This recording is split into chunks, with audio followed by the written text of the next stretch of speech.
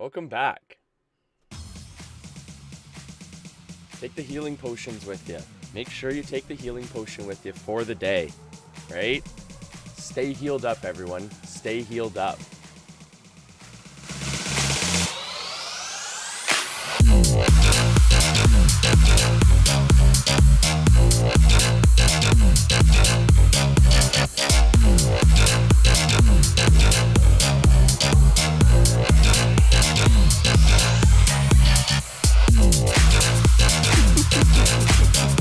The old Ronnie dance, right? The old Ronnie dance. Good old Jersey Shore days. Good old guilty pleasure shows, eh? That show was pretty entertaining, I have to admit.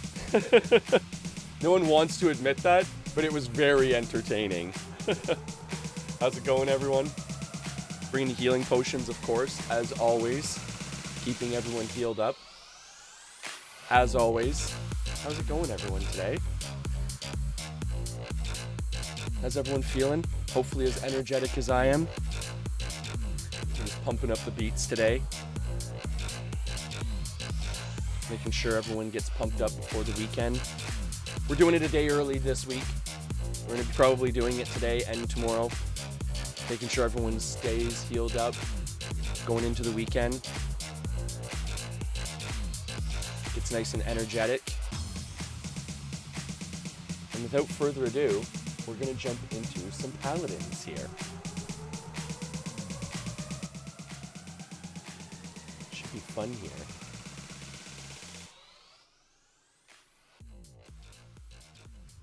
So how's everyone feeling today? Clearly I am full of energy today. As usual, right? Go inside after stream. Go tire out the little guy.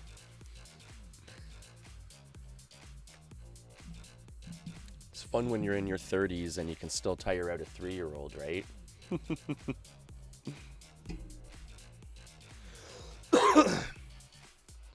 So the last couple of days we've had some pretty fun topics.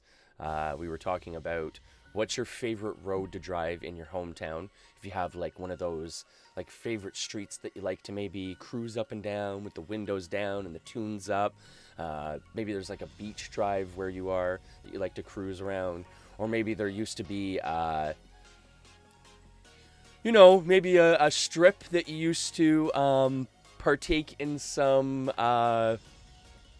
fast driving on, shall we say? Siege. Maybe there's something like that in your hometown. Oh, we got 2 tanks here. All right. We're going to throw down some big heals here, hopefully, with our Grok.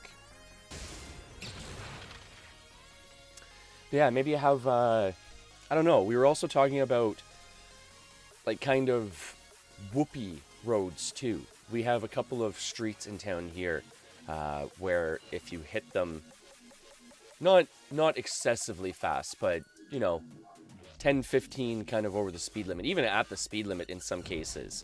You just kind of speed up at the last second. You get kind of that whoopee roller coaster feeling in your stomach, which is always really fun. Our little guy loves going over the hill in town. We have more than one hill in town. My town isn't that small. You would think so, but it's not quite that small, folks.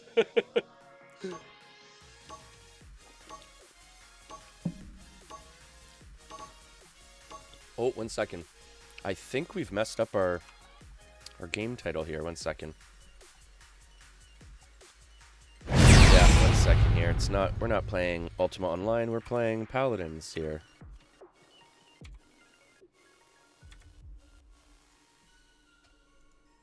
Ultima Online was our game from the other day.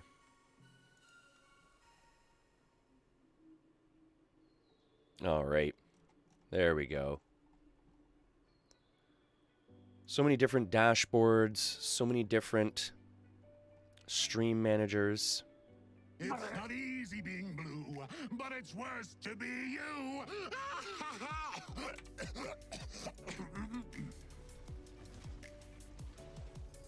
All right, everyone. I think we're all set here now, finally. All right. So, because we've got 2 tanks, and this Yogarath is probably going to stay pretty mobile. Or, let's rephrase that. This Yogarath, in my opinion, if they are playing the character the way the character was developed and should be played, should be staying very mobile.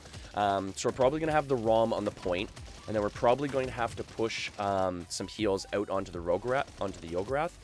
So what I'm going to try and do is I'll probably try and keep my totems for the point, and then I'll be able to stay mobile with my healing on the Yogarath as he kind of moves around and stuff like that. Yeah, see, he's probably going to post himself up there, so we'll kind of post in the middle here.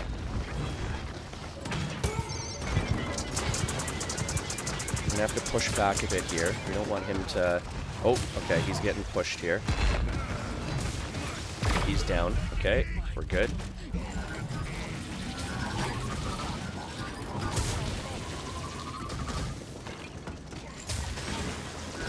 Alright. Whoa, whoa, whoa, whoa, whoa, whoa, whoa, whoa, whoa, whoa, whoa. Make sure we stay healed up.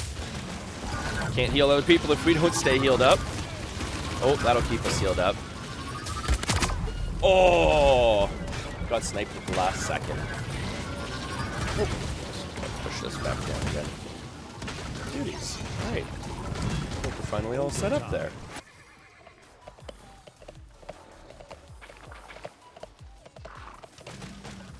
Gotta get this guy back up again.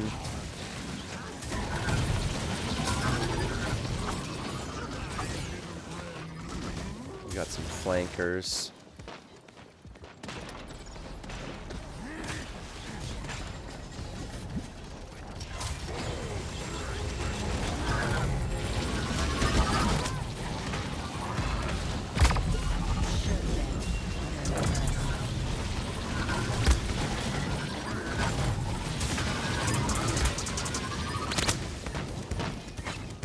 We're up against a pretty good team here. This is going to be a hard push. We might have the advantage. We'll probably have the checkpoint advantage each time because of the 2 tanks. But these are going to be really hard pushes against this team. I can tell. They're actually playing pretty well together. And this is just quick play because, just for point of reference, I am very new to this game. I don't even know all the characters' names and abilities yet. So a lot of the times you might hear me refer to a certain character as that sniper on the ledge because I don't know that sniper's name yet. So if I do refer to a character by a weird name or not by the right name, please bear with me. I'm an Overwatch guy slowly coming over to Paladins. Just seeing what it's all about. Seeing what the hubbub's about, right?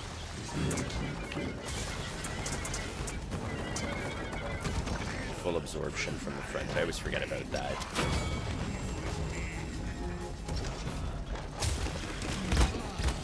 Yeah, we're just getting free push here. It's awesome. We're just getting free push on the payload. That was great.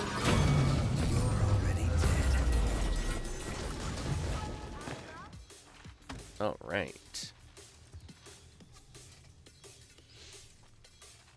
And also, too, I always like to drop this in nice and early. Wait 1 second. So this is the download code for anyone that wants to jump into our community game, which is Ultima Online. It's a super, super old school game. Kind of the great-grandfather of all MMOs. Was pretty much before World of Warcraft, before Evercrack, before anything like that, right? Very cool game. And we were playing that as our community game. We have a guild up and running. So far, just a PVM guild. So kind of like a community helpful guild so far. Not a PvP warring guild yet. But we do plan to make that. So for anyone that's into PvP, stay tuned for that. And Ultima Online PvP is pretty neat, actually. Alright, Let's turn into heal bot here.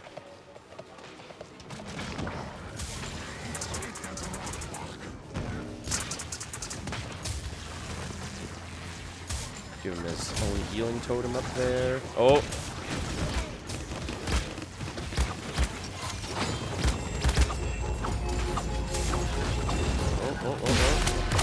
Uh-oh.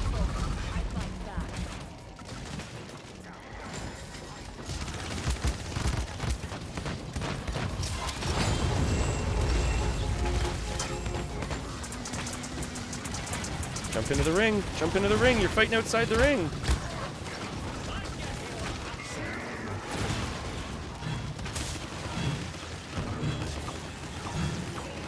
Oh, burn him down. Alright. Where did Yogarath go? Oh, there he is. Oh, there she is. I always forget that's a chick. I gotta think of, like, Queen of Blades. That's what I always try and think of, is the fact that that's like a big Zerg. It's like a big Hydralisk, almost. StarCraft, right? She's like a big Hydralisk.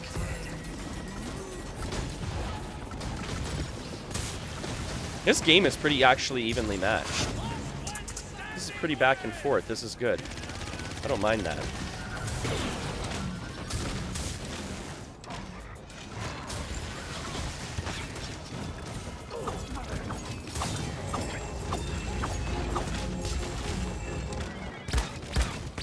Oh!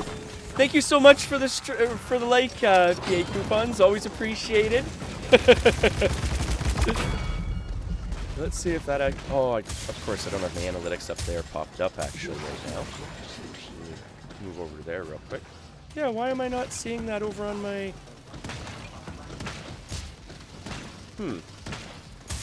That concerns me. I've got my Facebook analytics open, and I don't see that you've liked the stream there. I have something separate open to see that you've liked the PA coupons. That's kind of strange. But thank you for the like so much. Always appreciated.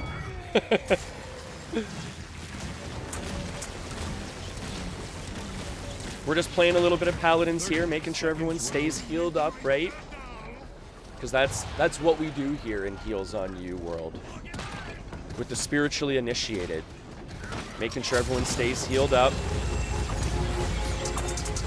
That's what people seem to forget in a lot of these games and stuff like that. You can't deal damage if you're not alive. So it doesn't matter how much damage you deal for the 10 seconds you were alive. If you're only alive for 10 seconds, it doesn't really matter that much. Because you're not dealing damage while you're dead. The other part too is, I've made this point a lot of times. You just being on the field as a character, regardless if you're dealing much damage or not, can potentially be very mentally tolling on another player. So you just being on the field is important, right? Oh, bad positioning on my part. I went to flank around the shield and the team was waiting for me there. I don't know why we went to do that. But yeah, without being alive, you don't really offer much to your team, right?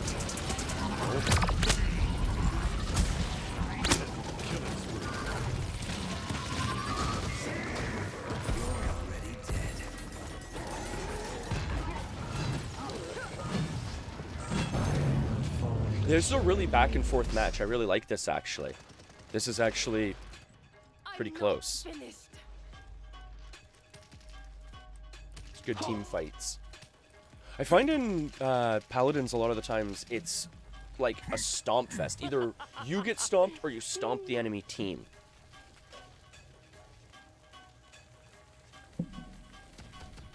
I don't know why that is. I don't know why that is. 15 seconds.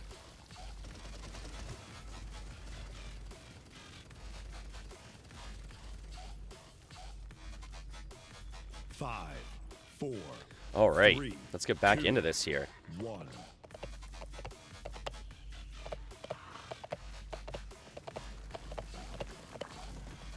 Come into my circle. Ooh, that was a good time shot. Oh, man. I don't know if that could have been any less lucky for that character there.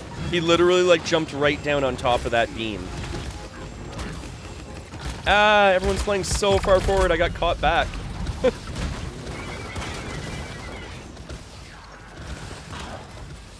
Yeah, our team is playing very, very far forward.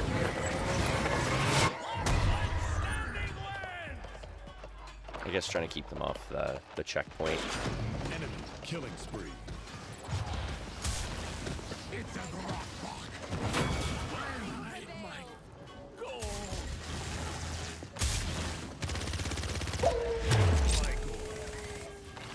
Yeah, I'd like it if that Yagarath was like up top.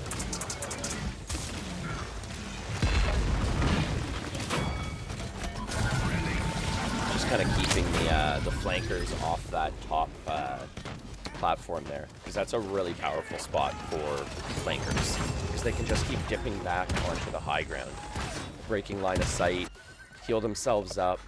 That's one thing about this game. The breaking combat to heal up is a really weird mechanic for a game like this. I guess it forces you to kind of keep pressure on the player that you're attacking and not like dip off them for a second.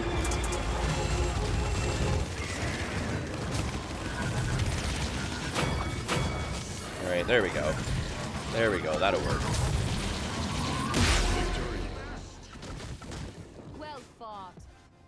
And if you're still here, PA Coupons, how are you today?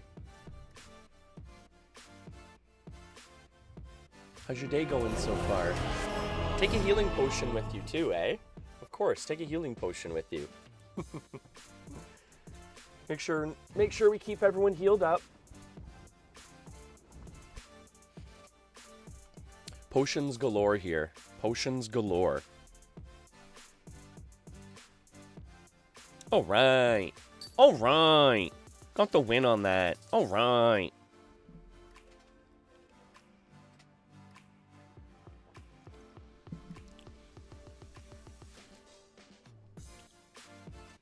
Oh, and it's super cool too. Just for point of reference, I think we broke into double digits for Ultima Online. So we are now pushing like 10 plus members for joining up to Ultima Online, which is really super cool. Select a champion. We're gonna try some Saris. Oh, actually, you know what? Corvus. Maybe we'll try some Corvus this time. We just bought him. Oh, and we've got a secondary healer. So yeah, we're gonna pick Corvus just for something different. Just for something different. Our buddy Rotten, he plays Corvus a lot. He's really good with them. I mean, this is pretty much my first game with Corvus, so we're going to find out if I'm good with him. I think this is my first game with him? Yeah, it looks like it. So we will see. He kind of has a playstyle almost, it looks like a Holy Paladin from World of Warcraft, where essentially you can put like a beacon on another character on the field, and whatever you're healing your main target for, the beaconed character gets some secondary healing from it. Or if you put it on your main target, you get a buff to the healing, which is, I think, a really cool ability. He would make a really good like secondary healer, I feel like. Like a Corvus with a Grok or something. I think that would be really powerful. Because if I'm not mistaken too, I think Corvus has a bit more range for his attacks, I want to say. Because of his gun. I'm not too sure yet, right? We're kind of learning things out here as we go. My father does not understand.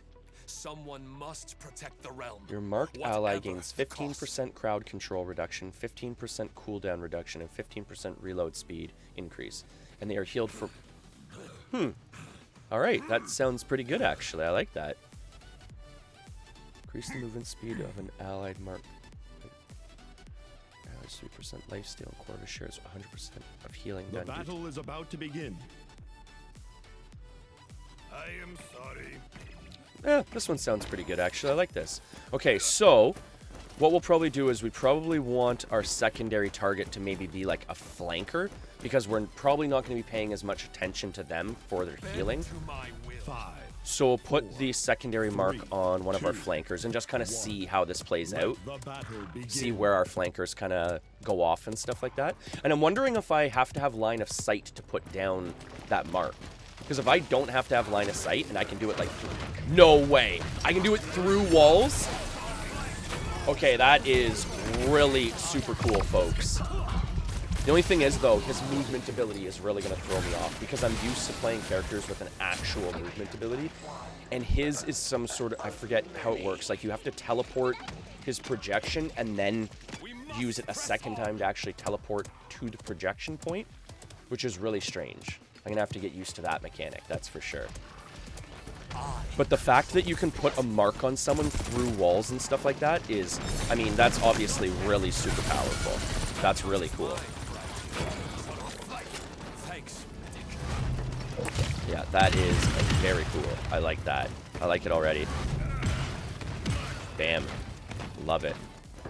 Good range for the healing. His gun does seem to have better range than Grok's. Grok's is kind of like Moira's damage beam, where essentially it only goes so far. It's limited by range pretty heavily, whereas this one seems to be pretty much, you know, it's unlimited range. It's more limited by your actual, like, targeting.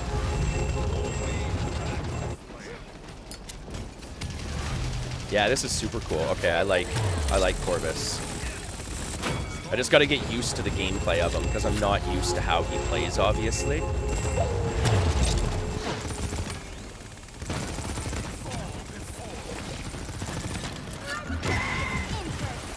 But I like his gun.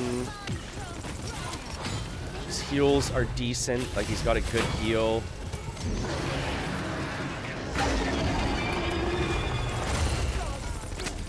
Yeah, I'm gonna probably like Corvus gameplay a lot, actually. Come on, don't line of sight me, man.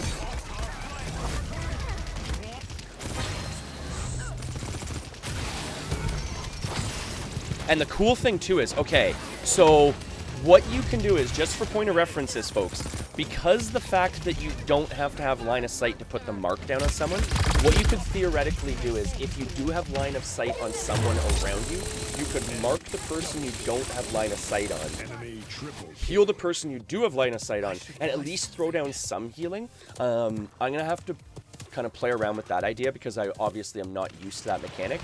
So I'm going to have to kind of like I said, like, I won't be used to being able to do that for the first little bit, but that is actually a really neat ability that you can do that. Like I said, essentially, like, heal the target you have line of sight on, and then mark the target you don't have line of sight on to be able to heal the two people, right? 30 seconds remaining.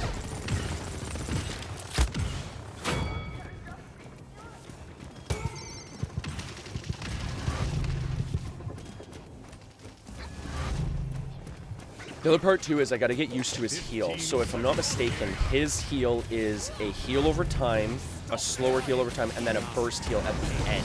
So you almost want to pre-cast it on people.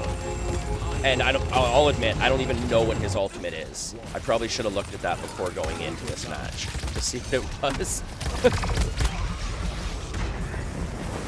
Hey, Grim, how's it going, bud?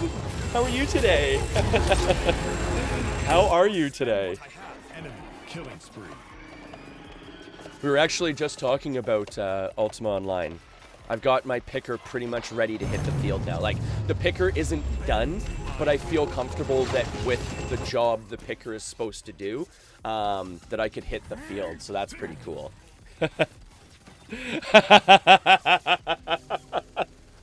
You know it, bud. Like I was just saying, do you know how many people I have recruited into, like, UO and UOR in just the last, like, week or 2 weeks? Like, we're pushing over double digits at this point. And that's just the people that I'm, like, getting reports from. I'm sure there's other people like, oh, you know what? I'd play UO. And maybe they're just not going to jump into UO Renaissance or whatnot. But yeah, we're easily pushing double digits for our own guild and UO Renaissance. So that's super cool. And it's neat, too, because just recently there was a Resist event going on. So what that means is someone in their tower was essentially just casting like Earthquake over and over and over again to help the community build up Resist. So I was able to GM 2 characters on Resist for free, which is obviously like super awesome in the game, right? Because Resist is pretty much the most expensive spell. Oh, that was a cool skin. Okay, yeah, I gotta remember, I keep forgetting about the fact that I can mark people and then heal them out of line of sight. Oh, excuse me. Whew. Sorry for not covering my mouth there, folks. I didn't want to take my hands off the thing. I'm by myself here, so. Yeah, that's one thing I've got to remember about, because in a situation like that, I could have healed him up without line of sight there. Yeah, that's the one thing. I think I'm going to have to get used to Corvus gameplay. I'm going to really like his gameplay once I get used to it. But he plays so different than the other healers I'm used to that it's going to take me a little bit to get used to the hotkeys, how he plays, how his abilities work and interact with the team, right? But like I said, like, he is going to be a really powerful champion, I can already tell. Because even I like the fact that, like, for an example, to get the most out of Grok and his healing, essentially I have to, we have a guy flanking behind us. With Grok, I have to, it's hard to explain, but I can't have my team in front of me because I always pick the healing, like the healing shock totem, which essentially, if my team is in front of me, they block my line of sight from the enemy team. Whereas at least with Corvus, I'm going to be able to,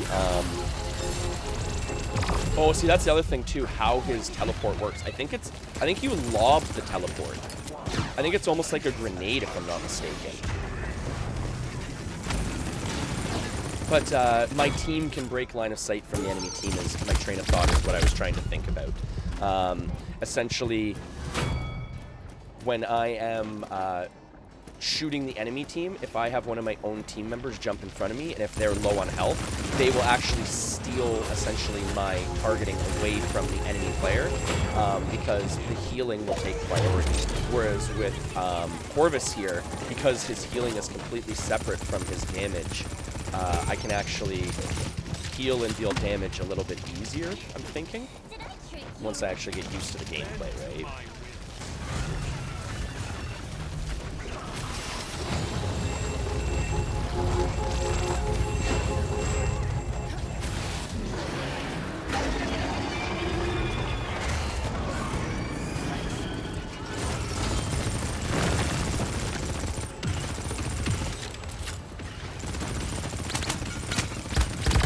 Oh, taken out, taken out.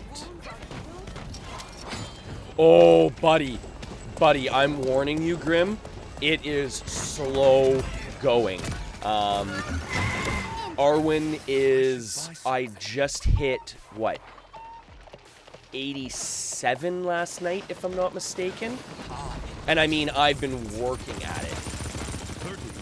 So, just for point of reference, it is really slow going. Oh!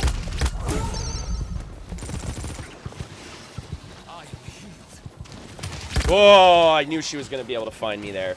I should have ran further away. Yeah, so I definitely have to get used to Corvus's gameplay. Like I said, I think I'm going to like it once I get used to how he plays. But I've been playing both, what is it? Is it Ceres?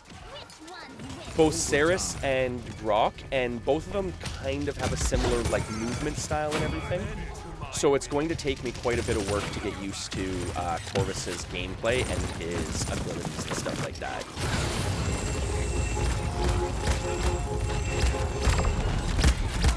Yeah, because even that projection there, I'm going to have to get used to how that plays out and stuff like that.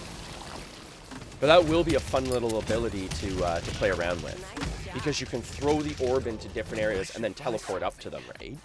If I'm not mistaken. Ooh, 71.3. Actually, that's not bad, Grim. That's not bad at all. So what are you on now? You'd be taming, what, white wolves, if I'm not mistaken?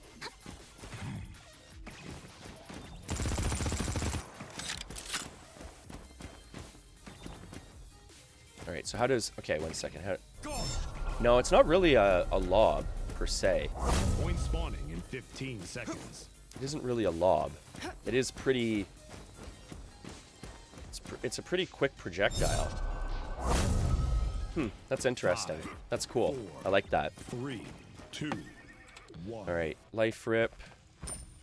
So I don't look like a complete noob not buying things. Okay, there we go.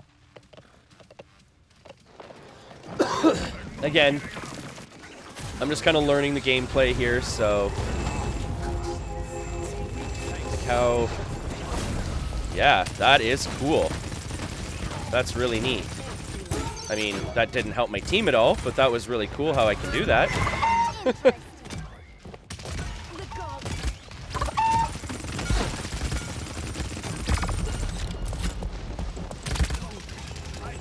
Alright. Oh, bulls now. Oh, okay. Okay, 71.3 is pretty much when you start bulls. That's not a fun one. But at the same time, too, at least, like, there's enough places you can go. I know most people like to go to, like, to Jellum for that one, or I don't know how it's pronounced. I think it's Jellum.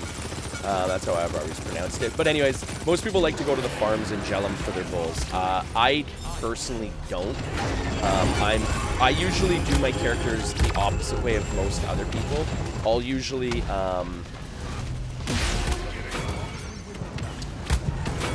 build up the rest of my character before I build up my taming. So my character's pretty much already ready to hit the field other than taming. So I actually went to Delucia and just killed and retamed like the bulls out there in the fields and stuff. And then in T2A, I usually like going to from bulls. I usually go to what's it called? Out into the like the desert areas and stuff, and I start doing taming on the like random frenzied ostards and like giant toads out there and stuff like that. Pretty much from like the 80+ range. But now I'm on like I can tame drakes now, right? So I find like that's usually the easiest way to build it up. I just slowly build it up by taming drakes. And then you can make a little tiny bit of money slowly as you're doing it too, right? Because as you're killing off your spawn, you can get yourself some money out of it. I'm barely even paying attention to the game at this point. Laurel Smith, how are you today? It's a pleasure to have you in the stream. Oh, don't, bud. You're apologizing for having to work early mornings? Don't worry about it, man. I'm just playing noob styles on Corvus, a character I've never played before, right, Rotten? I'm fully aware of his abilities. I'm just not capable of them. But no, Corvus, as I was saying just a couple seconds ago before you got in here, Rotten, I really, really like how he is playing and his abilities and stuff like that. It's just I'm not used to his play style. But his tooltip, super, super awesome. He is going to be a really cool healer in the future for me, I feel like, once I get used to how he plays. But I like the ability I've talked about that you can mark a character out of line of sight, then heal a character in line of sight, and be able to split your healing that way. So it's almost like a, you know, like a Ceres and a Genos almost in the same character kind of thing. Obviously not as powerful because you're splitting the two, but it is really neat how you can split your healing that way and get to a character that you wouldn't be able to heal otherwise through healing a character around you. Super, super cool 200 IQ gameplay there. Laurel Smith. Oh, that's cool. I'm here in Canada. I'm a Canadian here, eh? We're up in the north here. I'm coming to you streaming from my stream shed here, eh? We got the skating rink out back. We got the snow out here. I don't drink, so I don't have the 2 for a beer in my fridge. But we got some pops in the fridge. Oh, here I'm all of a sudden going like Boston. I'm going like Boston here, eh?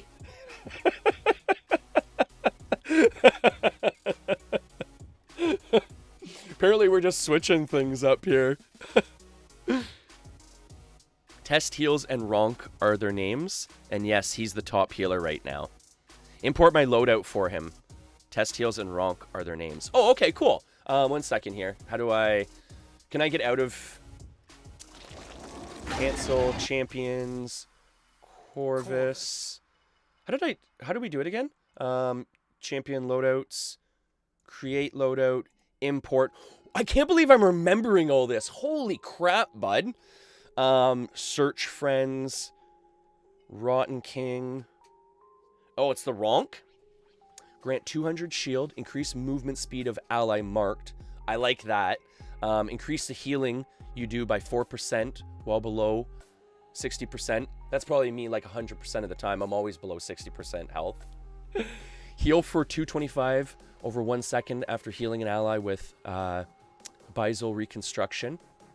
I like that. And reduce the damage taken by an ally heal. Okay. We'll import this one. And then you were saying import the... what was the second one?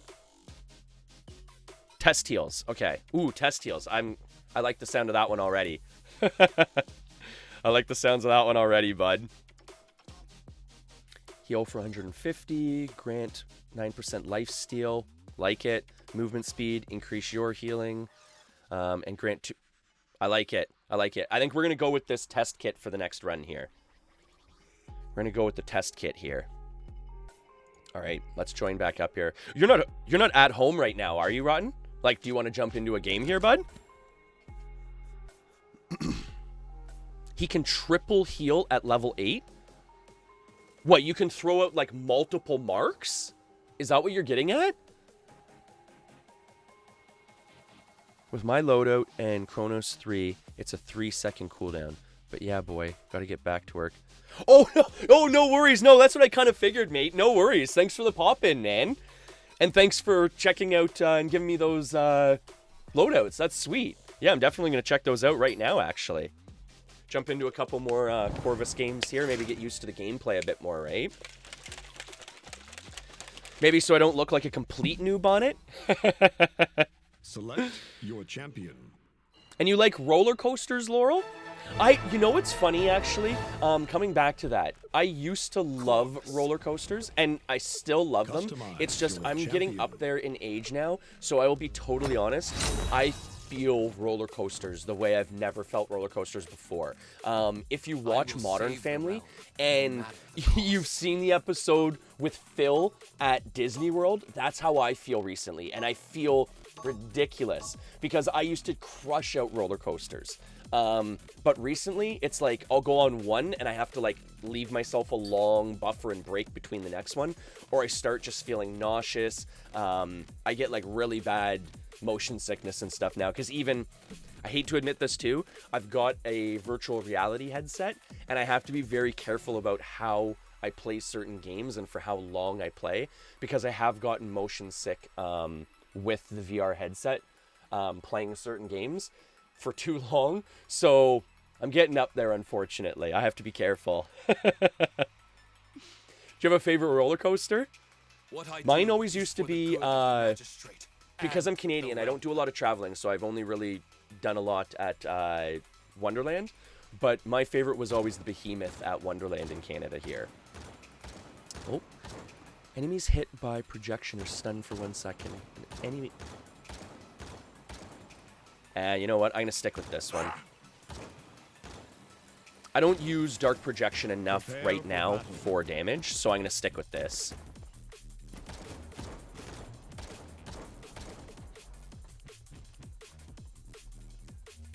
You're hella tired today. Oh, man. What does that feel like? What does that feel like, bud? 5, 4. Well, I guess I get that 3, at the night. 2, 1. Corvus, do you not have heal talent? Point has spawned.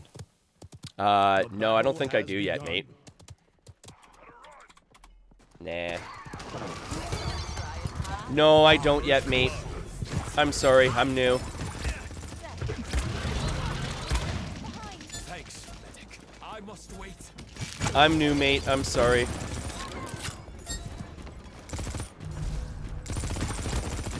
Oh. I'm gonna drop down here and start getting us points here. There's no point not to, right? No point not to. Oh, oh, oh, oh, oh.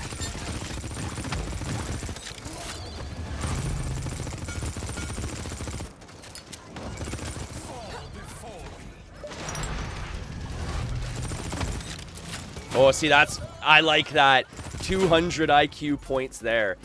Marking a character out of line of sight and then healing a character in line of sight. That is such a slick move. I mean, it's not a lot of healing, but at least in a lot of cases, I don't have to put myself in harm's way anymore, which is obviously a huge, huge feature, right?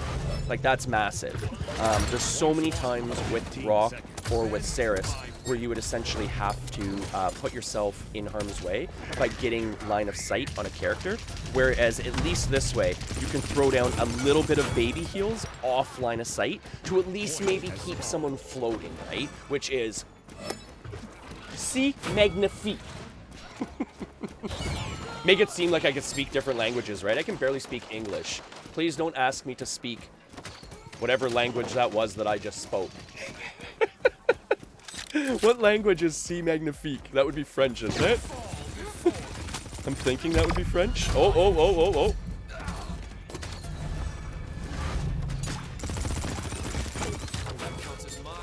Yeah, I like his gun, too. It's a little... It gets a little bit more range than,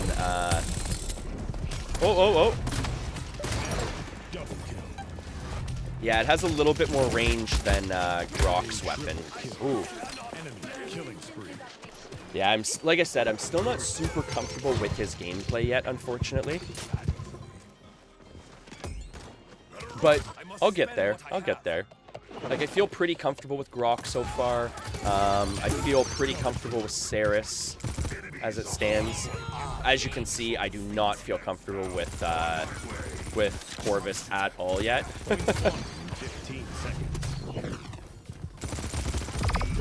Oh, oh, oh, oh, oh.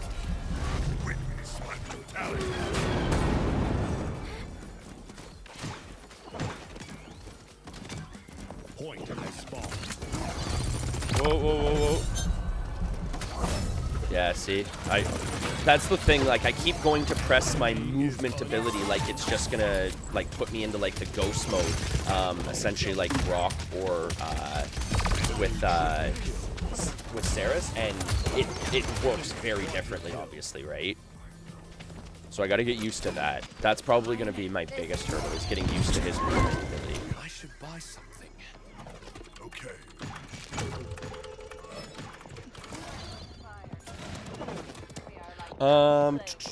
I guess we'll get Life Rip. We'll get something here.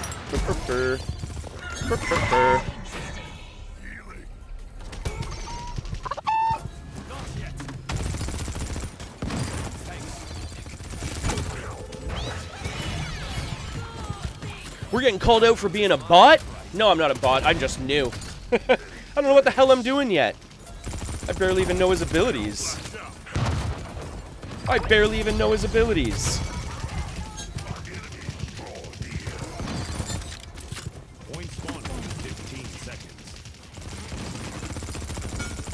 Ah!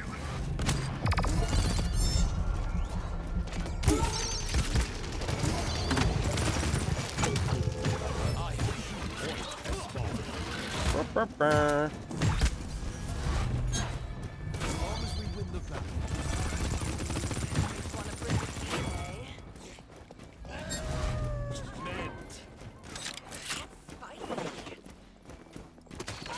So much toxicity in these games, too. We're winning. We're winning. Who cares? I could be a bot. What would it matter? We're still winning. I'm still having fun. Just learning a new character here. I must spend what I have.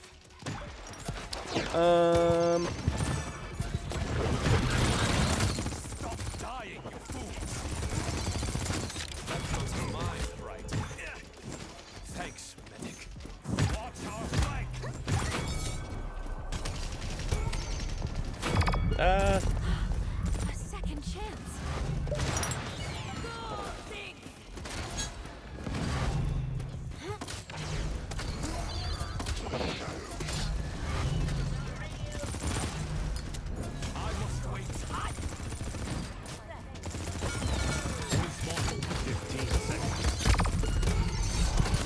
Ah, can't get away quick enough. So that's one thing I'll have to think about too, is if I want to get away, I can always turn around, kind of like throw the orb and then teleport away, I guess? Just something I could try playing around with a little bit. Bend to my will.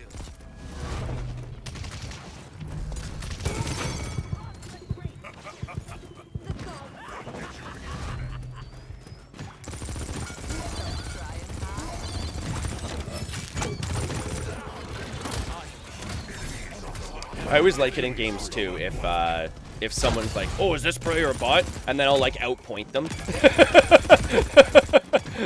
Like I've had that before too, where it's like, oh, is this player a bot? And then it's like, they'll get like 20,000 damage and I'll get like, 30k healing and 20k damage.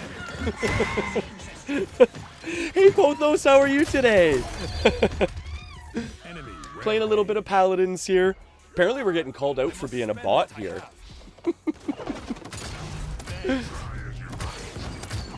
Playing a new character I've never played before, so I'm certainly not very good at this point.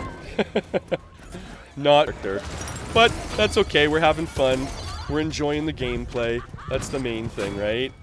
As long as we enjoy the gameplay. Still learning how this character plays. Like I've been saying, I really like how the character plays, but I don't feel comfortable with the gameplay yet and the abilities. So once I feel more comfortable, I feel like it's going to be a really strong, powerful character to play for support. But unfortunately, I don't really feel comfortable with how his abilities work and kind of interact with the field and the enemy team. So I'm dying a lot. And I feel bad. But that's why we're playing quick play here, right? And not ranked play. Attack the objective. Not yet. Attack the objective. Attack the objective. Men.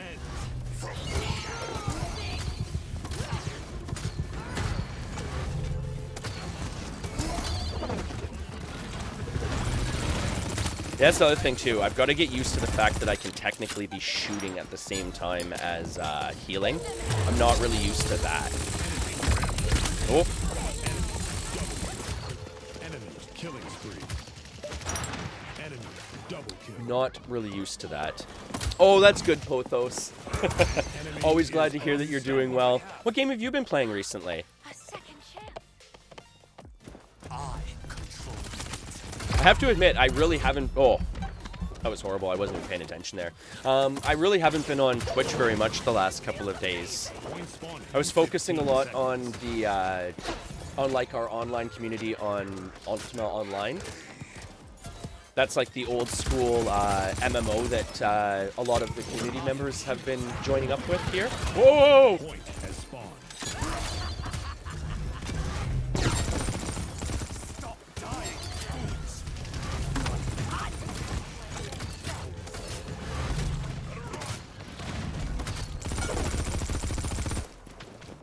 Attack the objective.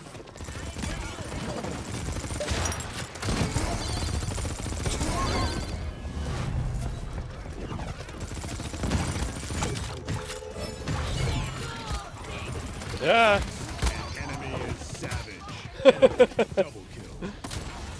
Disco Elysium? Never heard of that game before. How's that one? What do you have to do in that? That sounds interesting. I don't know what you are, but I'm gonna play you too. I must wait. It is mine, right?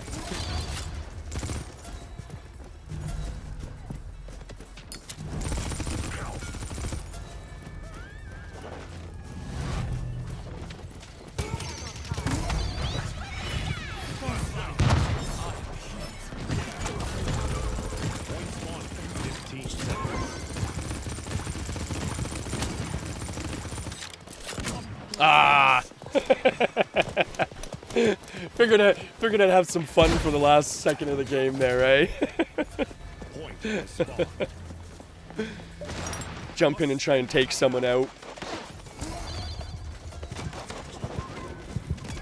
I control fate. Oh, As long as we win the battle.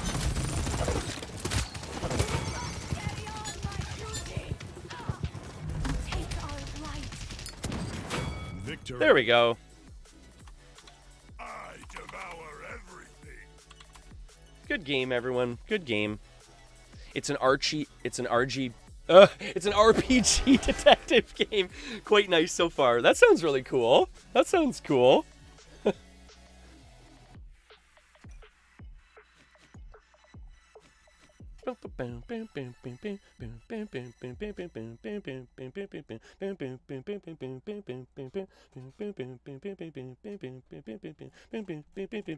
Oh, he's just one of those players. He just feels like he just needs everything, right? I mean, he was the best player on the team, but regardless. Yo, mark me.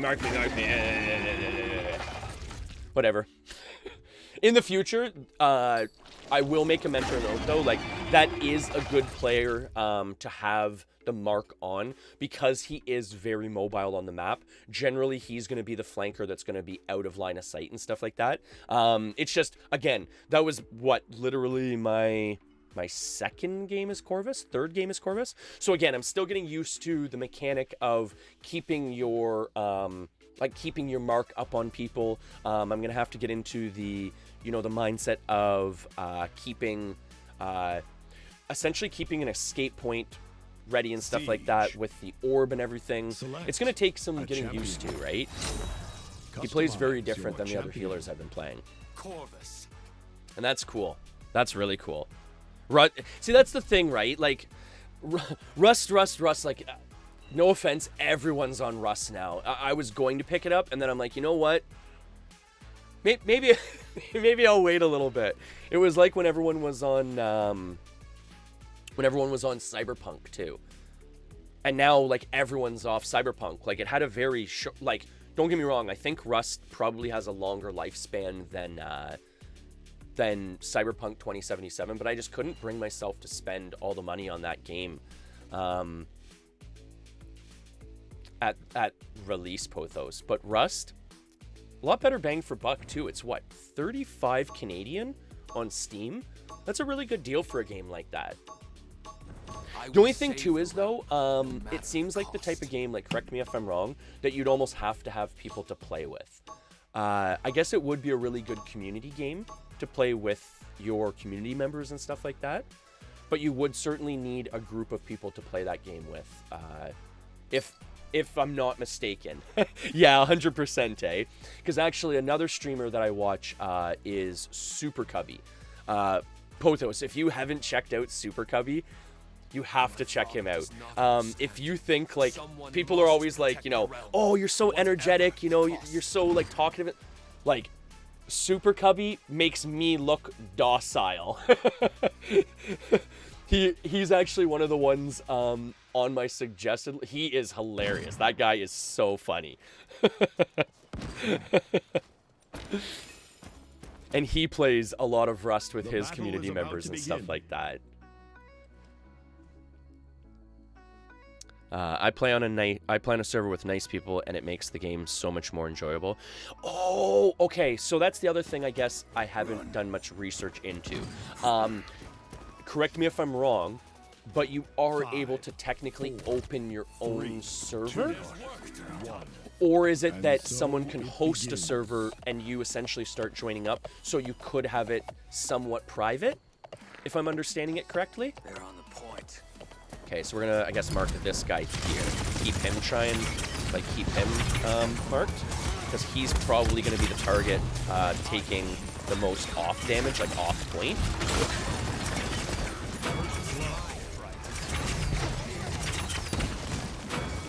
Ooh, that is not a fun ability to be caught down with.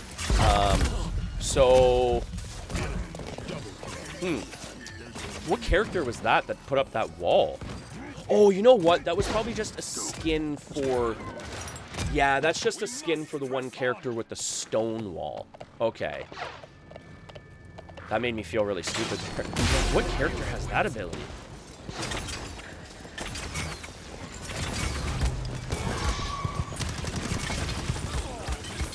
We're gonna flank her up top. Take them out, hopefully. Holy jumping. Oh, that's the other thing too. Like, I'm so not used to his movement ability. That's one thing I've got to play around with. If anything, what I almost have to do is I'm almost got to jump onto like a versus AI or something and play around with characters that I haven't played much yet. Because I feel like I'm dragging my team down so much with playing a character like this that I haven't played before.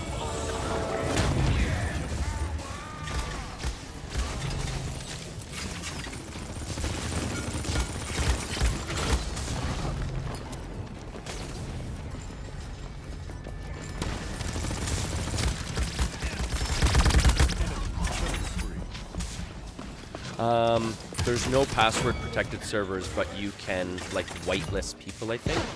Oh, okay.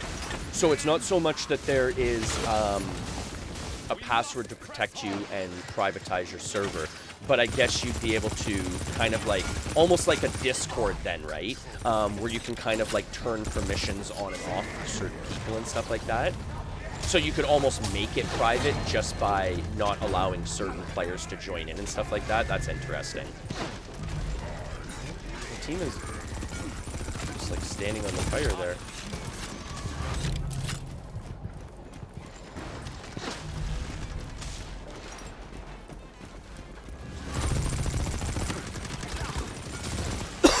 Oh, excuse me, sorry. Oh, so dry recently.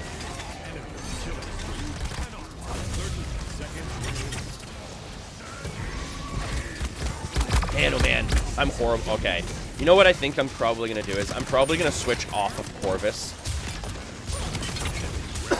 for when I'm streaming because I feel like such a noob right now. Like I can't keep up at all. And I just feel like I'm really dragging my team down here, and I really feel bad.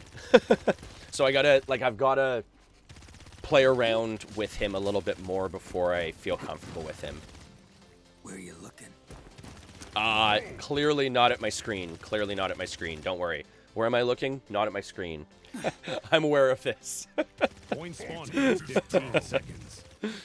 Well, that's pretty cool, Pothos.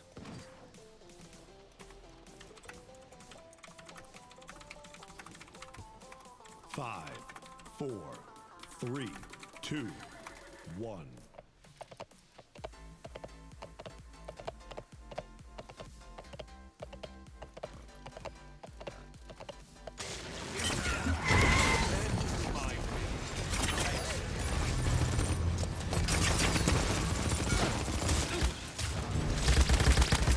Ah!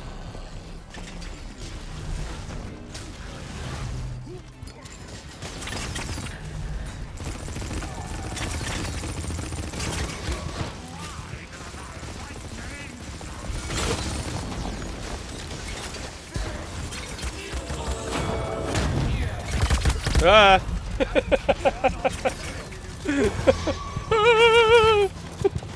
I get scared by being shot.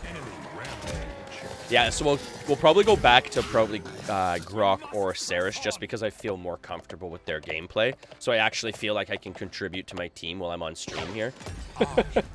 And then once we're off stream, we'll do some practice with Corvus here, because like I've said, I feel like he's going to be a really fun, powerful healer for us.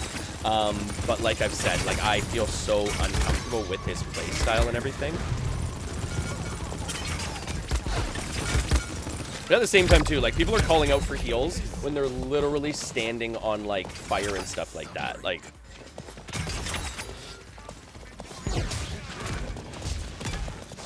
everyone's allowed to move. We're all allowed to move. An enemy is unstoppable. Yeah, we're just getting like burned down here.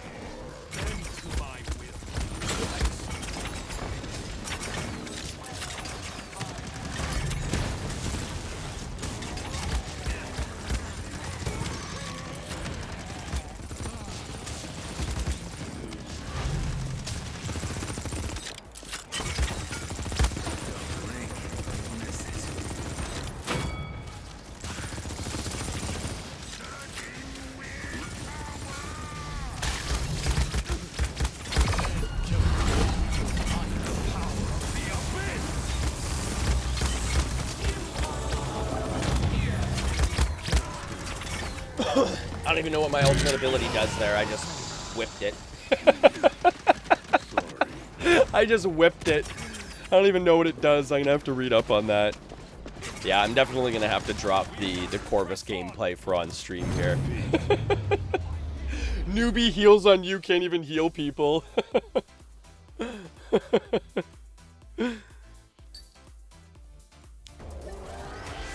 Yeah, maybe once I get some more moolah down the road or something like that, I might actually jump into some Rust gameplay, Pothos, because I've seen the game. It definitely looks like my type of game. I really like the idea that it's kind of almost like a, correct me if I'm wrong, it's almost like a live version of Minecraft, and I know that's kind of a bad analogy, but like you can kind of jump on, you can jump off of it. It's nice in the fact that you can build your own bases. I love like being able to build bases and work with like resource collecting, you know, and then upgrading your base. Like that's a lot of what Ultima Online is about. Is essentially going out, killing things, upgrading your house and everything like that. You can turn it into a vendor mall. All right, we're gonna jump into some grok play here.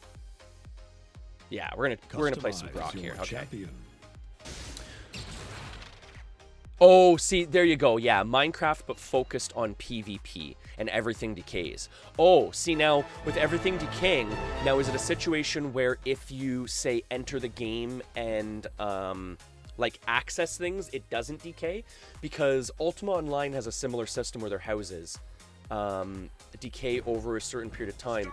But if you go to the house and are active inside the house will, like, refresh itself. Almost like in real life, right? Where you would kind of maintain the house and things like that over time by visiting it and, you know, seeing what needs to be repaired.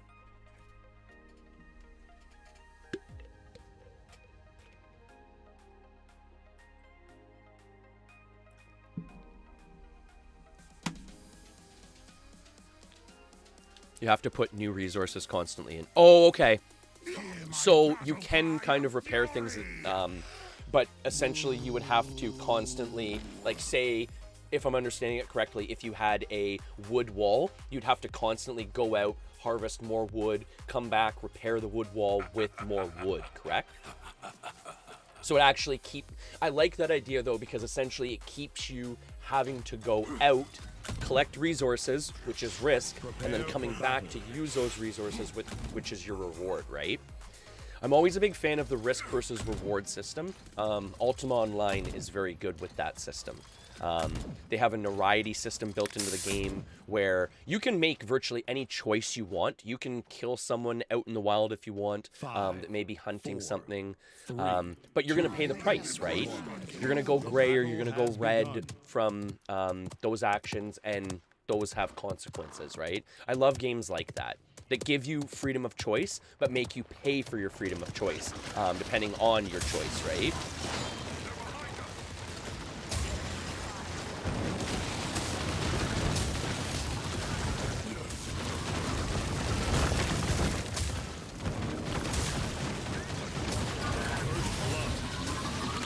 Oh! Yeah, if someone doesn't play for a week, everything is gone. Which, honestly, I like games like that, and that's fair. And the idea behind that, too, is because of a game like that, if a server gets too busy, correct me if I'm wrong, like, you wouldn't really have places to develop buildings and stuff like that, right? Like, if it was kind of like Minecraft, the world would get filled up after a while, right? Ultima Online is the same thing. Like, you'd never have places to place new houses, because all the old people that have been in the game for a while would already have all the placed houses, right? Which obviously isn't really fair to new people. So they introduce a system to get rid of kind of recycling older houses, right? Man, this yoga raft is just sitting on point, just owning the point. Focus, focus, focus, people, focus.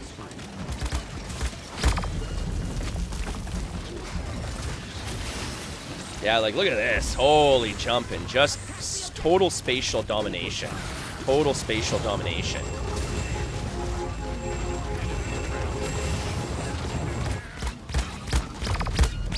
Yeah, there's nothing I can do against that.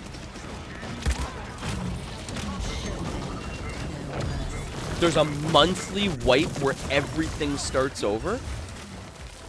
Really? I don't know if I like that idea. Can you remove that? Because, I mean, like, if you're active the whole month, why would they... Yeah, I don't know if I like that idea. Put in all this work and then all of a sudden your base is deleted after a month. I mean, I guess it... Again, it's, you know... It's forcing people to go out and forcing gameplay and stuff like that, but there's already systems in place to force gameplay, so, I mean, you're kind of doubling up on systems, but... Keeps it interesting? I guess. But like I was saying, like, there's other systems in place to keep it interesting, right? Like the resource gathering to keep your bases, like, for an example, like, I mean, why have base refreshing throughout the month if it's gonna collapse after a month anyways? Like, honestly, I probably wouldn't even worry about, like, repairing things, right? I would almost just keep building new things as I was going throughout the month if I'm understanding the system correctly, and then just wait for it to collapse and then just restart new, right? There's not really much point, if I'm understanding it correctly, with refreshing things. You might as well just keep adding new things to the base. And, well, I guess, yeah, you'd almost have to refresh things, because other parts would start collapsing. And, yeah, I don't know. That just seems weird, to have both systems in place at the same time.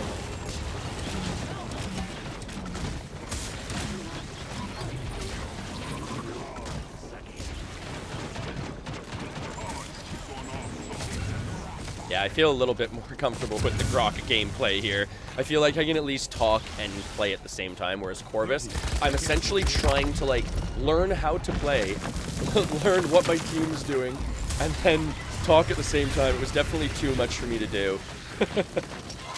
And not to mention, too, it's not like I'm, like, this all, like, amazing Paladins player to begin with. I'm almost kind of learning the game, too, at the same time, so... Too many variables. Remove some variables. Remove some variables.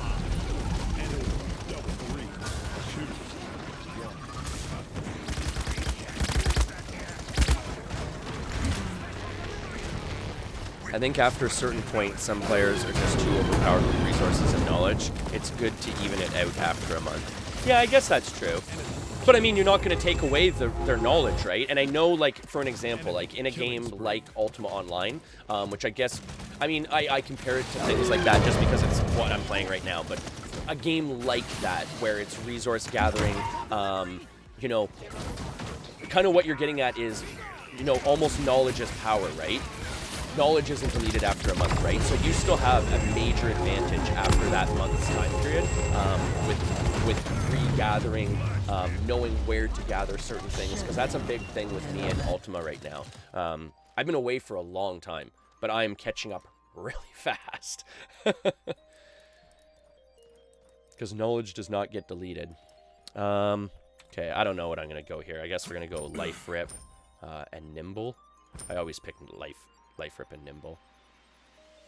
And what else here? Cauterize. Point spawning in 15 seconds. Hey, thank you so much, Tori, for the like. Always appreciate it. Likes and shares are always appreciated. Likes and shares are always appreciated. 2, 1. How are you today? How's your day going so far, bud? We're just crushing out some paladins here, having some fun. This is such a, it's funny because I keep saying this is such a new game for me. I don't know a lot of the characters' names even. We're just taking a break from some of the other games that I'm normally playing, like Stardew Valley, Ultima Online, stuff like that, right? I was hoping to maybe pump up the beats before the weekend. Pump up the energy a little bit, right?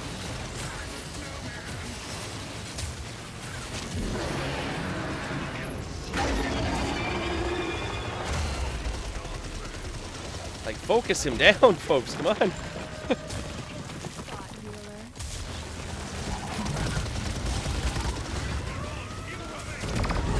Oh, man. Oh, man. Oh, boy. We're getting decimated today.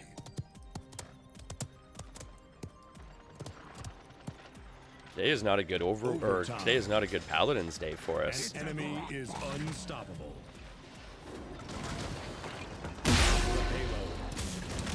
Witness my brutality.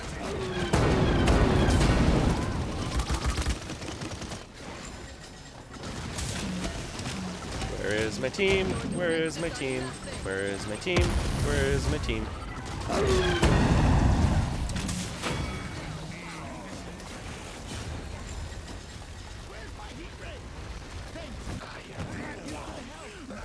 Ooh. Hey Avis, how's it going? How are you today? How's the internet running? Must be running good if you're on this time of the day. You're not usually on this late. all your roommates are in class right now? Uh-oh, uh-oh. Get the Yagarath.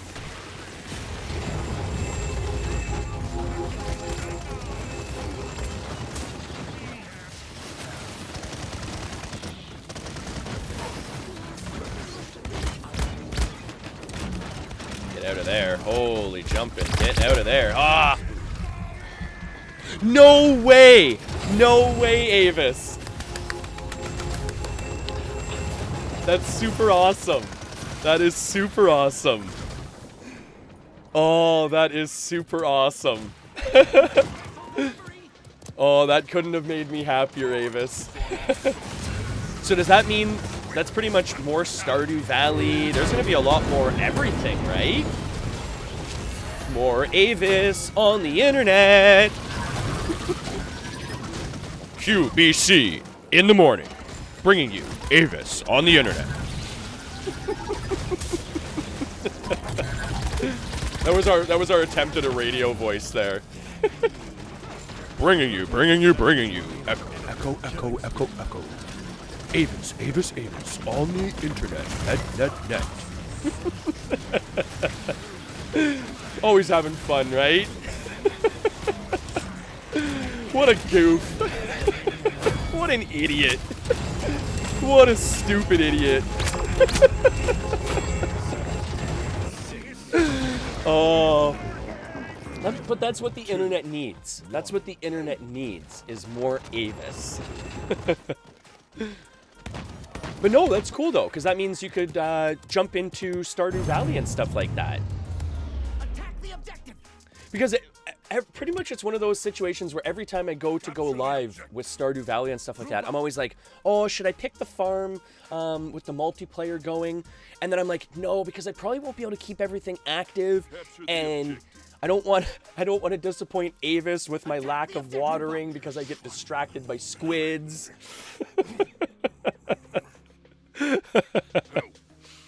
What, are you tired because you haven't been sleeping because you've just been on the internet the whole time?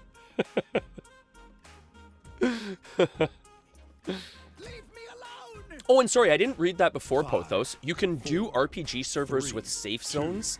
That's pretty cool. That's pretty cool. If I'm not mistaken, I think I want to say Super Cubby had that too, where a portion of his map was a safe zone, which is a neat way of doing things, I find, because it allows players to kind of play the way they want in a certain given area, right?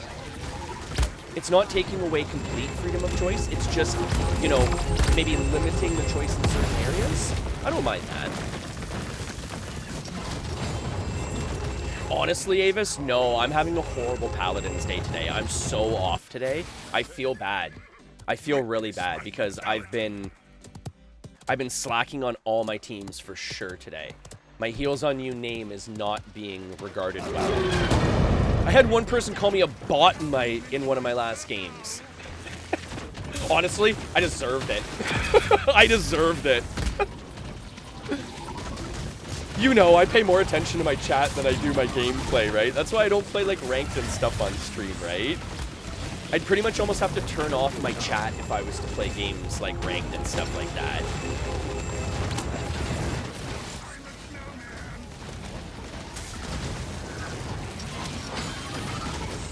People are, like, you guys realize there's, like, 5 of them, like, right on, right? I mean, that would have been a hard one regardless. That was going to be a really hard match for us. That Yogarath was really cutting down movement on the map. They just had really good team composition there. They were really working together well there. Healsbot healing everything. Beep boop. Beep boop. Beep boop. Beep beep boop. Beep beep boop.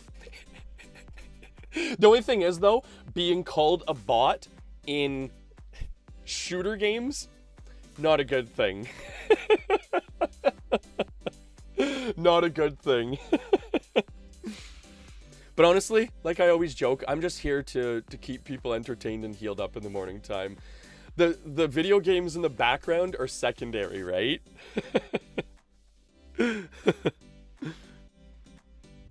Yeah, no, we've been having a horrible morning with Paladins this morning. If anything, I almost feel like I should maybe switch over to some Overwatch so I can pull down some Overwatch gameplay too while I'm at it. You know what? We're gonna switch it up to some Saris gameplay here. Well, that's the other thing too, right, Avis? Like, and that's funny because that's why. It's one of the reasons why I kind of chose Healzonu and kind of the mindset of healing people up with the channel was because, like, for playing Overwatch for so long and stuff like that, like, there is just so much unnecessary toxicity in the communities and stuff like that. And it's just so unnecessary and unfounded where in so many cases, if you gave someone a simple tip, instead of being just completely outright toxic, you would get so much more out of a person. Like for an example, like I'm a new player, like I know roughly how to play these games, you know, how players should interact, how team composition should interact, but I don't know individual interaction. I don't know how a certain ability works. So, you know, like, you know, someone letting me know, like, hey, it's best to give me the mark, like in a previous game where I was playing Corvus, and Droxus, who's a very mobile character moving around the map, asked me to give him the mark, which, you know, looking back on it, is a very smart move. But for most of the game, he was just tearing into me, right? So by the point he actually started giving me, like, little tips and stuff like that, I'll be honest, I was so distracted that I was virtually ignoring his chat because I'm like, oh, this guy's just going to be toxic, tearing me apart, calling me a bot or something again. That by the point he started giving me little tips like, hey, put the mark on me, I was ignoring him. I was like, you know what? This guy isn't even worth investing, you know, visual time in. I'm going to ignore his messages, right?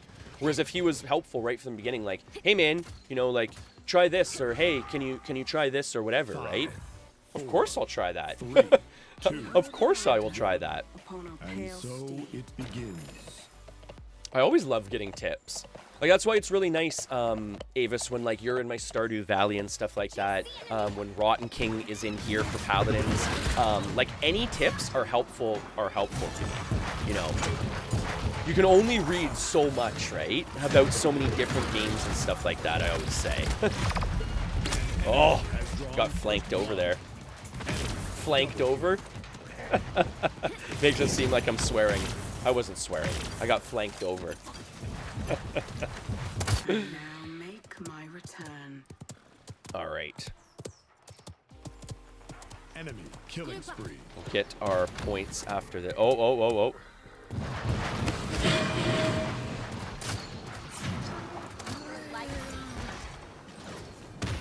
Okay.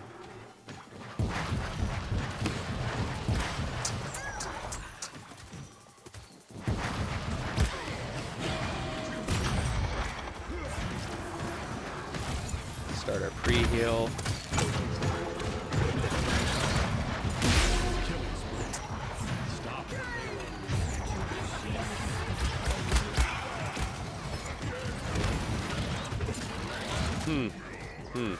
Team's just gonna run it in here.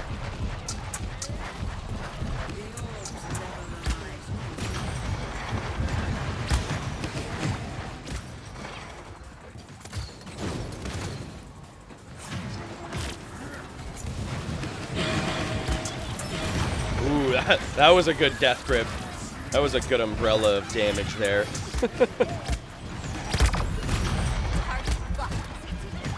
Get flanked here. Come on now. Oh, really? Too little too late by the time I caught where that person was shooting me from. And that's the other thing too. Map awareness in these games is so important. Knowing what characters can get to what spots on the map, knowing where, where a spot, or where, a flanking spot potentially is coming from and stuff like that. Like, it's so important, right? In Overwatch, there's actually, like, healing potions on the map, so it's almost even more important, too, knowing where healing potions are to drop back and stuff like that. Things like that, right?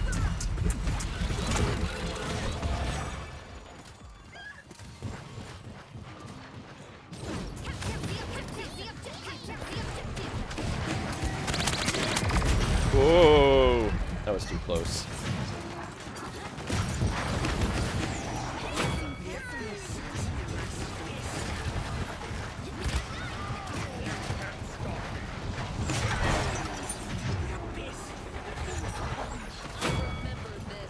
There we go. That'll work. 30 seconds remaining.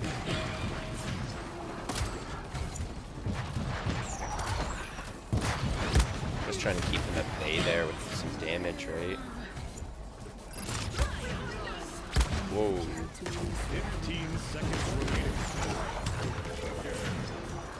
That's the thing too, like with games like this, like sometimes you don't even have to be dealing damage to a player to like keep them at bay, right? Even just seeing my orbs flying through might scare someone off to keep them kind of tucked away, out of line of sight, which might prevent them from actually like, getting into a better position or pushing the payload or whatever else, right? There's so many different like micro strategies to games like this that a lot of people don't think about, right? Hey, Lava, how are you? And Colton, how's it going today? I'm doing awesome. I'm always doing awesome, guys. How are you two today? We're just doing a little bit of Paladins gameplay, just breaking down different things. Like I always say, I always joke, but it's so true. I'm a better coach than I am a player. Do as I, the popular saying, do as I say, not as I do. I am a perfect example of that with video games and stuff like that. I'm getting up there in age, so I'm not quite as spry and, poppy as I used to be, right? But I always say, do as I say, not as I do, because especially with these types of games and stuff like that, I've been around for a little while, so I know how you should do it. I don't always do it.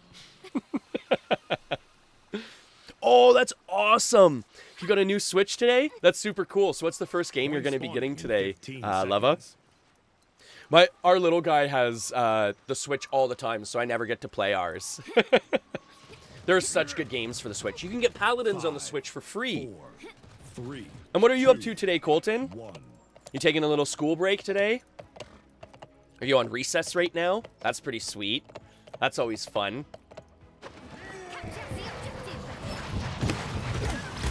Oh.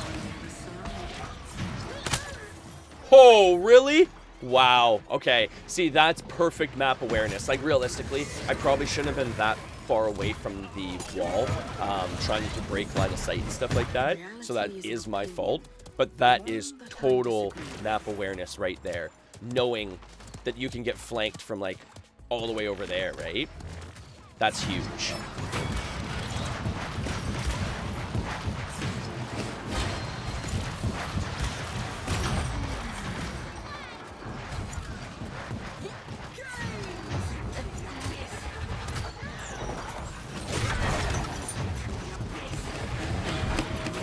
There we go. That'll work. That'll work for us.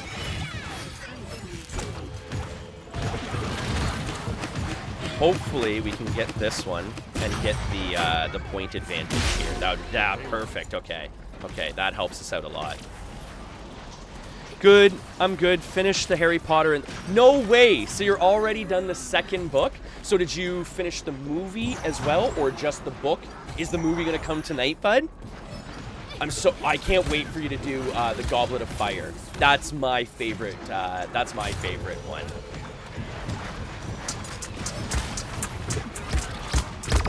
Oh. Yeah, the Goblet of Fire is super awesome. I find, if I'm not mistaken, too, like, you know, correct me if I'm wrong, any other Harry Potter fans, but I find the Goblet of Fire is when Harry Potter really starts to, like, grow up. That's when he really starts to show you that he's not, you know, little baby Harry anymore, right? Oh, this clan person is just popping me whenever they get the chance. Whenever they get the chance. Spend the credits.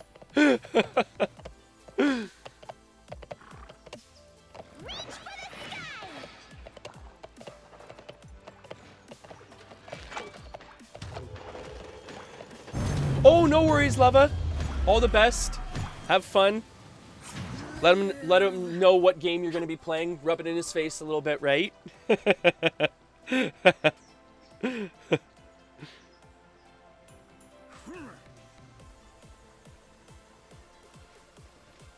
Oh, Animal Crossing. Yeah. Or you... Here I am asking if Avis plays a lot of Animal Crossing. Point spawning in 15 seconds. That would be like the perfect Avis game, right? I'm excited for the Coral Reef game. 5. Like Coral Island. The new, kind of the new tropical Stardew. That'll be kind of neat. That'll be a fun game to play through. Alright, let's stick back a little bit. We'll see what's going on here. See who starts getting damaged here. Oh.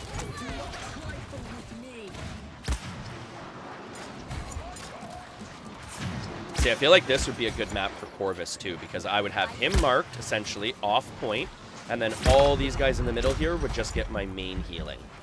Obviously, right? Which would be perfect. Oh, we gotta get this ROM back up here.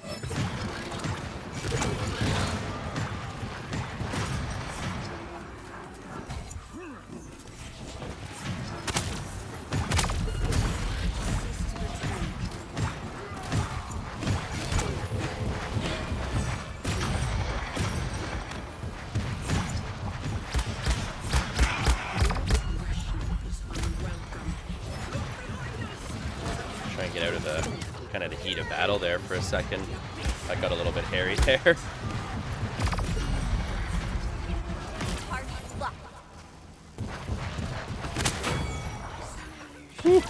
Oh, that sniper's back. Oh, just by the hair of my chinny chin, she missed me. Oh, yeah, only the book, but I can watch all the movie now. And if Mom said no, she gives me $100. Wait, movie now.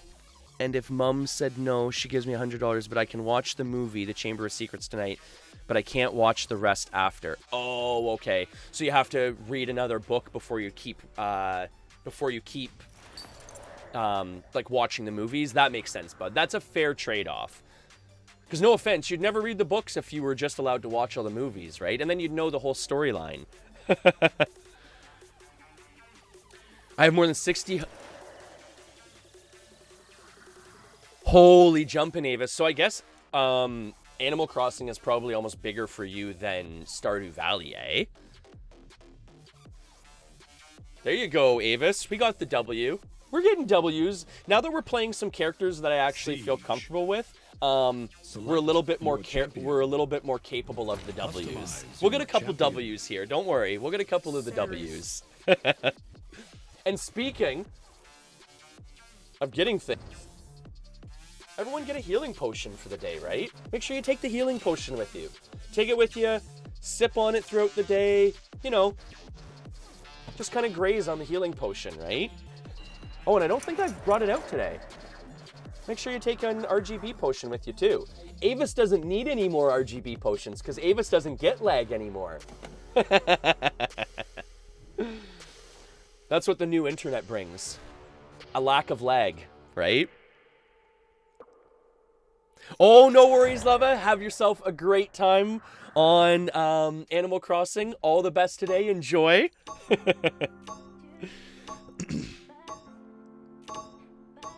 Down the Enjoy, rabbit hole enjoy. we go. Oh, and actually, here, before the game starts here, we can give a quick shout out to Leva here.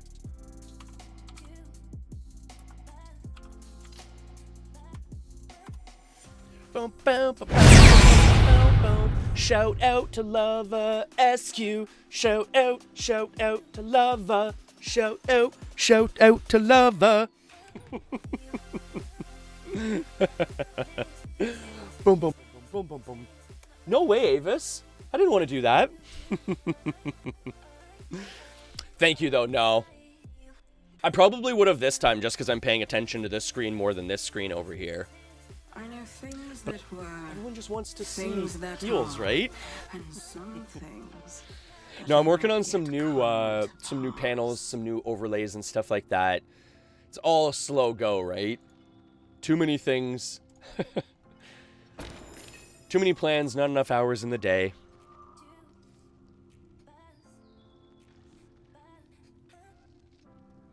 I live in Hungary, so no lag for me anyways. What do you mean by that, Cluck? What's... If you don't mind me asking, like, what's the deal with Hungary where you wouldn't get lag? I don't mean to sound weird or anything, but I don't think lag is like a localized thing, is it? 5, 4. And by the way, how's it going, Cluck? Let the battle begin. How are you today? Help the front line.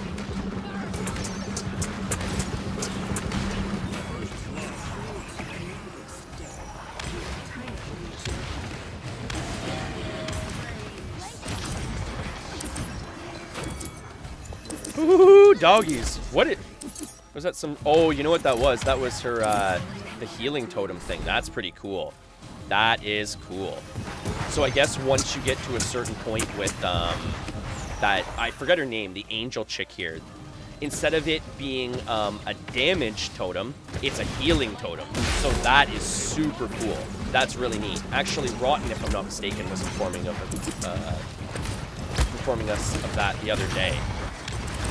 That's a really neat ability. That is really super powerful. Pretty much any time you can have dual healing on a character is going to be good, right?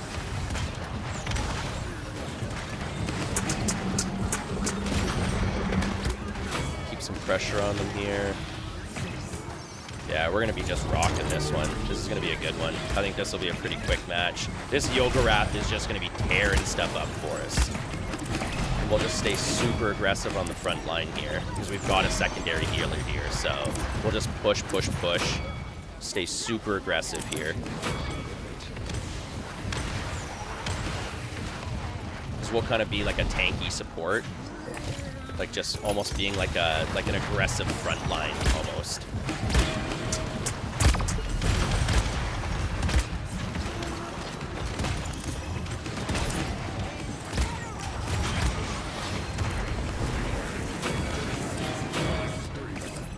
Duties. This will work out well. Alright, so there's our first 2 points. Now we just need 2 more for the W.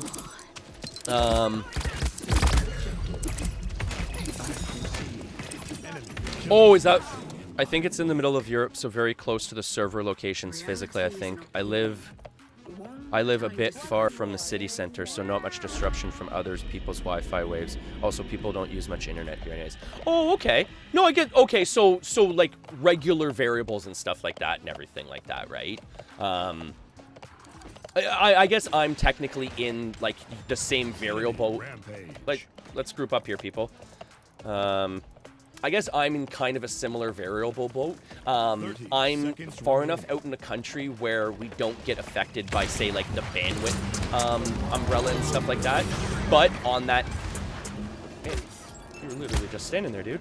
But on that note, we are close enough to the city where we still get full high speed. Because there are certain areas, obviously, out in the country. What is my team doing? My whole team just, like, abandoned the map objective there. That was really weird.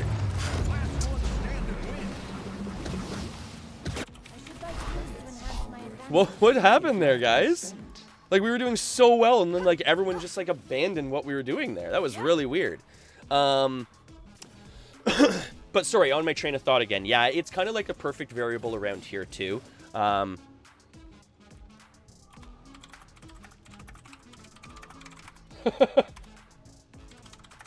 spawning in 15 seconds.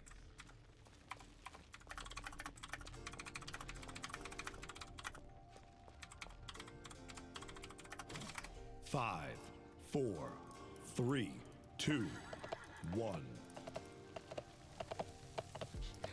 I always try and stay positive, too, right? Because, like, I don't want to, like, what? Because, I mean, like, it's not like I'm some masterful player or anything like that, right? With my gameplay or anything. But I was just kind of wondering, like, because we were doing so well there. Like, we were crushing out.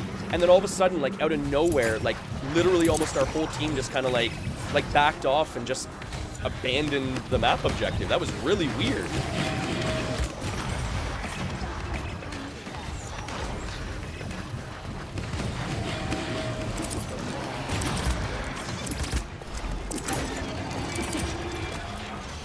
Go. All right, that'll work.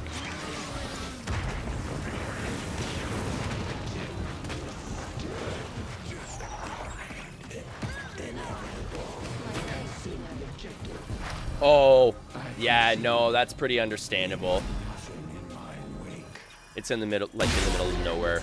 I live a bit far from the city center. Gaming is not very common here. Usually people go to the gym or church. That makes sense.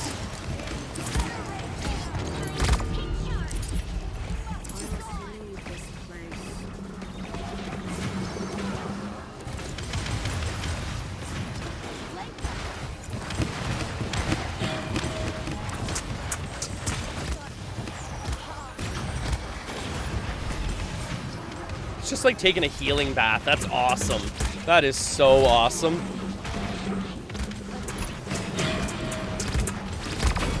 Woo! That got spicy for a minute there. Aw. Beta males aren't welcome. Don't worry. You know what's funny though too? Was I grew up like playing sports. Like big time. Like I won the athletic award in my public school and everything like that, and then just lost total interest when I hit school because of kind of that the try-hard mentality, and again like toxicity, right? Like, oh, you didn't get that goal, like really, like we're on the same team, like why are, like, I don't know.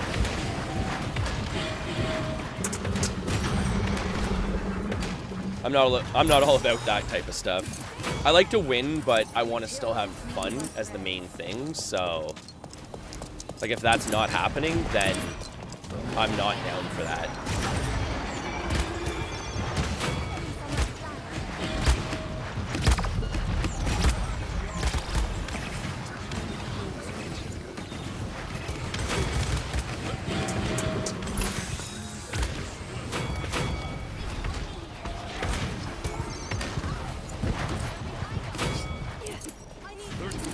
Oh, there's not enough throughput there to keep her alive. You gotta work on your national brand. Yeah, it's true. Well, that's one thing I'm horrible for. Like, I will fully admit I am one of the most, like, I don't know the, I guess, proper terminology, but like the most uncultured person. I try to like learn about other regions and stuff like that. But I'll be honest, I'm not very well versed in it. I don't get out too much.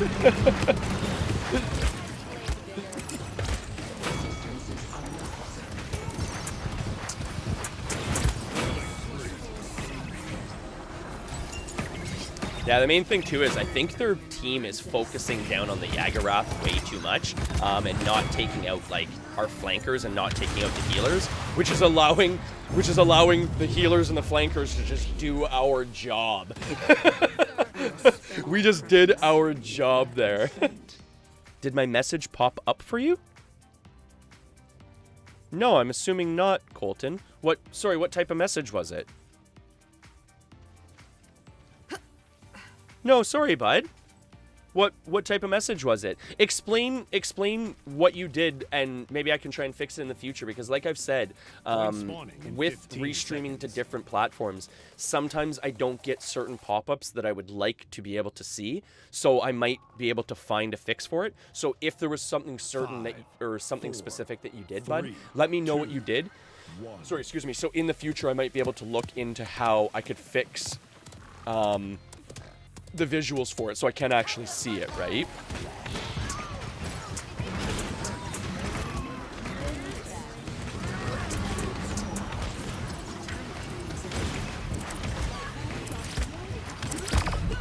Oh. In chat. Well, I mean, like, I'm seeing these messages currently in chat, but what do you mean by, did I see them pop up elsewhere? Like, somewhere else?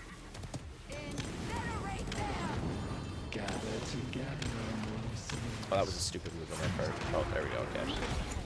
But that.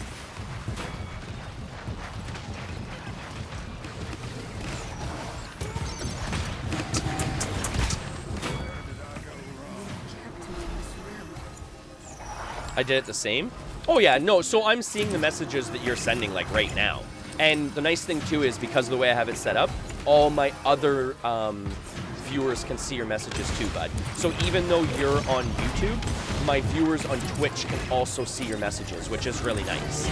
And you can also interact with them as well, which is kind of cool. I have such a friendly viewer base here that I feel very comfortable with my nephew, like, watching and interacting with people, right? And anyone that I have a problem with, I'll just get rid of. But everyone's, like, so nice here that, like, I would never really have to get rid of anyone, right? I've had worse. Positivity breeds positivity, right? Is what I always say.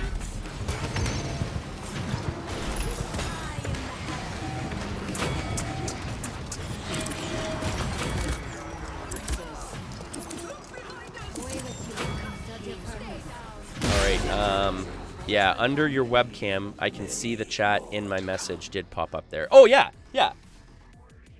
Oh, why is that weird, though?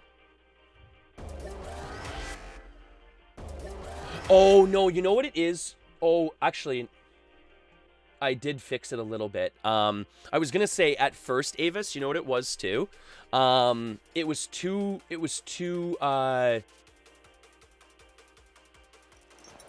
it's too small to read? Is it?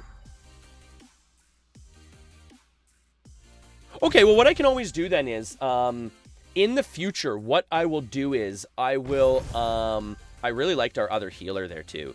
I'm going to commend our healer there. In the future, what I'll do is, when I go off stream today, because I'll admit, like, in the past, I've never really concerned myself with that chat panel too much, because I've always been in the mindset that, like, oh, well, Twitch has its own chat panel. YouTube has its own chat panel. But now that I am kind of bringing everything together, what I'll do is when I go inside, I will increase the font size for the chat panel.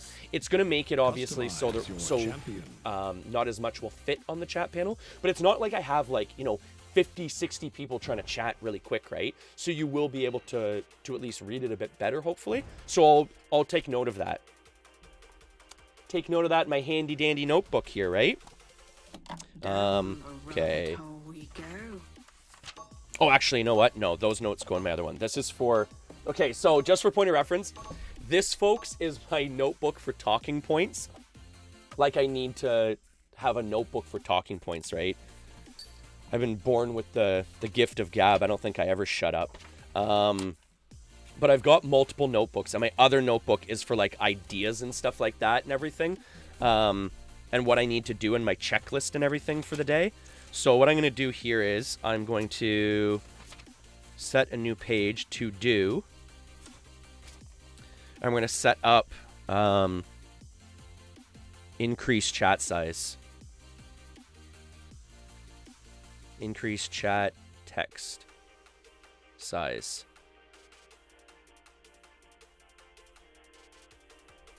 Okay, so just for point of reference too, how much should I increase it? Like, is it virtually like completely unreadable right now? I alone traverse the Because that's the other abyss. thing too, like for people on mobile devices, like when I go inside and like rewatch my stream, I'm watching on like a full screen laptop, right? So like I've been able to read it, but then again, I have freakishly good eyes. I can't hear for crap.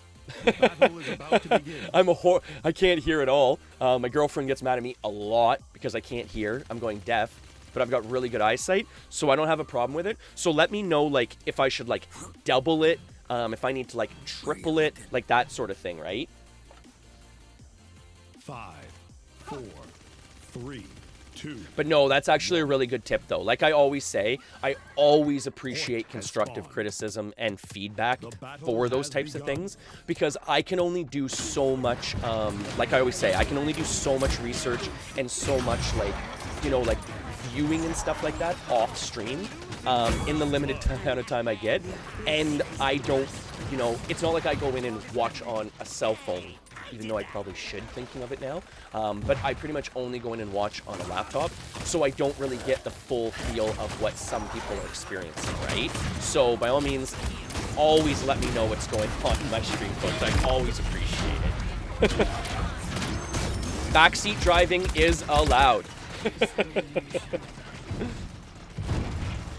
You know what, Pothos? It's one of those things where I've heard that's one of the comments I've heard actually a couple times, and I do apologize for that, because it's set to the comic book like font right now, which obviously for me was like super, super cool, but I do get the fact that it can be very difficult to read, especially on top of the fact and compiled with the fact that it's extra small too. So what I'll do is I'll go with a more standard font, and I will switch it to a bigger font as well. Because again, like it's not about me, it's about the viewers, right? So it doesn't matter if it's something I think is cool. If you can't read it, what does it matter if it's cool, right?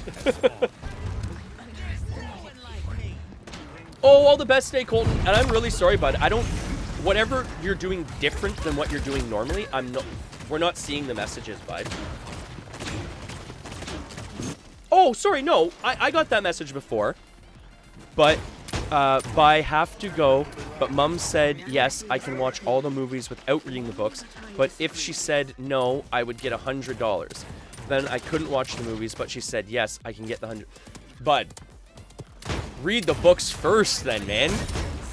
You're gonna get $100 for reading amazing books before watching the movies? But the other part too is it's not even like you know what you're missing out on with the movies. You're not missing out on much if you're gonna get $100 to read the books, which are amazing too. But all the best today, bud. All the best today. Catch up with me a little later today, bud. Maybe we can try and play something. Maybe we'll play some Ultima since you love it so much, right? Disclaimer, I don't think Ultima is really my nephew's game. Oh, we got flanked. Morgan Dews. Oh, we got flanked by Morgan Dews. Exactly, Avis. Exactly, right? Exactly. Spoiled. Spoiled these kids nowadays, they are. I used to get a loonie and be happy with it. What can you buy with a loonie nowadays? Let's be honest, right? Like, you can't even go to the store and buy a pop or a chocolate bar with a loonie in Canada nowadays. It's sad to say that, but it's true, right? Like, $1 doesn't buy you anything nowadays.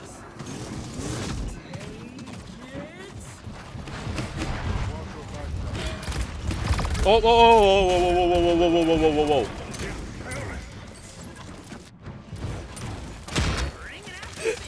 Here's my regional dialect coming out, Avis. So, a loonie is a $1 coin, okay? And in Canada, why it is called a loonie is because there is a picture or an imprint of a loon on it. It's a bird, so we call them loonies. You know what's better, Avis? What do you... And this This is dead serious, okay? So this is some regional culture here for you, Avis. This is how witty and smart Canadians are. What do you think we call the $2 coin? If a $1 coin is called a loonie, what do you think we call the $2 coin, Avis? And it's funny because I almost guarantee you're thinking the right answer, but you're second guessing yourself because you're like, no, there's no way it's called something that ridiculous. There's no way it's called that. There's no way it's called that.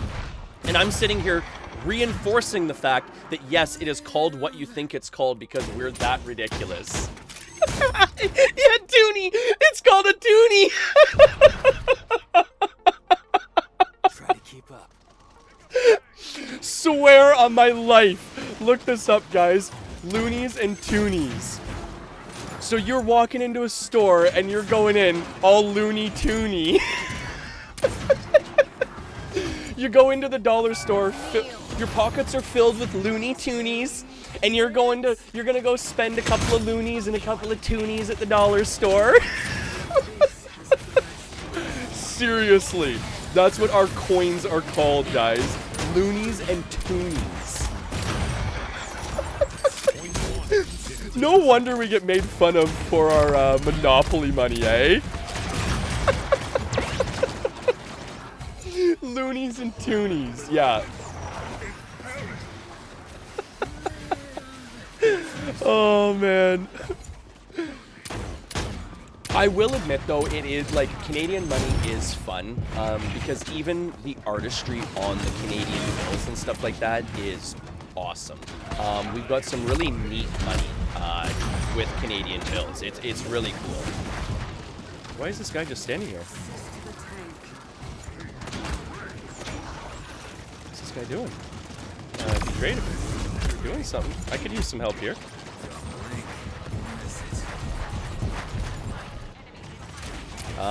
But yeah, I've lost my total train of thought now because I'm so distracted by Looney Toony talk because it's so ridiculous.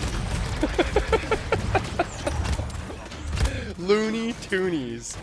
But yeah, you're right. Like, you know, like I make fun of it and stuff like that, but honestly, it's not like it affects the money or anything like that for the most part. And it's fun to say too, right? Little neat fact too, actually, when the Toonie was released, if you look it up online, you can see what a toonie looks like. And essentially what it is there's a gold plate, like a gold part of the coin and a silver part of the coin.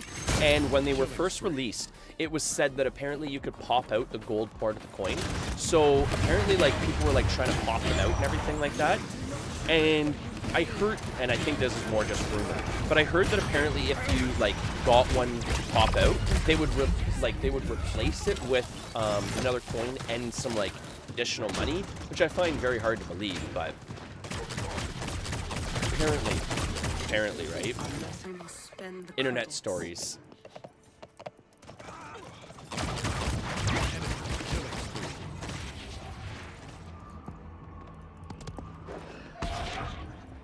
Drop in here. Like, where's my team here on this fight? Use him for a body block there.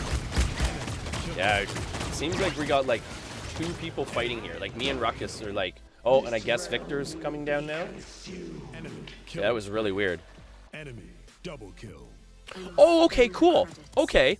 Yeah, I never thought about that actually, Pothos. It looks just like a Euro. That's right. That is right. I think, I want to say, if I'm not mistaken, I want to say the Euro is physically smaller, though. The Toonie is like a pretty hefty coin. Like, there's a lot of metal behind the Toonie. So I'm pretty sure I want to say the Toonie is a little bit heavier and, like, denser, but I'm not too sure about that.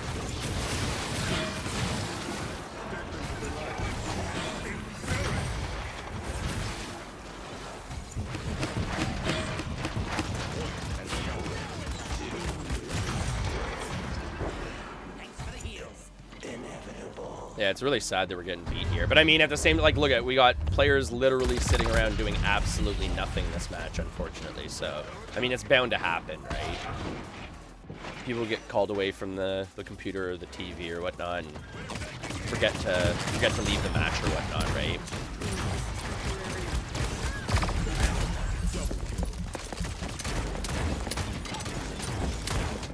Actually, you know what? That's a good idea, Avis. Yeah, what I'll do is I'll take a picture of one and post it on like Discord later today. I'll like something common. What I'll do is I always try and find like universally like sized items and stuff like that to be able to scale things. Like usually I find pop cans to be a pretty good item because like pop cans are pretty much universally sized across the world, if I'm not mistaken, at like 355 milliliters, depending on what your sizing chart is. They're generally almost always the exact same size. So a lot of the times I kind of use a pop tin, but it's kind of hard. It's kind of hard with a pop tin because it's so much bigger than the coin. But I'll try and take a picture with some scale items and stuff like that to show. Siege. It's really similar to our $2 Select coin. a Oh, okay. champion.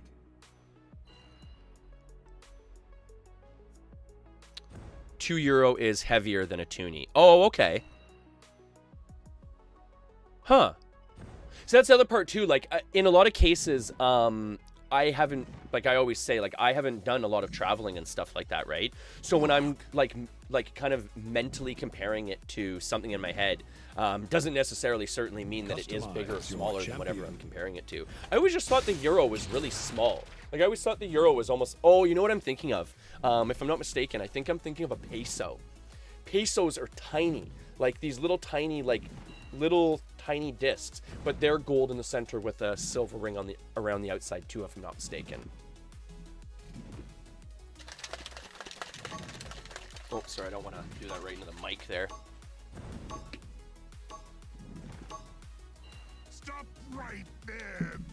So that's what I'm thinking of, Avis. I'm thinking of a peso then, because I was just thinking of the gold with the silver around it.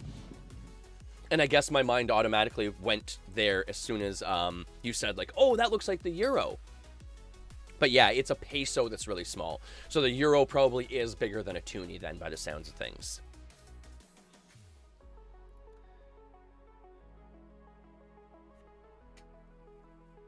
And how's your paper money? Like, do you guys have interesting paper money? But it's worse to be you. Because like I was saying, like Canadian bills are very artistic. Even in a lot of cases, we kind of get made fun of for our Canadian bills, right? Because for one, they're very colorful, and two, like they're super extravagant nowadays. Like they're made out of, our bills aren't made out of paper anymore.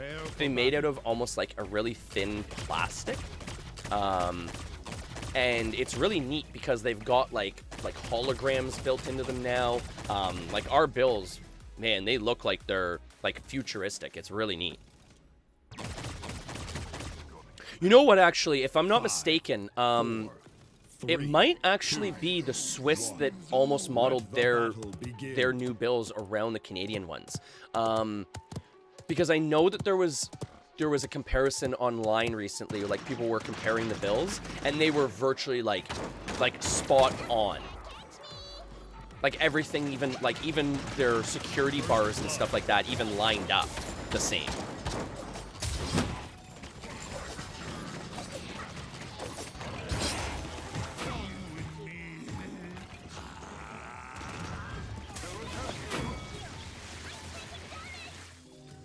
Stay on the point there, perfect. Okay.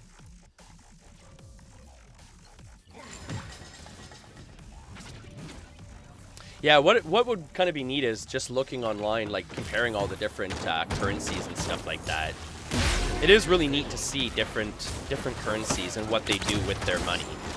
Oh, missed his heal. Sorry about that, bud. I'll get that Lex back up. Just out of line of sight there.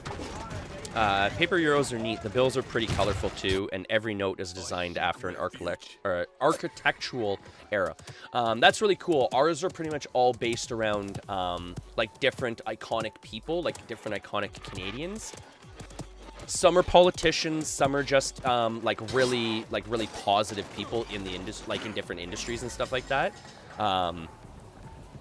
But it's really neat, very, very artistic. And some things are just like literally just art pieces. Like we have one bill, if I remember correctly, I don't know if it's the current picture, but our $5 bill essentially just had like a scene of like a bunch of people skating on an ice rink, like very Canadian, right?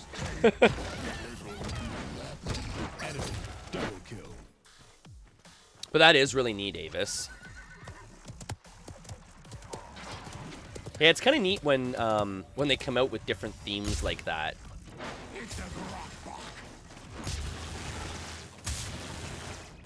And I like the Canadian Mint will do like specialty prints and stuff like that of coins, like limited production coins, where you could get like a Marvel toonie or like a Marvel like say loony or something like that, which I think is really neat too.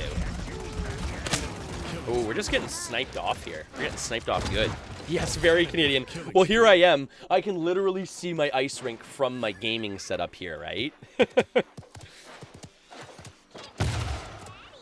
gotta keep the ice rink close to the gaming setup, right?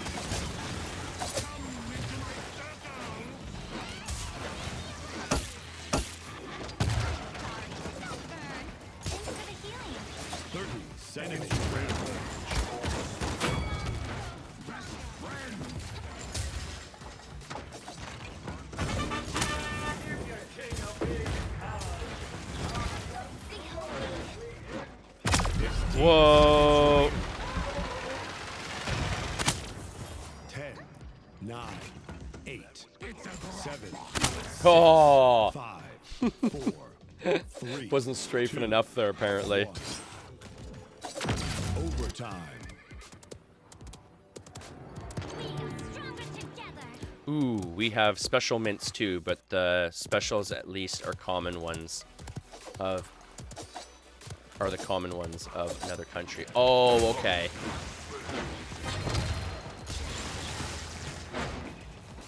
Yeah, we have some printed coins as well that like they'll just put into production. Like everyone would essentially get one. Like you don't have to pay anything special for them, and they'll just kind of replace the regular coins with like a special artist edition for a while. Those are pretty neat too, actually. So like we'll have one around like November 11th, like our Canadian Remembrance Day for World War I and II. I think it's World War I and II. I always forget if it's both World Wars. But we have a poppy coin that comes out for November 11th for Remembrance Day. So that's pretty cool. And it's a really neat coin because the poppy is actually colored red on the coin. It's really cool.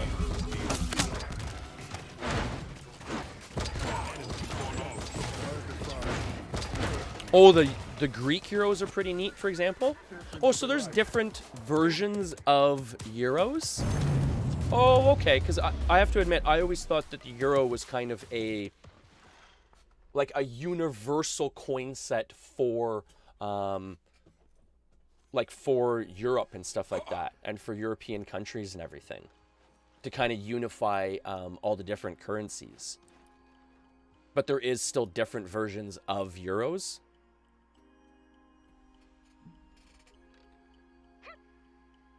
Point spawning in 15 seconds. Oh, okay. So it is a universal currency, but the prints are different based on the the region they're from. That's really interesting, actually. That's really cool.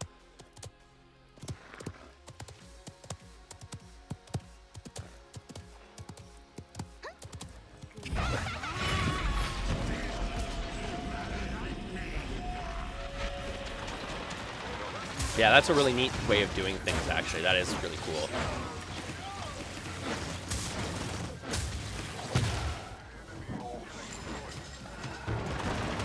Oh, I was thinking I can shoot that, and I can't. I'm excited. Oh, by the way, I'm super excited to jump on Ultima Online. I know I'm jumping all around the map today on what I'm thinking about. I'm so scatterbrained today. I'm way too energetic today I shouldn't even be streaming today, to be honest. I'm so ramped up and energetic today for whatever reason, but and super crazy scatterbrained if you can't tell today. But I'm really super excited to get back onto Ultima today because I finally finished, well, not finished, but I've got like my picker. So essentially he's like a stealthy character that can like walk around the map hidden and everything. And I've got him at the point where I'd be able to like take him out into the field. And what he does is, I'll try and maybe do a stream for it, maybe later or something, if I can jump back online. But what he essentially does is he like sneaks around dungeons really quietly and like picks like chests with lockpicks and stuff. So I'm really super excited to play him. I like playing characters like that in Ultima Online, like stealth characters. And just, you know, chilling around the map. Like, you could be standing right beside someone and they don't even realize that you're standing beside them, right? It's really neat. But I'm super excited to jump on that character because I've been working on him in the background for the last little while. Ah! Yeah, I'm so distracted today to be playing a game like Paladins.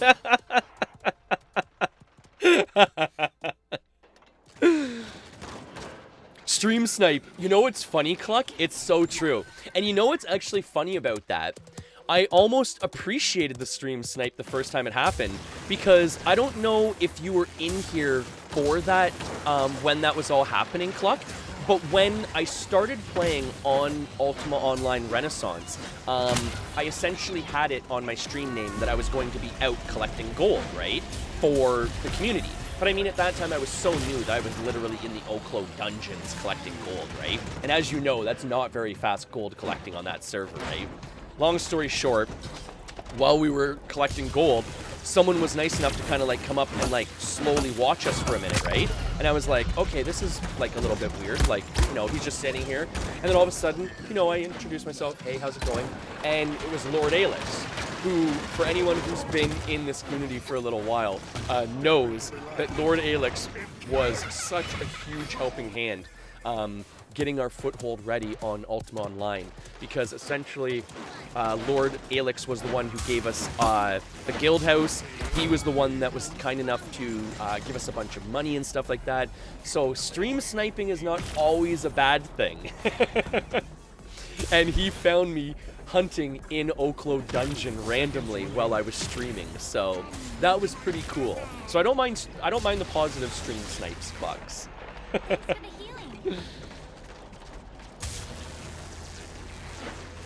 And I don't think I'm really good enough to like have like, you know, heat drawn out on me on like different first-person shooters I'm playing.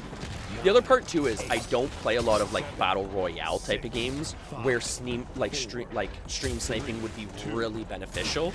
I mean, in this, like, there'd be a small benefit to stream sniping, but I mean, for the most part, I don't know how much benefit you'd really get by stream sniping me on Paladins. But like last night I was actually playing, or yesterday afternoon I was actually playing for the first time in a long time, Apex Legends with one of my buddies and his son, because it was actually his 18th birthday. And again, shout out Aiden, that was cool getting to play with you, bud. Haven't seen you in a few years since you were even younger. But in a game like Apex Legends, stream sniping would be a massive advantage, where certain characters are literally built around being able to visualize where people are, right? In a game like that, it'd be huge, but in this, Ultima, at the same time too, Ultima's such an old school game for me. I welcome people PKing me and stuff like that at this point. I'll go out, like, even if I'm sure it's going to get to the point where what I'll do is, on stream, I'll go out with, like, say, a pouch, because you can do this, right? What I'll do is I'll go out into the wilderness with a pouch, and say 40k gold checked in the pouch, right? So I'll have a check for 40k in the pouch. Then what I'll do is I'll be on stream and I'll essentially say, like, maybe on my picker or something, maybe something stealthy, right? I'll be like, you know, first person to come and kill me kills me gets the 40k check, right? Something like that to kind of be fun for the community, right? And then even maybe what we could do is, based on that, we could actually have it too where essentially maybe we'd have it where it'd be like a guild event where the guild would be protecting me, and then I'm essentially like, you know, out in the field trying to we're trying to fight off like people trying to win the 40k from us or something. So little fun events like that, right, I think would be a lot of fun. And then again, I'm welcoming the stream snipe at that point, right?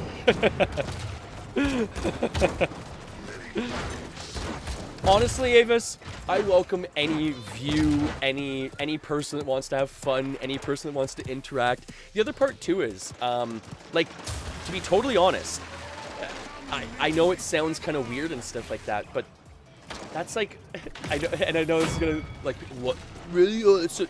That's like almost free content, right? Like, that for one, that person is almost advertising the fact that they've been watching me. And two, it's free content, right? Because it's going to be a funny reaction from me. It potentially be a funny reaction from them doing it. I welcome that kind of stuff. I'm here to have fun. I am here to have fun.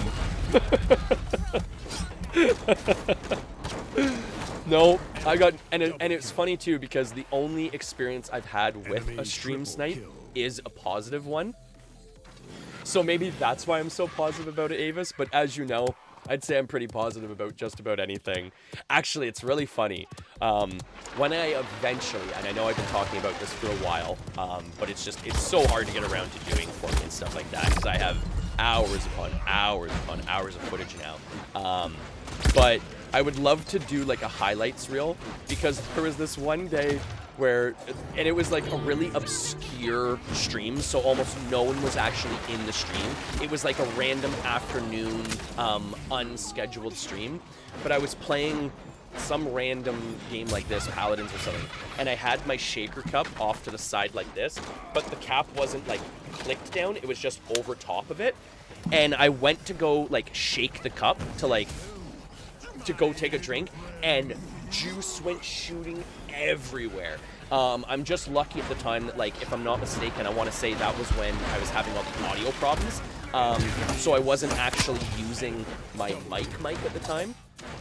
I was just using the boom mic, but I had juice fly everywhere on me. And I mean, like, I could have gotten angry and I could have, like, you know, started smashing things and stuff like that, but what's the point, right? Like, it was funny. And I did it to myself, like it was my own fault. It's not like it was the cup's fault, right? What am I gonna do, smash the cup? It didn't spill the drink on me, I did.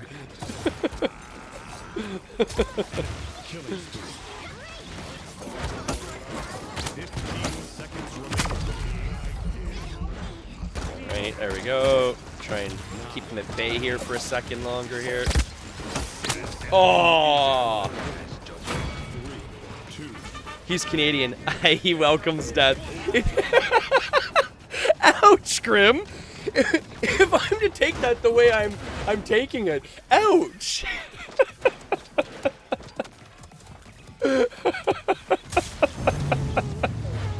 Well, actually, come to think of it, I mean, hey Alexa, what's the temperature today? Right now, it's -10 degrees Celsius. Today, expect a high of -7 degrees. You know what?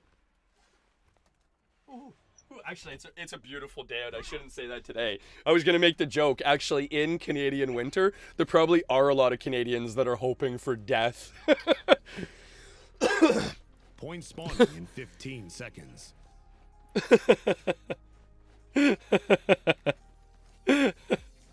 And it's true too, Avis. We're Canadians, so we'd be I'd be saying sorry to death for getting him out of bed this early in the morning time, right? I'm sorry, Mr. Reaper. I do apologize for making you get out and coming to reap my soul. I will try and make it up to you by dropping off some freshly baked pancakes and maybe some maple syrup at your door when I get a chance to. And again, at your convenience, I apologize for this. You'd almost think I had a script for that, eh? Oh boy. Is annihilating. Excuse me. Yeah, like I've been saying, our house is unfortunately like really dry. My girlfriend and I have like humidifiers going and everything like that. It's not enough in the house with the heat always being on and cranked and everything. And there isn't a humidifier built into the forced air furnace in my house. So it is very, very dry in my house. A lot of times I wake up like all congested and stuff like that. All right, let's win this, guys. Let's win this match. I didn't realize this was game point here. Let's win this. We got this. Let's win this. We got this. We got this.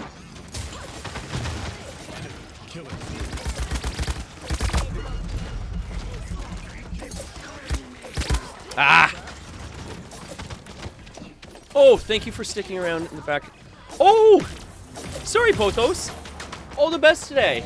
Have fun at work. Enjoy the new computer, too. Then again, here I am. I got a new computer at the beginning of November, kind of. Well, not completely new. I had to reuse the GPU, but even still, that's still really decent. Oh! I was going to try and ult onto the point, and I got killed before ulting. Wow. I will. Oh, no doubt. We got it. That's what happens all the time, Avis. That's what happens all the time. I'm like, oh, we got this, staying positive, and then all of a sudden I'm like, oh, we don't got this. Oh, okay. We don't got this. Well, that's the thing, right? Like, with games like this, so much can change so quickly. Like, one single death on a team can make or break the team fight, right? For an example, someone is pushing the enemy team and feels very comfortable pushing and being aggressive because I'm staying on top of them with heals.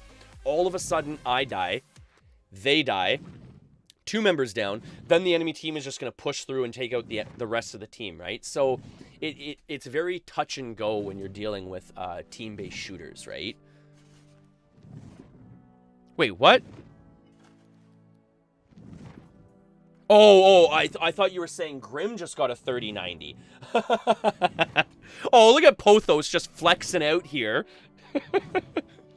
I don't mean to sound rude, Pothos, but you better have a ball-in screen to put that on, because I have done a lot of tech talks about your monitor being your choke point, your bottleneck, right? You better not be running that 3090 with a 60 hertz 1080p monitor, Pothos. I'm coming for you if you are. I'm gonna steal that 3090 away from you if you're running it at 1080p still. Customize your champion. Oh, that's one thing though, because like, especially with like PC gaming kind of gaining a lot of ground right now and stuff like that, it is funny to hear people like, oh, I've got this computer and this and that, and then like, you know, like you hear about, say, like the 60 hertz monitor they have it set up to, and they're bragging about getting 400 frames per second in like Minecraft, or, you know, 200 frames per second in Call of Duty or something like that, and they're playing on a 60 hertz monitor. So for point of reference, people, your monitor's refresh rate is technically limiting your frames per second. A screen can't render more frames per second than the refresh rate, right? So if you have a 60 hertz monitor, that means you're refreshing 60 frames per second, technically, because it's refreshing 60 times a second. So anything more than 60 frames per second is technically wasted tech. So knowing your numbers and stuff like that is really important when it comes to that sort of thing, right? And that's the other thing too. Grim. I play on a 1440 on a 1440p 144 hertz monitor. So for me, going to like a 3080 or a 3090, unless I'd be using it for processing like work or anything, which I don't do that stuff, it would be kind of pointless for me. I'm looking more in the territory of a 3060 Ti, the 3070 potentially, or I'm potentially waiting for the 3060 to come out, or even I probably won't go this route, but the 6700 looks really reasonable too. But I want to stay with NVIDIA for the NVENC encoder, and also too this time around for the RTX voice and NVIDIA broadcast, which in my opinion, for a streamer are two very, very big selling features. Well, three. RTX voice is one, the NVIDIA broadcast is the second, and the third would be the the voice, the broadcast, and the NVENC encoding. All three of those are very, very powerful selling features for a streamer. The battle is about to begin.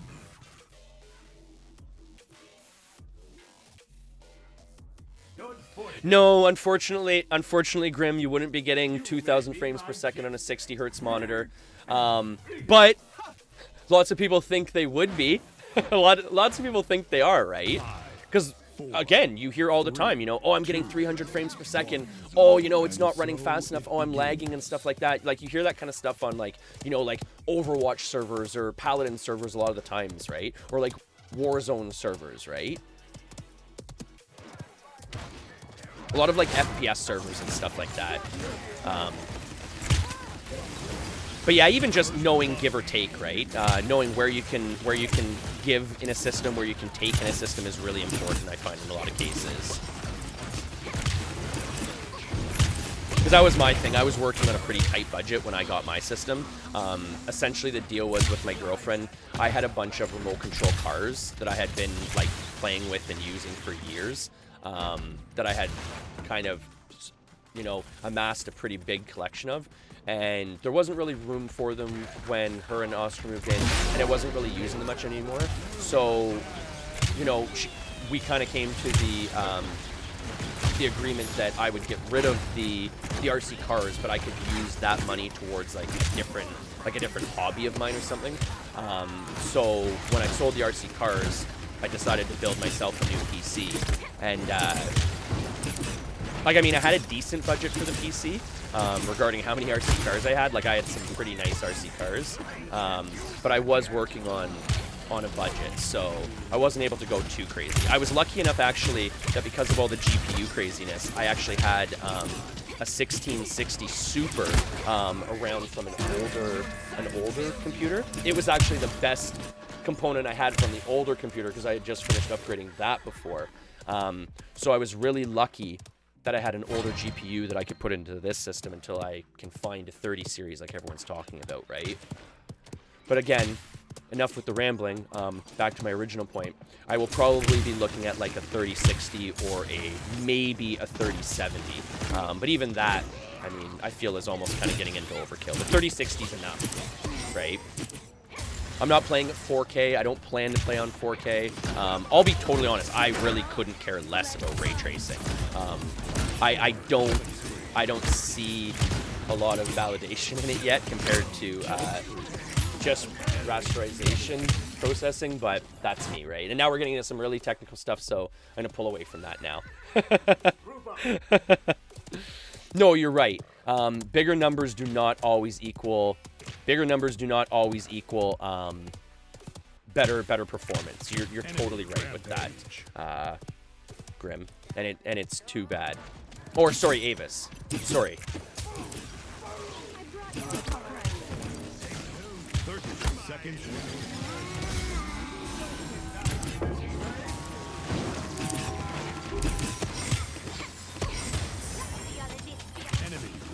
There we go. Okay. People don't understand screen tearing and shit. That's kind of sad. No, you're right, but at the same time too, like, I'll be honest, like, it's not that it's sad, it's just in a lot of cases, people don't do the research, right? Because like Avis is saying, in a lot of cases, and let's be honest, it's kind of the common mentality in most cases, and further still, it almost should be the case. In a lot of cases, people just don't educate themselves before they spend the money because, I'm trying to find the proper wording, but people have a mindset that money just equates better, right? So people walk in and go, I have $3,000 to spend, right? Because I've been in sales for a long time on previous systems. We used to see it a lot. But what people do is they'll come in and go, I got $3,000 to spend, right? They don't think about what they're spending that on per se. So, as bad as it sounds, maybe a salesman, you know, might be getting a little bit of an added spiff for selling a certain component that month. So he leads you in this direction. Or maybe, you know, he feels like, oh, well, you know, like, they've got $4 grand to spend. Well, I'm going to spend their $4 grand, even though they're going to be going home and playing Minecraft and, you know, like, Terraria, you know, all the time, right? So, different things like that. I'll be honest, I'm finding myself kind of rambling here,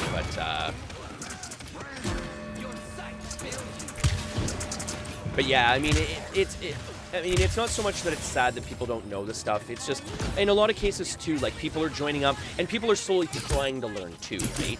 That's why I try and do my Monday night tech talks and stuff like that, to educate people, right? Because at the same time, too, like, I always make the joke, but it's true. There's only so much reading you can do as one person, right?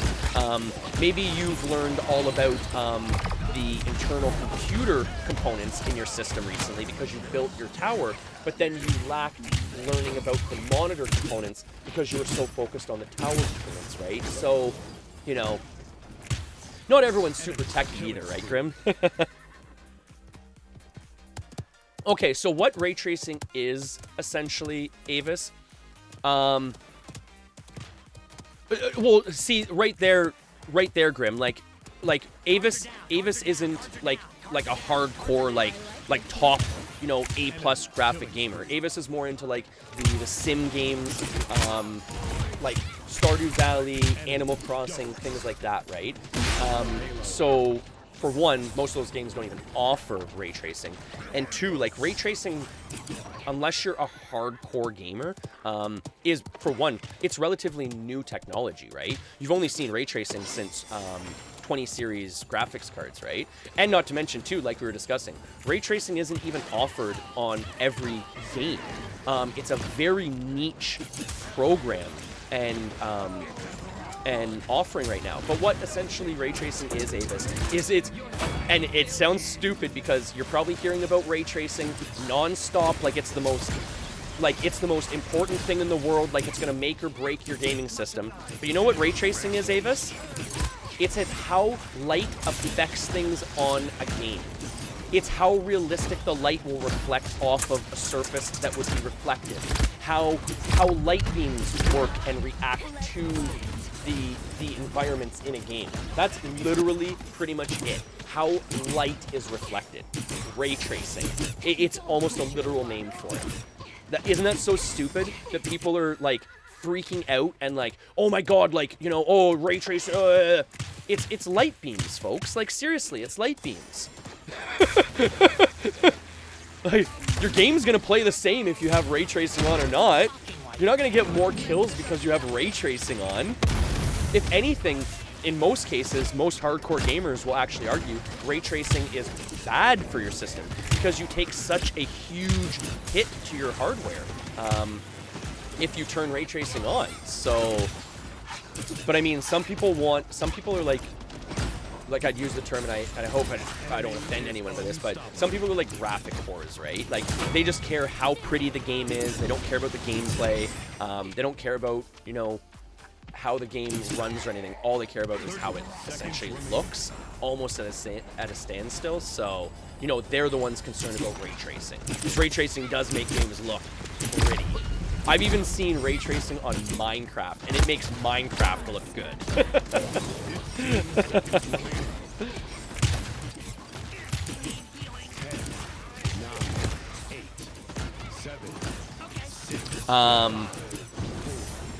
Three, two, one.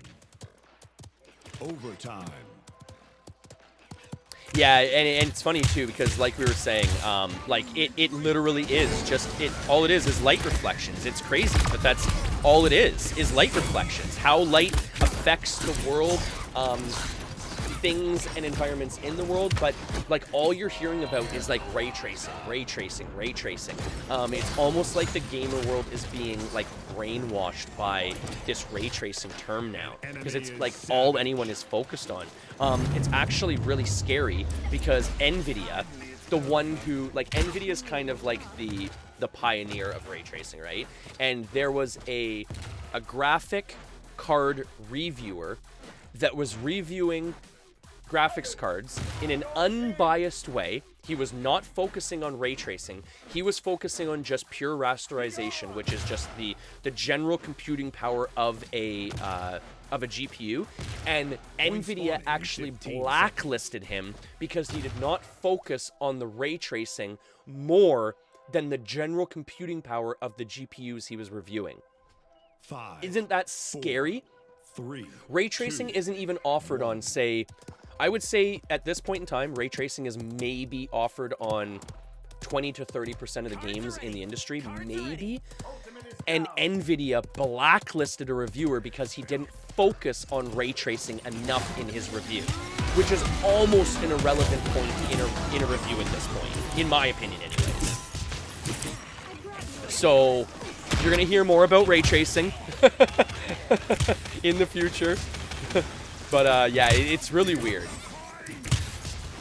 Here I am getting super technical. getting too techie and nerdy here for regular streams. This should be my tech talk conversation.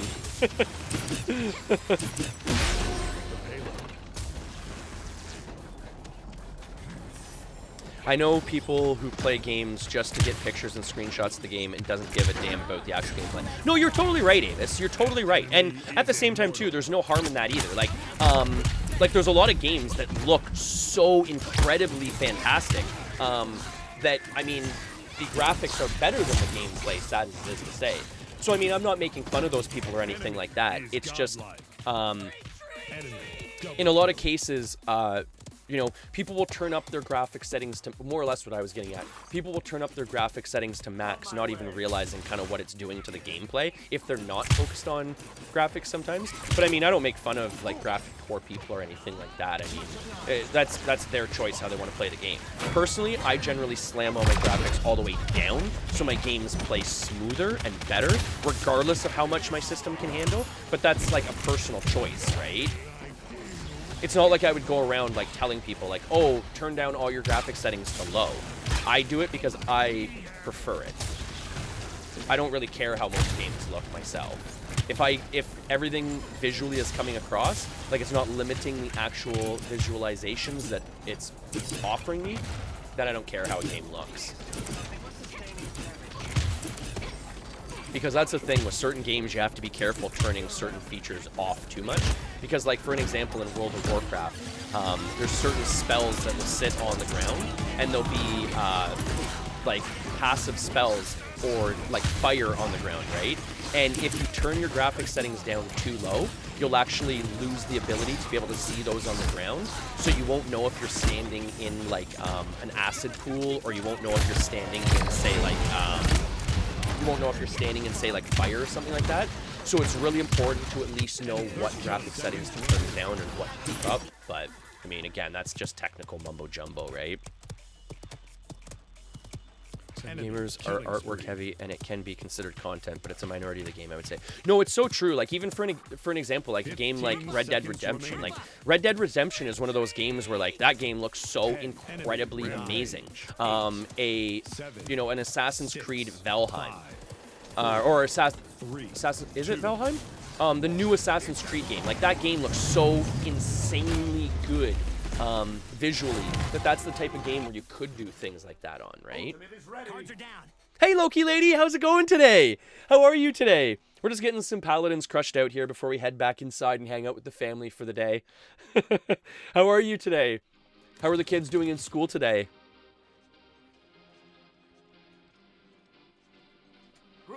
Like, the difference between Guild Wars 2 and WoW. One aims to look pretty, and the other one is a very technical MMORPG.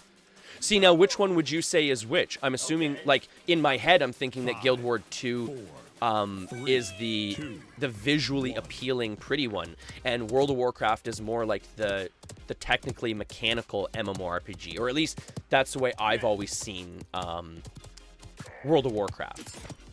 because a lot of people do make fun of World of Warcraft 2 for its graphics. But the nice thing too is though, why I appreciate that graphic setting for World of Warcraft is because of the fact that you can play World of Warcraft on virtually any computer, right? Between the built-in graphic settings and custom settings, you could virtually play World of Warcraft on any given computer system if you're willing to play around with the settings, right? Which in my opinion is a really important feature in a game like that, because you're trying to appeal to as big a crowd as you can, so you want the graphic settings as wide a range as possible. You can go from playing that game on virtually a potato to playing it on a top-of-the-line system and getting things like ray tracing and stuff like that, right? Killing spree. I'm good, just messing with my capture card. Family are good. They get a week off from tomorrow. Oh, that's sweet. And if you don't mind me asking, Loki lady, is, from what I understand, the capture card is only to capture, like console games, right? So do you have your capture card running from your console to your computer, so then your computer is actually what's streaming when you do your streaming, Loki lady? Which, once, give me a second here. I'll also give you a shout out here, Loki. I'm just kind of in the middle of a game here, and I've been so distracted all day by like chat and stuff like that I'm trying to at least get at least mild gameplay down here. But I'll give you a shout out here in a minute. But yeah, so you run your capture card from your console to your computer, and then you stream from your computer? I like to stay. Oh. Yeah, kids are looking for... Oh, no doubt. I can imagine. I can imagine, Loki lady. I can imagine. That's the thing. Oscar's getting to the point now where I've been home too much. He's getting sick of me now. He tells me to go away. Literally, I went to go sit with him on the couch yesterday. To go... You've got to be kidding me. I'm playing way too aggressive here for my team. My front line is just like pulling back on us here. We got two frontliners and neither of them are playing frontline here.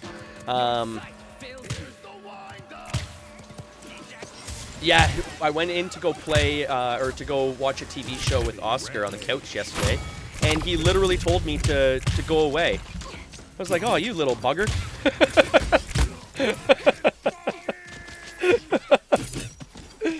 I just went to go sit on the laptop, Avis. I didn't actually come out to the shed. Because at the same time, too, Kelsey makes, like, artistry chocolates and stuff like that. She makes, like, these smash chocolates where it's, like, a chocolate dome, almost like a chocolate piñata. And she's making a lot for Valentine's Day. So, essentially, I have to stay in the house a lot of the time this time of year just to try and help her kind of, like, watch Oscar and stuff like that. To kind of be the little cannon fodder for the little guy. So that he's not, like, literally, like, almost pulling on her clothes and pulling her away, right? So she can get some work done with her chocolates and stuff like that. So I've got to make sure that pretty much once I'm off of stream, I'm kind of helping them inside with doing that type of stuff. 15 seconds remaining. But it is funny that he tells me to go away now. He wants his privacy, that's for sure. 7, 6, 5, 4, 3, 2, 1. Overtime. All right, we got that one.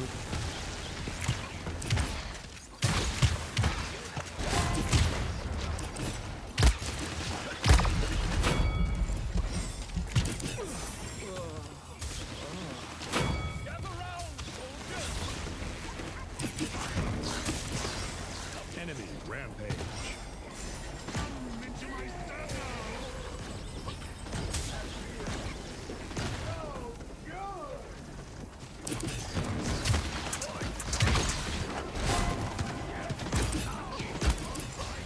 Alright, group up here.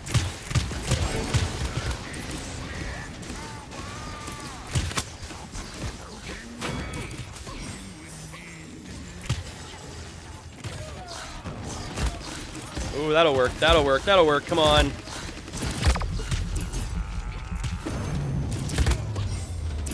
We got frontliners that aren't frontlining. Come on, guys, stay on the payload. We could have had that one. That would have been an easy one for us to grab. Okay, so now I've got a quick second here. Give Loki Lady a quick shout out here, since I actually know this works now. Oh, and you know who else is it? Oh, I was gonna say, we already gave Lava a shout out today. I can only do one a day, right, everyone? Point spawning in 15 seconds. Oh, okay, we'll be starting to use capture card more with PS4 and Nintendo Switch. Oh, okay, that makes sense. I'll attack right 4, flank. I never play on my my console, so I don't really need to worry about capture card stuff too much. I'm always on my PC if I'm gonna be streaming. I'd rather game on my PC anyways. I didn't spend all this money on my PC to be gaming on my Nintendo Switch. Then again, why did I spend all my money on my Nintendo Switch then, right? Actually, I had the Switch before I had the PC, so.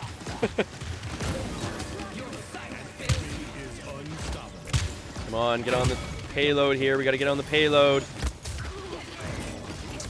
Oh, that'll work. That'll work. That'll work. Oh, come on. Someone's got to focus down that Maeve. Come on. Holy jumping. 15 kills? Cards are ready. Oh! Thank you, Avis. I always forget about that, too. I always forget about that. The capabilities of my mods, right? Oh, we got to get that point. Come on. Stay on payload. Stay on payload, people. Come on. Work on payload. Fight on payload. Come on. Get that Maeve! Focus!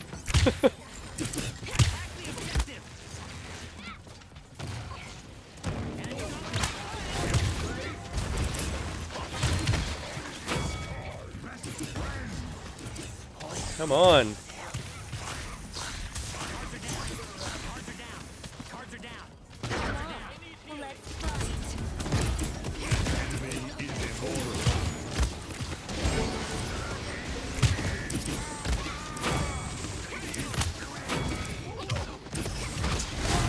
Oh, and we might have this here.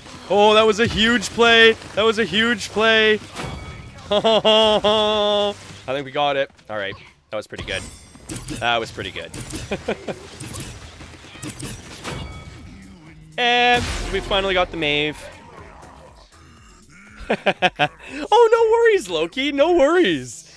No worries. Show some love, spread some love, right? Speaking of love and spreading it, take some heals with you while you're here too, right? Take some heals with you. Make sure you stay healed up throughout the day. The weekend time is almost here, so we're almost ready to party down, right?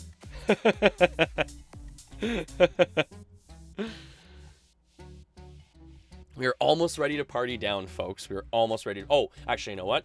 I'm going to take a 2-second break here. And I'm going to hit up the washroom here while I have a quick second. I'm going to put it on the BRB screen here for a quick second. We're going to pump up the beats here for a quick second, folks. Now we'll be right back.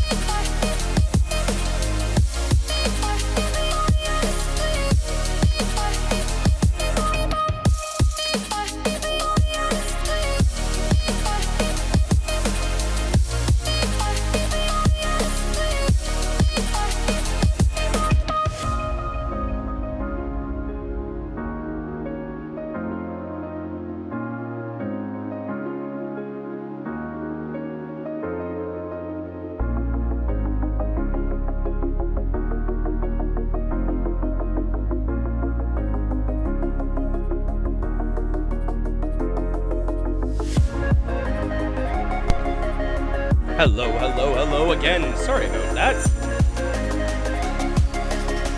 Drop the music down. Boom. Ooh, that was a good beat drop. I like that one.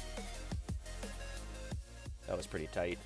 All right, folks. All right.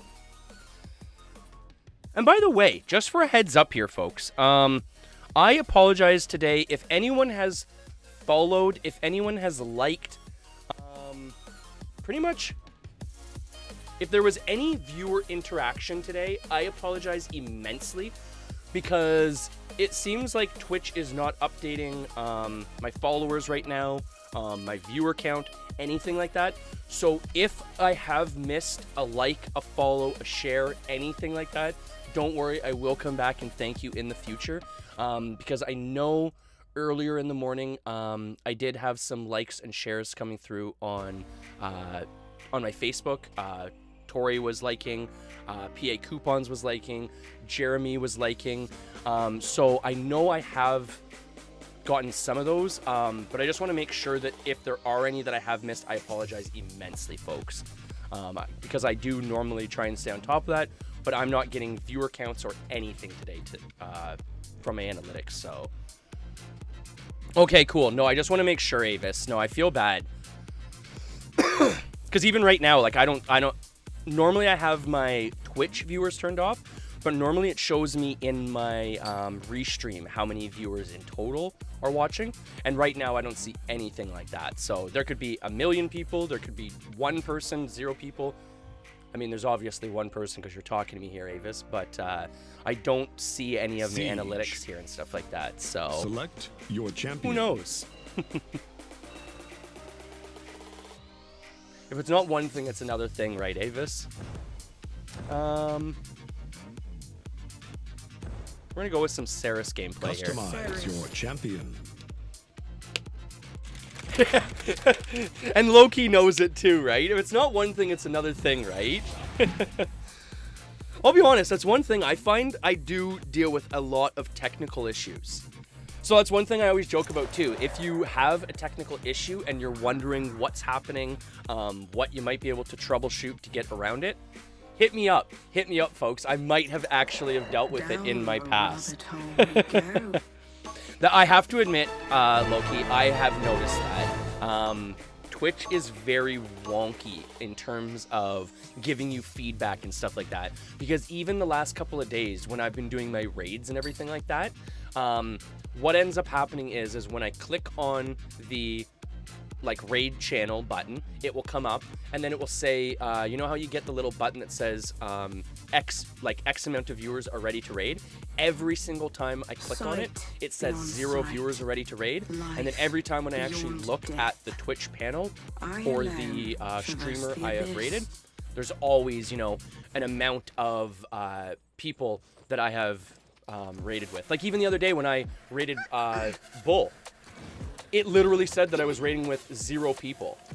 So I don't even know how many people I pulled over into Bull's stream that day. But it's been really weird recently. Only at times. You know, I hate to be this guy, but that's why I haven't flipped my affiliate switch on Twitch yet. I'm still really up in the air if I want to limit myself to just streaming on Twitch. To me, that seems like, I don't know. It doesn't seem like the smart move for me to limit all my platforms that I stream on to just stream on Twitch, especially given all the issues that I deal with Twitch, kind of on a daily basis, really. So, I don't know.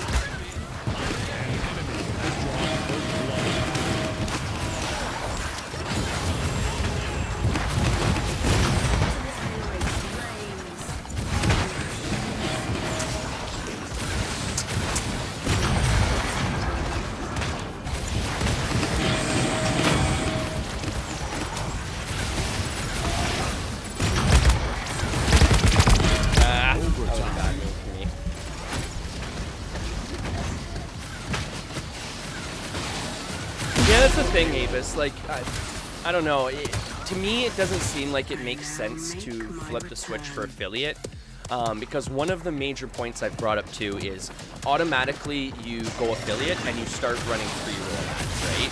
So every time that someone wants to jump into my stream, you're going to be stuck sitting there watching a 30-second pre-roll ad, which, I mean, yeah, you technically make money from that and everything, but I mean, it's such a minimal amount of money that, in my opinion, I'd rather just have people be able to, like, join my stream and not be bombarded with the ads at the beginning. So that's one thing. I guess the stream store, like, being able to purchase items and stuff like that is another kind of positive feature, but like losing the YouTube audience I have, losing my Facebook audience and everything like that, I think would be a bigger detractor than adding the store and adding people.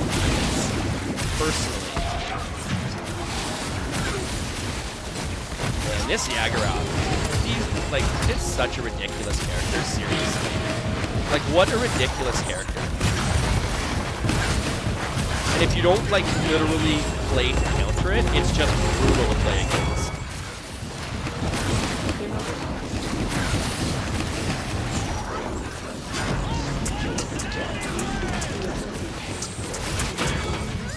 I was gonna say, like, seriously, we can't take that out at that point in time? Like, that's crazy.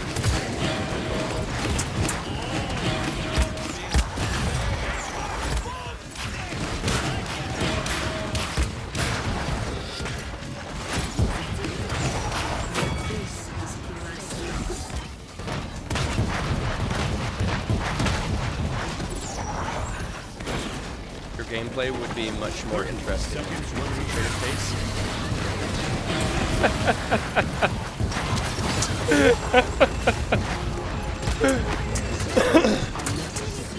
Oh!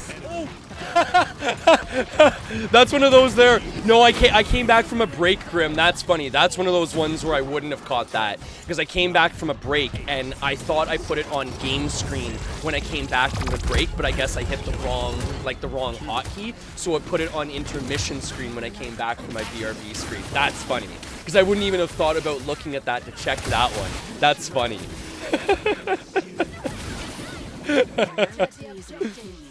I've been getting a little bit better with checking that, like when I flip it mid stream and stuff like that. But no, that was one of those rare times where I took a quick break. I went to the BRB screen, and when I came back, I thought I just went right to the game screen. But I guess I hit the wrong hotkey or whatnot. That's funny. Right, Avis? It's all Avis's fault. Why are you even asking me, Grim? It's all Avis's fault. No, Avis, don't worry. Nothing ever on you. Nothing ever on you. That was funny, though. Okay, so we're gonna go Life Rip. And then, yeah, that's good. Okay. Oh, that's too funny, though. I do that all the time. I always forget to switch up my panels. Oh, well. Like I always joke, too, though. My gameplay is secondary here. Unless I'm playing, like... I mean, the only games that I feel, like, really comfortable in would be, like, maybe, like, Overwatch or something like that. Where, like, if I was to turn off chat and stuff like that, like, I feel like I might actually be able to, like, show some cool gameplay.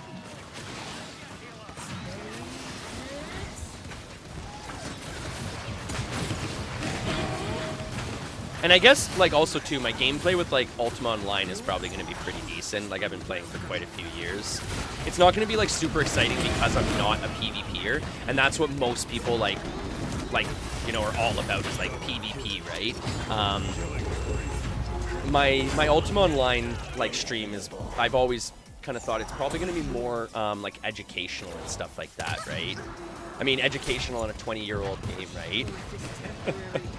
But it's funny. There's certain things that, again, like Grim, like there's certain things that people don't know after this much time, right? Certain game mechanics, the way things work and stuff like that, whatever, right? Because the other part too is, one thing we've actually talked about a lot in the stream is with Ultima Online. Ultima Online is one of those weird games where because a lot of people in like my age range and stuff like that played it at such a young age, they didn't play it at a time where they would really have...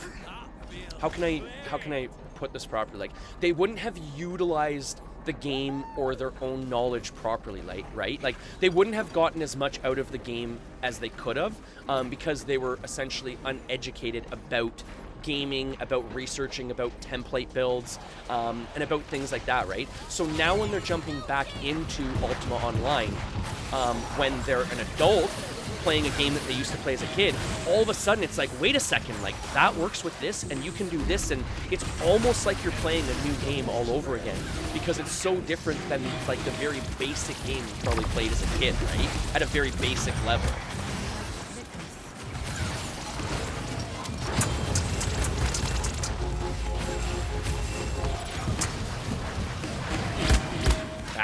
I tried to get some damage orbs to pop a death grass, but they caught me too quick. Hey, dying can be considered engaging gameplay too. Don't worry, if that's considered engaging gameplay, Avis, then I've got some of the most engaging gameplay going. I'm always dying. Like I say, like, that's one thing. I'm a very, very aggressive healer, and I know that. I will push frontline if I feel the need and stuff like that, and if I'm feeling a little bit comfortable with the character play and stuff, which, I mean, probably is not a good thing in a lot of cases, but it's just my play style. I'm a very, very aggressive support player. Which obviously gets me in trouble a lot, but it's fun. It's more entertaining that way, right?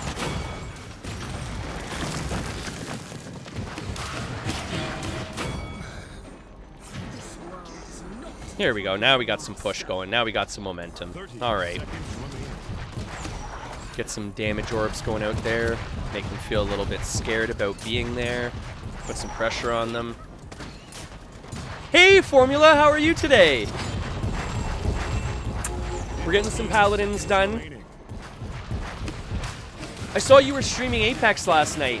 I was playing with a buddy, and it was his son's 18th birthday, so I wasn't really like joining anyone else because we had a full party and stuff like that, but I saw you were playing Apex last night. That's super cool. That game is so much fun, eh? I'm horrible at the game, and I still have a blast playing that game. It's one of the only Battle Royale games that I actually enjoy playing, and I'm horrible at it. Like, last night I would, oh, my buddy's son was getting so angry at us. Because here we are, like, two old men trying to play Apex with him, right? And he's a pretty good player. And we were totally dragging him down. He was sassing us pretty good last night. Yes. Oh, you were playing with Loki? Oh, okay. See, that must be the nice thing about, like, having like, you guys play in the same room together, right? So it must be really nice to be able to have a teammate in your room that, like, you always have comms with, right? And, like, even, like, working together in terms of play styles and stuff like that would be so beneficial in a game like that, right? That's super cool. Mega jealouso here. Kelsey is not a gamer at all. Kelsey will play, like Roller Coaster Tycoon, which, don't get me wrong, is an awesome game. I love that game. But that's pretty much the only, like, video game she'll really play. She's not a gamer. Whereas I'm trying to teach Oscar from a young age to be a gamer, which he already is. The Switch is pretty much his system. Like, that is his system that he plays on. Right now, he plays a train game, where essentially you have to start and stop trains going around tracks and prevent them from running into each other. And he's got a coloring game he loves to play, and then obviously he watches, like, YouTube videos and stuff on it and everything else. But he's got a few main games. Oh, and he plays Mario Kart too. He's 3.5 years old and he plays Mario Kart. And he races. He's not good, but he participates. And he's got his go-to character. He's a Yoshi man. Loves his Yoshi. Oh, see, level 500. See, I'm like level, like, what was I? Like level 9 or something like that, I think. I think I'm like level 9 or maybe level 10, Bob. Oh, you chuck her upstairs? Oh, that's awesome. And that's the thing, right? Like, whether it be that, Kelsey and I kind of share a love of both like the outdoors, and then like we have very similar senses of humor. So whenever we watch like comedy shows or movies or anything like that, like we're always laughing at the same things and stuff like that. We always share like the same inside jokes and stuff like that. So as long as you have that neutral common ground, right? Yeah, who do we want to commend on that game? We'll commend our other healer. I always like commending the other healer. Actually, you know what? Can you commend everyone? Oh, let's do it. We'll commend everyone. We'll commend everyone. Let's give everyone a good warm, squishy feeling today, right? Oh, that's awesome, Bob, though, that you guys are both passionate about gaming and stuff like that. That's really cool. I can't say I've ever really had like a gamer girlfriend in my past. It's not like I've had a lot of girlfriends in my past. Don't get me wrong, but I've never had a gamer girlfriend or anything like that. It'd be kind of neat, but then at the same time too, come to think of it, that would mean I'd have to have like a whole separate like gaming system. There'd be someone sitting in the stream shed here with me, you know. Maybe this is a good thing. I hope she's not watching right now. All right, we're gonna play some Grok play here. Oh, that's awesome though. But why do you, if you don't mind me asking, why do you put her? Is it just like the location of the TVs though? Like it's not like you like, oh, you've got to go into a different room. It's just the fact that like your TVs just happen to be in two different rooms that you play on. Because that's one thing Kelsey and I did a little while ago. I had, before the stream shed became the stream shed, I essentially had this almost like a little almost like an outdoor living room. So we had a TV out here and stuff like that, a little 32-inch. And we ended up moving that inside, and we put that in the living room with the other TV. So there's two TVs in the living room now, because I'll be honest, there's nothing worse than like your kids watching TV or something and you just want to watch your own show or flip something on and you can't. So we put the second TV in the living room for that reason. Hear my battle cry of fury! Oh, Avis, don't worry. You know what's funny though, Avis? Like, and it was one of those things for me, where, like, put it this way, I was literally single for what? Almost 10 years, Avis. Almost 10 years, right? And it got to the point where I had been on dating sites for years. I'll be honest, I wasn't really a big bar person, so I wasn't going out as much as I probably should have, like face-to-face and stuff like that. And that's, like, not to sound weird or anything or conceited, but that's kind of like where someone like me would shine. I shouldn't really be on the internet. I should be out meeting face-to-face because of my personality and everything. But anyways, long story short, after 10 plus years of looking online, slowly looking at bars, you know, slowly being, you know, set up from friends and everything like that, it was pretty much to the point where I was going to, I was deleting dating apps. I was pretty much just getting to the point where I was like, okay, you know what, like, if it happens, like, whatever. Not gonna try anymore, right? And as I was deleting apps, as weird as it sounds, Kelsey messaged me. And she does not want to always say that she was the first one to message me, but I know for a fact that she messaged me first, because like I was saying, I was getting to the point where I was deleting apps and stuff like that, and she messaged me on an app that I had already deleted, and I actually got an email notification from the app stating like, hey, this person has messaged you, you know, check your message. And I was like, what? And then all of a sudden I realized, like, oh, that's an app I deleted. Sure enough, I checked the message, and and at first, I'll be honest, like, I saw her and I was like, this isn't even a real person. Like, this girl is too pretty to be messaging me, you know, on a dating site that I've been on for 10 years. Like, what are the chances, right? And then, lo and behold, go figure, it's an actual human being. And further still, it's the actual human being that was in the pictures that I was talking to. It wasn't a catfish human being.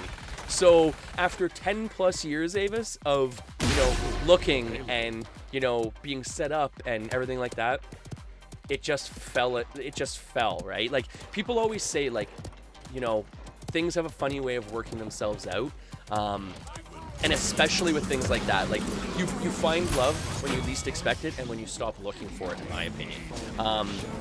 The main thing too is you know, just, you know, keep yourself positive, and, you know, positivity breeds positivity, right? So people will see that in you, and want to be around you and stuff like that. And I can already, like, I've talked to you, Avis, for a while. Like, you're a super, super positive person, so it's just gonna fall in your lap one time, right?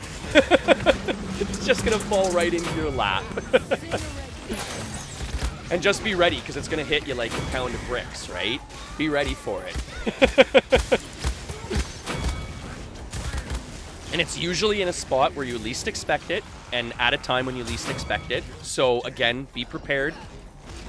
You know, it could be at a stoplight or something. Maybe you're hanging out in your friend's ride or something. Maybe you're picking your nose or something, and all of a sudden, the cutie in the car beside you sees you picking your nose and thinks that it's super funny or something. So just be prepared, right?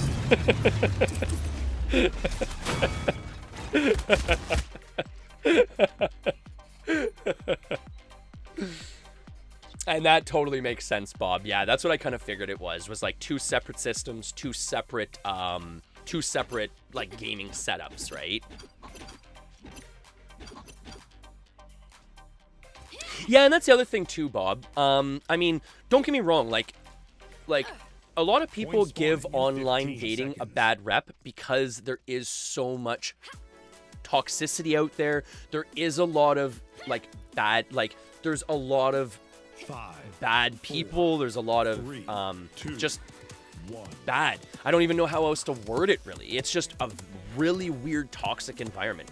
But you know, through the shadows, there is light, right? You know, and that's the main thing too. Is, you know, you could message 1,000, and you know, I'm losing my train of thought here, but you could message 1,000 people, and it's the 1,001 person that's the person that ends up talking back to you. Or you message 7,000 people, and it's the 8,000th that is the person, right? Like, the main thing is don't ever give up, right? Is more or less what I'm saying. It'll hit you when you least expect it.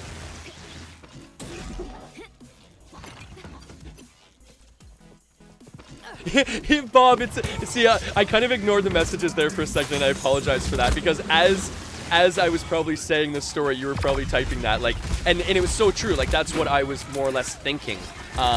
You know, as I was talking to this person online and stuff like that, was like even when I was messaging her and stuff like that, I'm like, no, like, this isn't the real person. Like, I'm being catfished. Like, and even with how nice she was in the messages, like, the conversation was so smooth in terms of, you know, the texting back and forth. Whereas for people that do get messages online, just for point of reference, learn how to, like, hold a conversation. It was almost painful at times to have a conversation with some people. I mean, I'm a relatively chatty person, and I get that, but to give, like, a whole, you know, like, sentence or something, and then, like, give back, like, meh, like, hey, what are you up to today? Like, you know, like, and then, like, you get back, like, a meh, good, K, and you're just like, okay, maybe they're just not interested in me or something like that, but I mean, like, the conversations you would try and have with some people were, like, almost physically painful and mentally painful at times. So it was extra red flaggy that she was, like, really chatty and like we were getting along in the conversation. Like, that was a super red flag for me. And then finally, when I actually met her, I was like, okay, this is actually the person. Like, whoa, this is weird. And then, I mean, the clutch moment was when we were talking about going out for dinner and stuff like that, and she suggested going to the local arcade in her town instead. That was a pretty clutch moment. That was a pretty clutch moment for us, right? And you're so right, Bob. That's what I was saying, right? Like, until that point, be happy with yourself, and then happy people will attract around you. Because even one of the tips, one of my bosses, very early in very late in my teen years, early in my adult life, was he told me, like, because I had a serious girlfriend at the time, and I was very kind of, like, focused on her and everything like that, probably a little bit too much at the time. And he kind of said, like, Andrew, focus on yourself. And if, like, when you have it all, more or less what I'm getting at is like when you have it all together and going on, people will notice that and recognize that, right? And that will attract people to you. So you focus on yourself first, without having to worry about focusing on a relationship or focusing on, 15 seconds you know, like getting a boyfriend, girlfriend, or whatever like that. And people will just recognize that, right? 7, 6. So like Bob's saying, you know, positivity breeds positivity, you know, that sort of thing, right? And it is very true. Victory. It's like going for a job, emailing your CV. Eventually, one will go for it. No, and it's true too, right? I mean, like that's the thing. It's not like you're gonna apply for 5 jobs, you don't get 5 jobs, and you just stop applying after 5 jobs, right? You're gonna keep applying for more jobs. You're finally gonna find that right fit. You know, whatever it ends up being, right? You're going to find your place, and you know, relationships are the same thing. You'll eventually find your place, your person. You know, and I totally don't believe in, you know, there's only like one right person for everyone. Like, there's a lot of right people for a lot of, you know, there's a lot of good people for everyone out there. It's just you gotta kind of narrow it down too, right? Who do we want to play us here? Maybe another Saris game here. We're probably going to wrap it up here maybe after this game here. I didn't realize how late it was getting here. This is probably going to be my last game here, folks. So again, like, thank you everyone for viewing. Thank you everyone for following the last couple days. Again, we've had Falconer follow. We've had Karmsky follow. We've had Grim2 follow. We've had such positive responses about our Ultima Online, which is our, one second. Oh, yeah, there we go. Okay, Ultima Online is our go-to community game, which we have had very positive responses on, which I am super, super happy about, because this game is really old, but it, you know, holds a special place in my heart, just like Mac and Cheese does. So if you want to check it out, check out the link I just dropped in chat there. Super cool, old, retro, MMO style game. Kind of like a RuneScape, but in my opinion, way better. We've got, I think we're up to double digits in Ultima Online for our guild, for our community, and growing quickly because we're recruiting members in-game, on the stream. It's going to be a lot of fun, folks. Tons of fun. There's going to be in-game events going on. We've got a guild stone, so you can join up to the guild.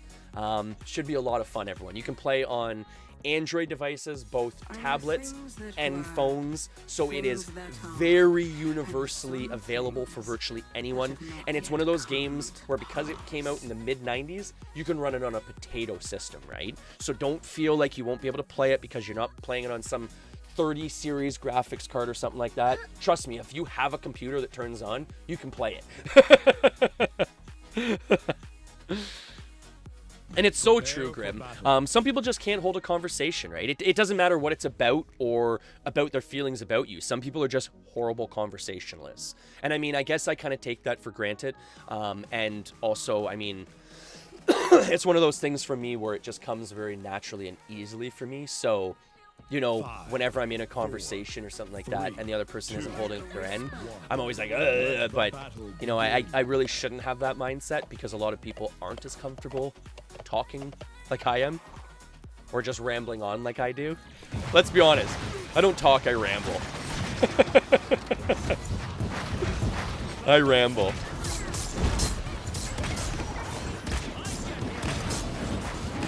Blanket these guys up a little bit here, and oh, didn't get the death grasp off in time. I still get the one-word text backs of Loki. No, but like, from a boyfriend or girlfriend, I mean, you almost expect the one-word text back, right? Like, even with Kelsey and stuff like that, I'll expect those. I mean, I'm not expecting her to write me a novel at this point. We're past that point, right? We're comfy with one another now, right? We don't need to put on fronts anymore.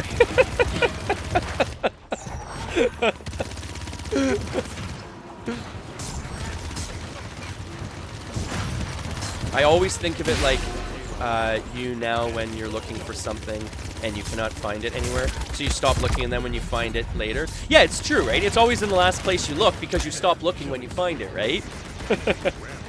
I need to see you play UO so you can't stop streaming. Grim, Okay, so what I'll do is, okay, so after this, what I'll do real quick is I'll jump on Ultima Online. I probably won't play per se, but we'll jump on, we'll do some quick, like recruiting in town. Maybe what we'll do is, maybe I'll bring out Arwen and do some quick taming or something. But I really do have to get off and go hang out with the family here, Grim, because I know they're probably chomping at the bit to hang out with me. Yeah, right. Kelsey and Oscar probably inside, like, oh man, this is so nice. He's just chatting other people's ears off for once. What are people doing?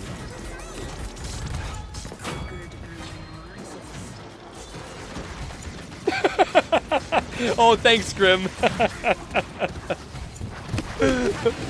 No, like I said, I'll jump on UO like really quick, just to kind of like do a quick pop on for recruitment. If I'm not mistaken, I'm pretty sure I have some characters in Oklo, like macroing right now as we speak. So, I mean, you can always find me in town. That's the other thing too. I always try and let people know that even though I'm off stream a lot of times, I run a laptop inside where I usually play like some less, intensive games like Ultima Online, sometimes World of Warcraft inside, stuff like that. So by all means, if anyone ever wants to game after I've gone off stream or anything like that, need some help in World of Warcraft or in Ultima Online, let me know, right? I'm always available. Or I always try and make myself available as much as I can. 15 seconds remaining. An enemy is savage.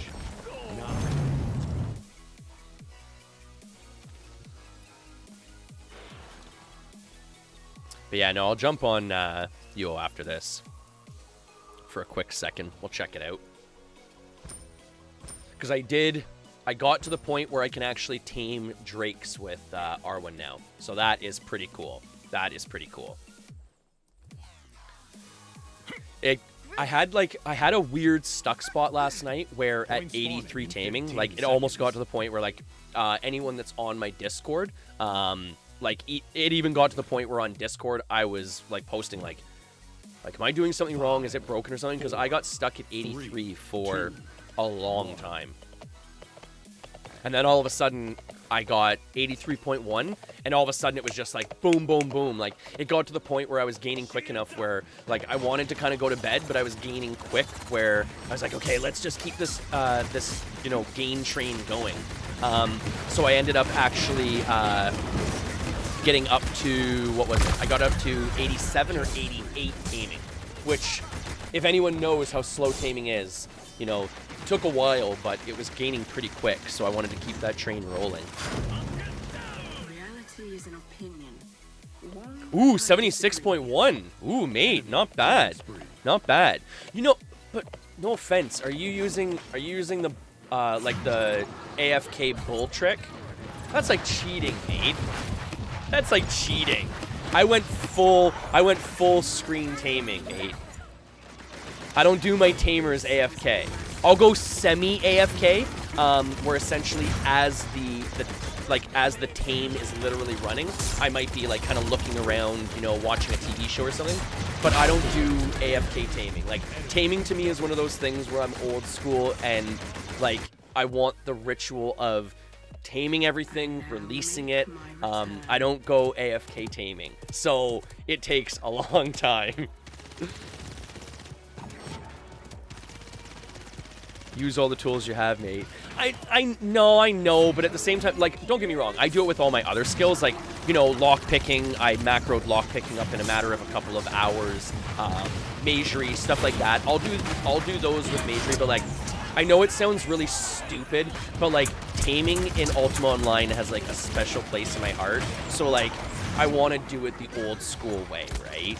And I know it sounds dumb, but I don't know. And honestly, it's not too bad on this server either. Like, the skill gains aren't painfully slow, so, I mean, they're slow, but they're not painful, so.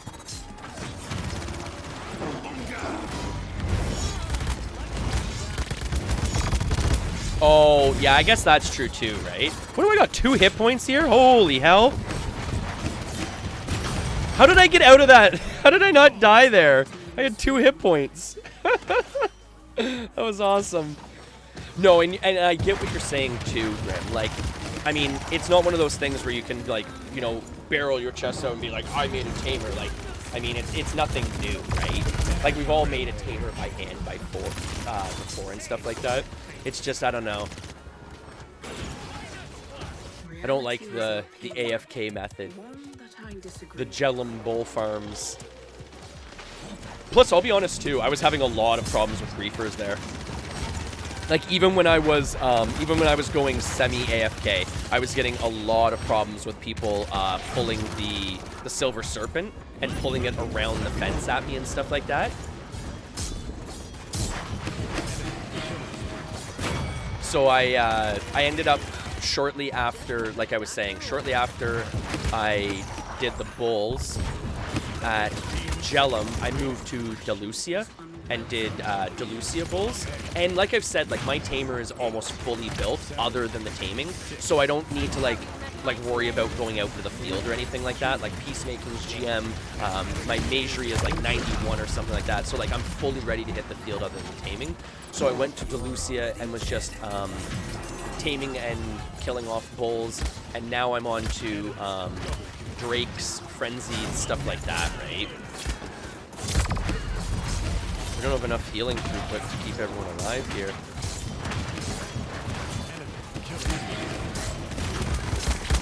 Oh.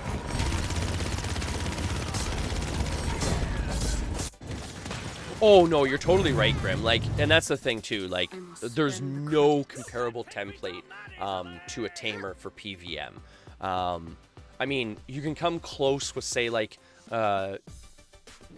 maybe like a Provo mage or a Provo like warrior maybe, but it's not even gonna come close to having 2 dragons and a nightmare on this server, which is crazy powerful too. I've only ever played where you can have 5 followers, so that's 1 nightmare, 1 dragon. On this server, you can have 8 followers, so you can have 2 dragons and a nightmare. OP. 5, 4, 3, 2, 1. And that's the thing too, though, with the 8 followers, though, it kind of makes it a no-brainer that that's the most powerful skill in the game for PVM.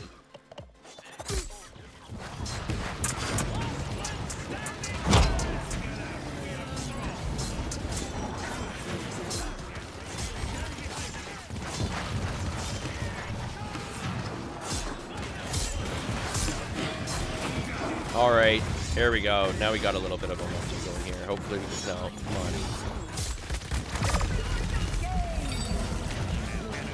on. And there you go again, Avis. Oh, we got a little bit of momentum. Oh, damn it. There you go again, Avis. What I need to do is I need to stop commenting on what's happening on the screen. I think that's the key to things here. I need to stop saying, oh, we're doing really well, because then as soon as I say, oh, we're doing really well, then all of a sudden we don't do very well.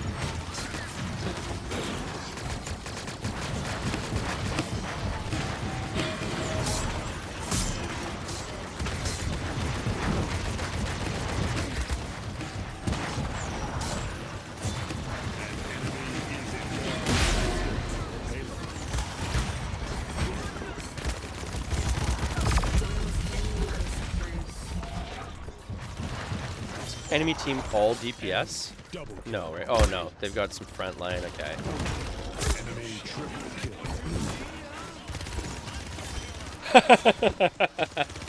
No, it's just funny because you always seem to enjoy those ones, Avis. It is funny though when that happens, right? Like you're getting good momentum. You're commenting, like you're feeling really comfortable in the game, and then all of a sudden it's just like, oh, and I just got headshotted.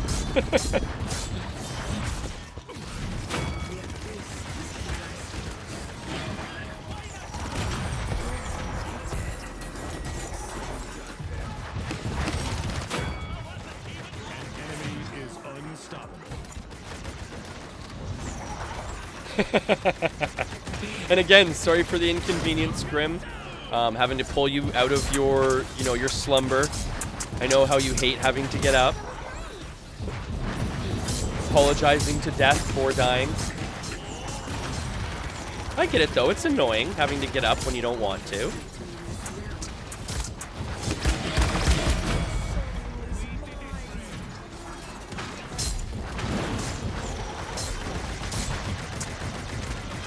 Have you met my friend? Alright, now we got a little bit of momentum going. Hopefully we can keep that moving.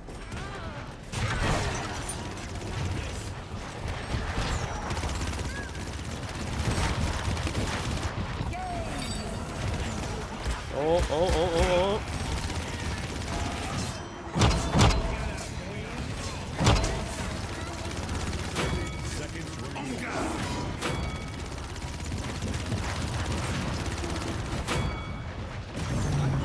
Oh, there we go. All right.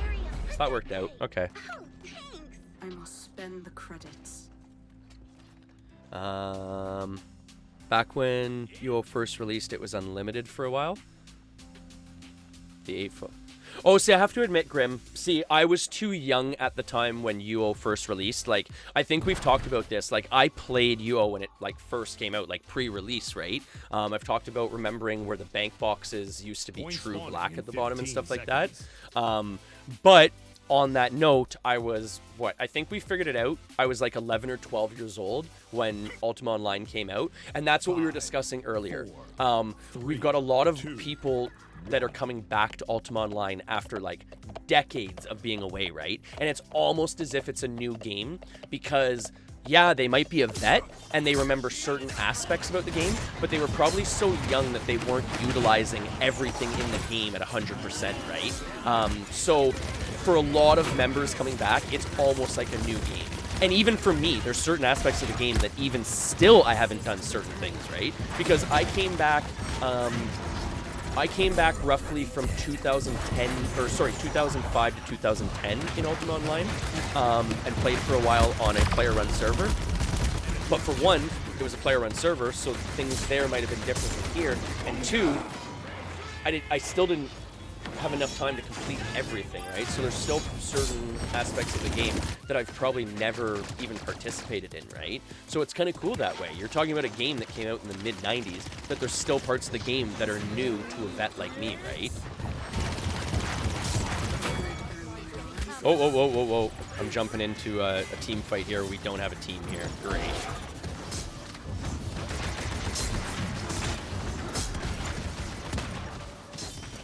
Haven't even had my coffee yet. Exactly, right? We're pulling death away before he even has a chance to have a couple of sips of Joe in the morning time.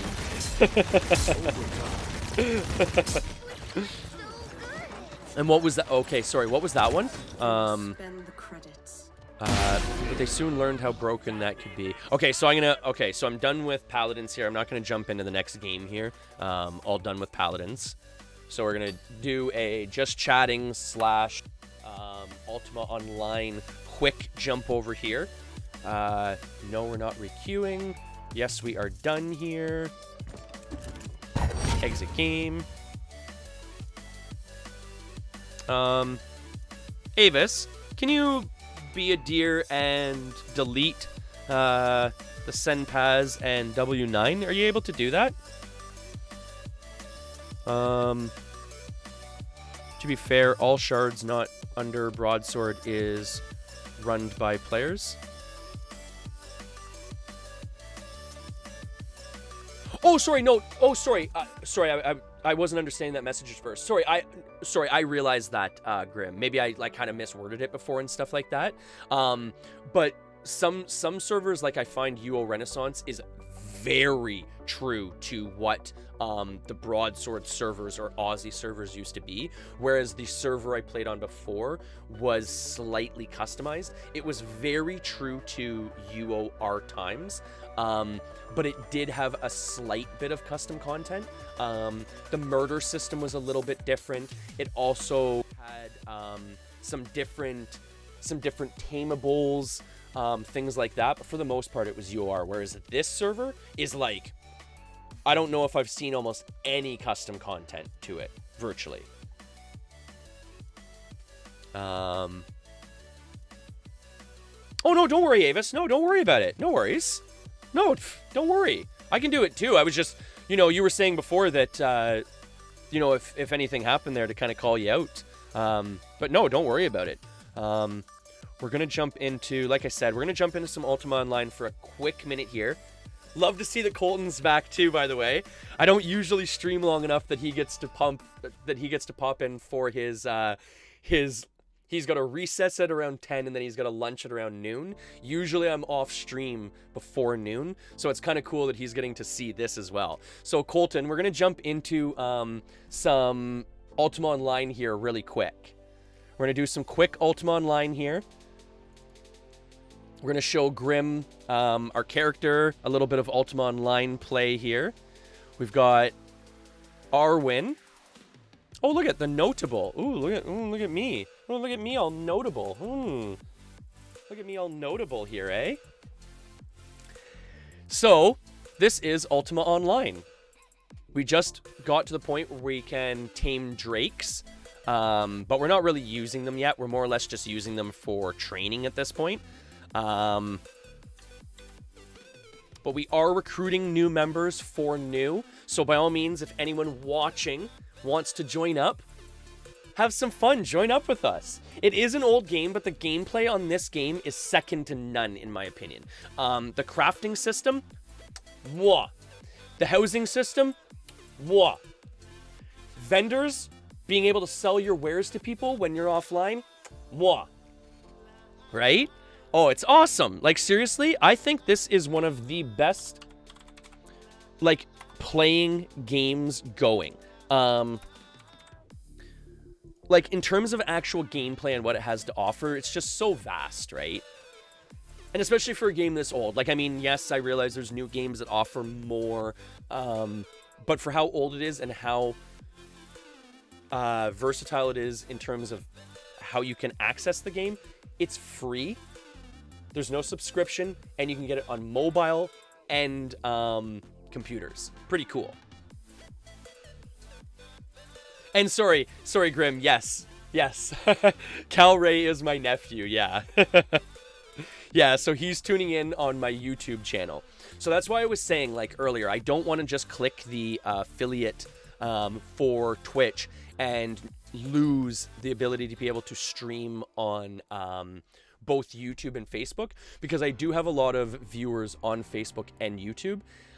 So I don't want to lose those viewers just for going affiliate with Twitch, which, as far as my reading goes, is the only one that has that.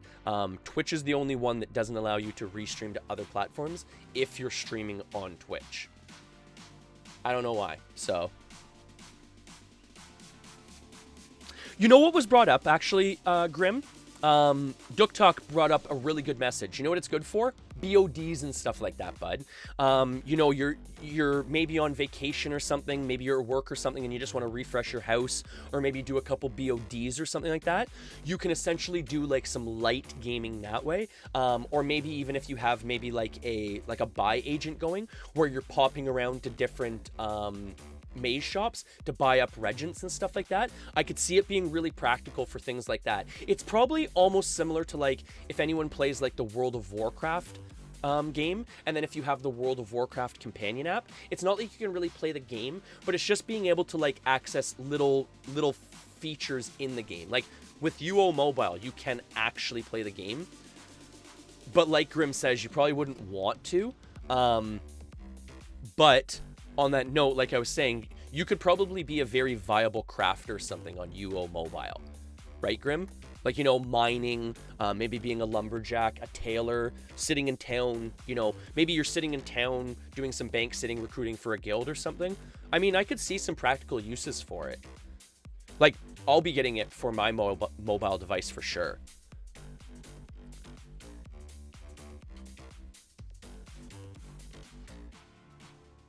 Oh, that's true. Right, Colton? You guys go back on Tuesday. Are you excited for that? That's pretty cool, eh? Oh, so you're off early today so the teacher can, like, set back up for going back into the classroom? That makes sense.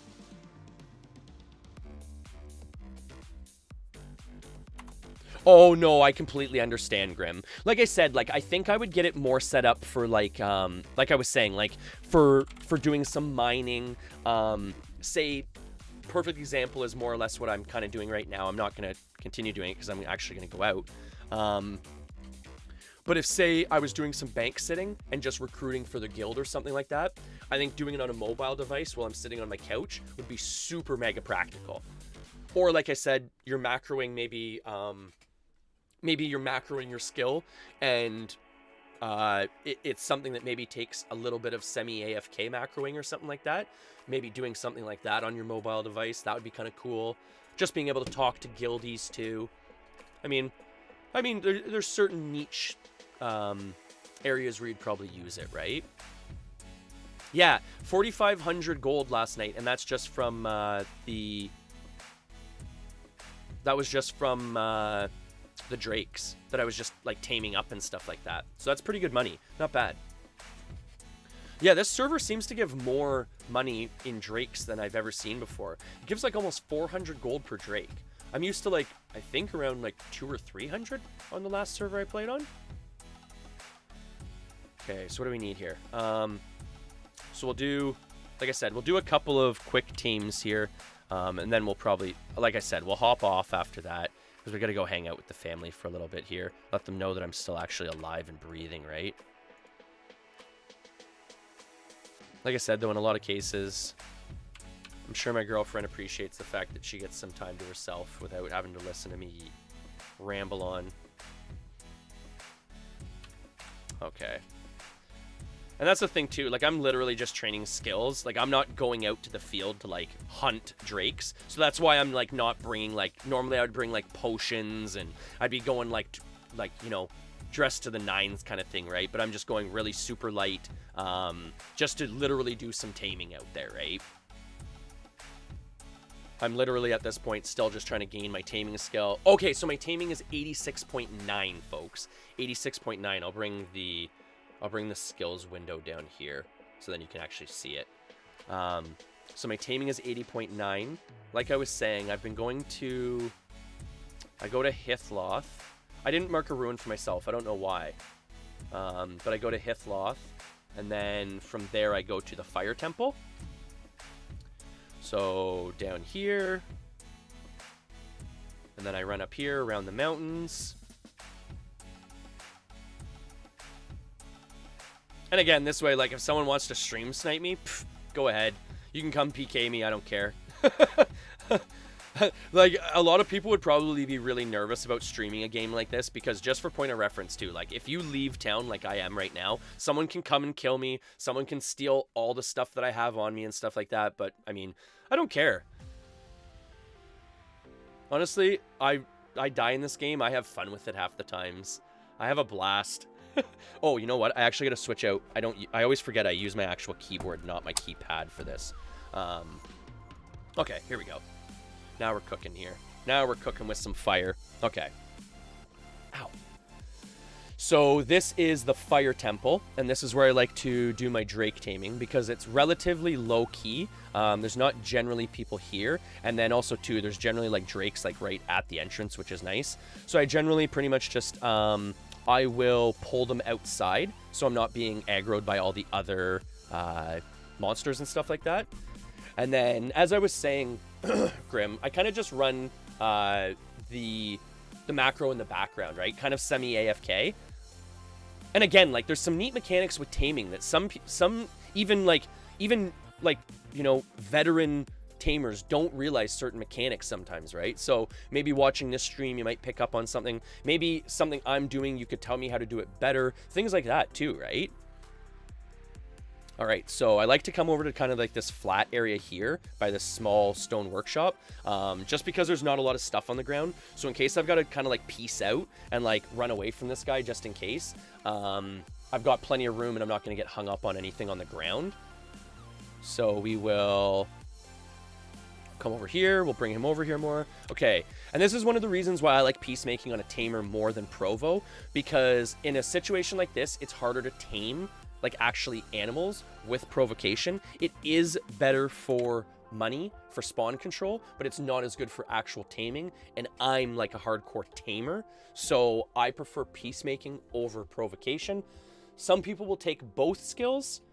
I like to go with meditation over a second bard skill, but that's my personal preference. And even what I would normally do is, what you can do is, like, I can, in a lot of cases, like, I would do this. So what'll happen here is, as soon as this, because right now he's being pieced, right? What that means is essentially he's going to be almost paralyzed for the time. Oh, wow, that was really quick. I wasn't expecting that. So as he's being pieced, he's like paralyzed almost, right? And when he becomes unpacified, he's going to attack something. He's going to want to attack the closest thing to him. So what I did in that case there was, if you notice, I put the Ostard that I have tamed kind of between me and the Drake. So in that way, when the Drake becomes unpieced, the Drake will aggro on the Ostard, not on me. So the Ostard will potentially die, not me, right? It's just increasing your chances of surviving something like that, right?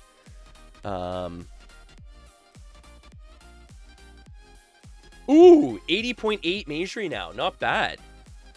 Imagine right after you said that, a whole crowd of people just came in running after you. Well, you know what's funny, actually, Colton? Like I was saying earlier in stream, that's actually one of the things that happened when I first... Well, not that happened. Here, I'm just going to keep this guy here for now. Oh, I forgot on this computer I actually have my macros set up to actually... to actually do my commands. But that actually happened one of the first nights I was streaming UO, bud. I was actually in a dungeon, and I was just slowly trying to make money for the guild and everything like that. And actually Lord Alex, in this case it was a good situation, but Lord Alex actually stream sniped me and ended up giving me all that money in the house and stuff like that, right? So I was stream sniped on this game already, but it was a good situation. It was a good stream snipe.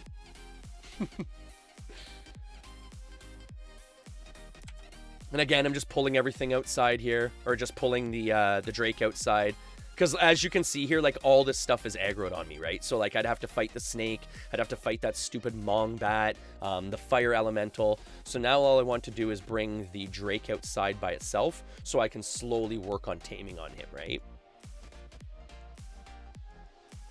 And essentially with taming, you want to be able to tame it and have a chance at taming, but you want to fail as much as possible.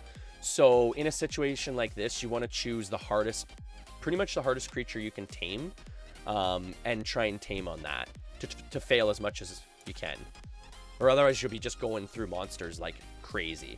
So again, just hit the macro to start the taming, and that'll just kind of run in the background. And in this situation here, again, what I can do is I can stand behind the Drake here. So now when this Drake goes aggro, it's going to aggro my tamed Drake, so I won't take any damage. So again, you're just trying to increase your chances of survival, right?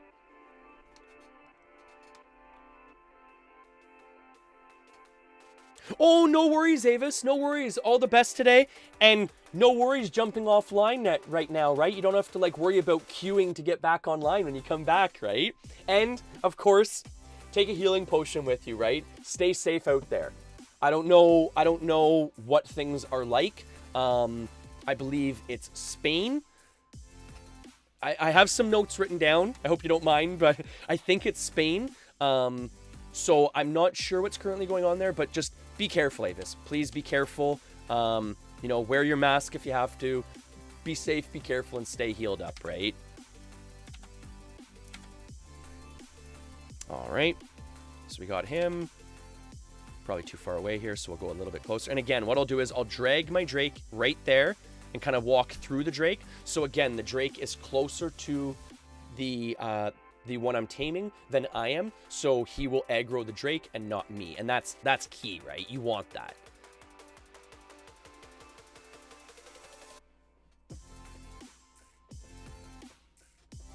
And I mean, while we're at it, we might as well give everyone heal potions, right? Everyone take a heal potion with you.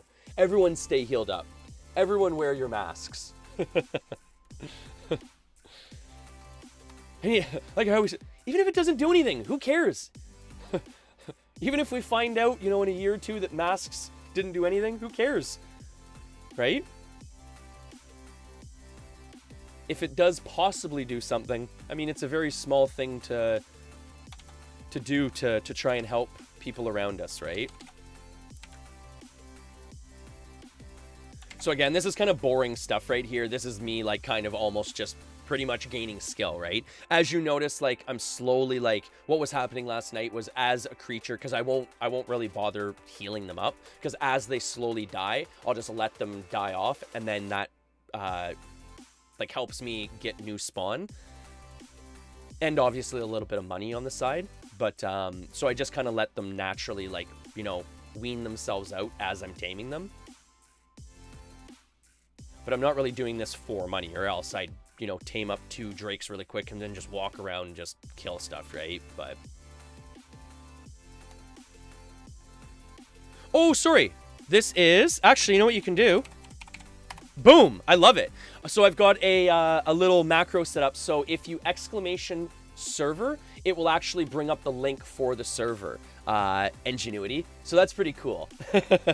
So this is a period piece server.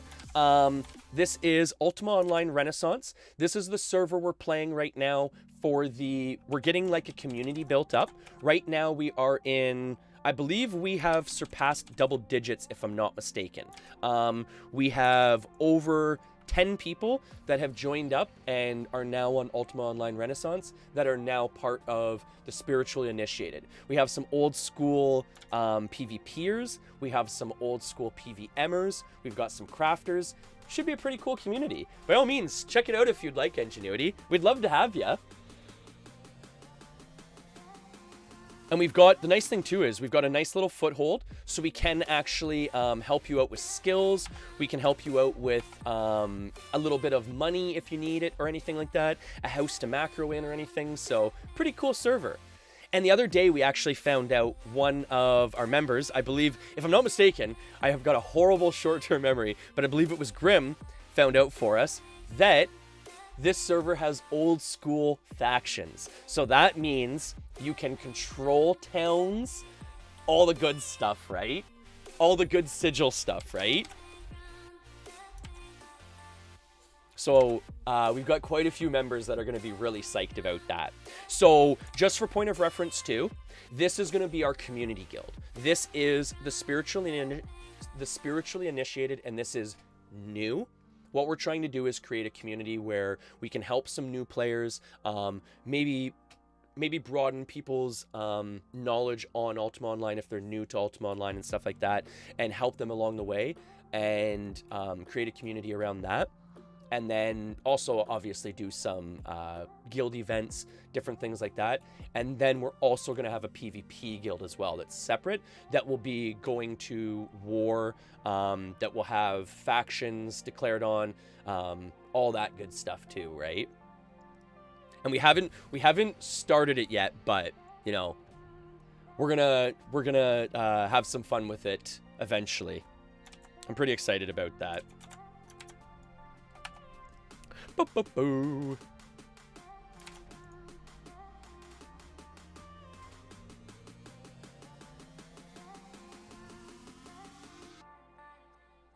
Oh.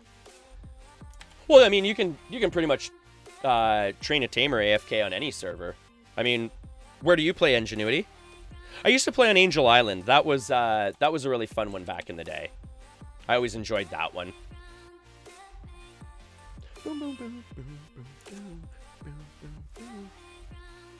As an old school vet coming back to a game that's what, 25 plus years old, if you know what you're doing in this game, you should be able to take advantage on any server, right?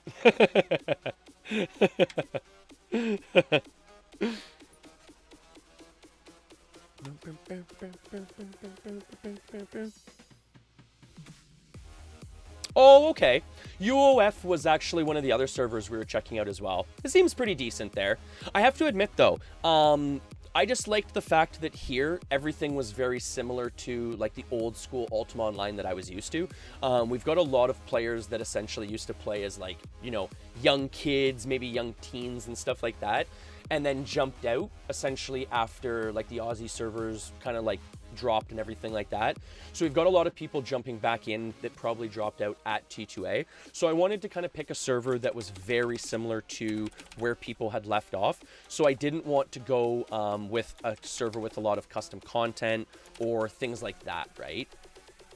Because actually another really nice server that I checked out too was UO.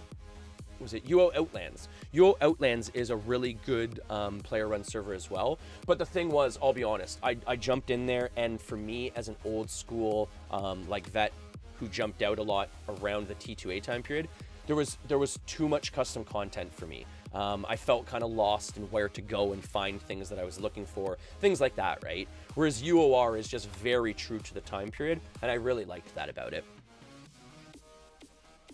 Boom, boom, boom, boom, boom, boom, boom, boom. Do you play Fortnite still? Not really. Not really, Colton. I'll be totally honest. Like, I get so little time to game that I really don't play Fortnite much anymore. I'll still jump on Save the World every once in a while, but for the most part, no, I really don't play much Fortnite anymore, bud. I guess I've almost, I hate to say it, but I guess I've kind of probably replaced Fortnite with Paladins. I'm playing more Paladins in a lot of cases where I would play Fortnite. So that's kind of like my go-to like shooter game now. Because even in a lot of cases, I'm playing probably more Paladins than I am Overwatch now, which is crazy.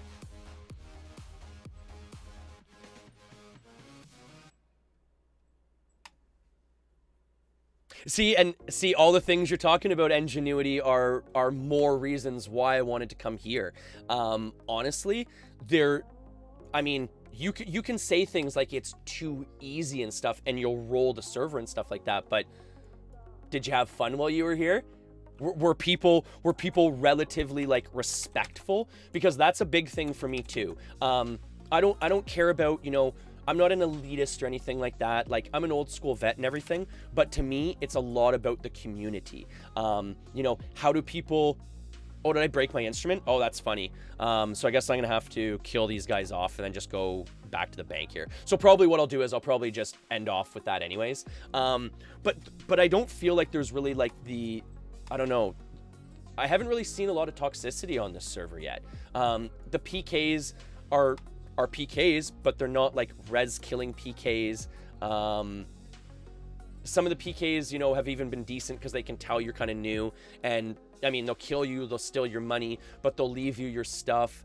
I don't know. I've been pretty happy with the community here, and that's a big thing for me, especially trying to create and bring my community onto a server, and boast about, you know, how much fun it used to be, and you know, how much community there used to be in the game, right? So that was a big thing for me here. And it has been very welcoming so far, which is nice. Oh yeah, I keep forgetting that I don't actually have an instrument. Keep forgetting about that.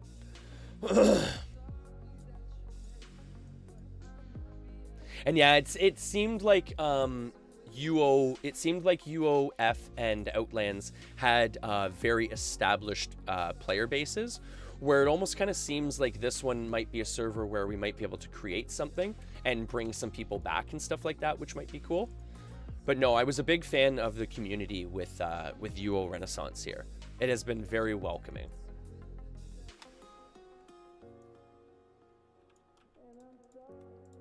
And the nice thing too with UO Renaissance as well, there's no pay to win here, right? The closest thing you can do to pay to win is you might be able to pay to win with house decorations. You can donate, I believe, money and subscribe to the server that way, and that will get you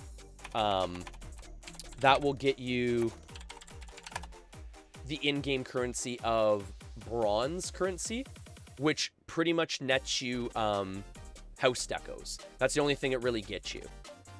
So there is no real pay to win, right? Which is nice.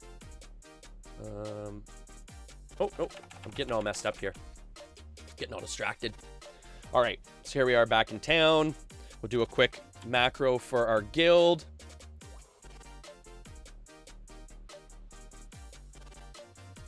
But But yeah, I have been really impressed with the community here with UO Renaissance. Like, I'll admit, and that's what a lot of people were concerned with and stuff like that. Like, I'll be totally honest. It seems like UO Outlands and UO Forever do have bigger player bases. They are more populated servers. But that's not always the biggest driving force, in my opinion. And it seems like there's a big enough player base here to get some fun events going and stuff like that. There's nightly events for Capture the Flag. I believe I have seen some events as well for, I want to say it almost sounds like a King of the Hill type of event, like a fortress storming or something like that, which again would be super, super cool to participate in. I don't do a lot of PvPing. I've been slowly working up my PvP character. I'm more on the PVM side of things and crafting side, but I will be checking out the events that they have.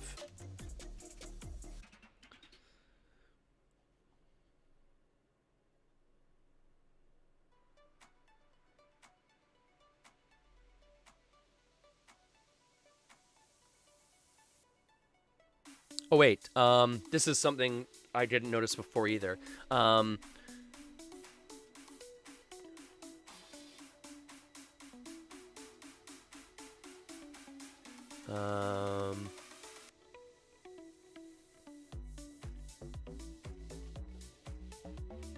Grim said, not sure if you know this either, but they are doing an update to factions and making the faction strongholds bigger and possibly customizable by that faction. So the pay-to-win shard.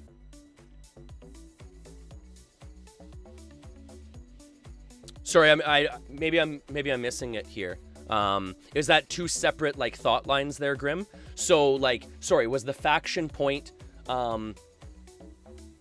They're updating the factions in Ultima Online Renaissance. Sorry, and then the pay-to-win shard is the comment to.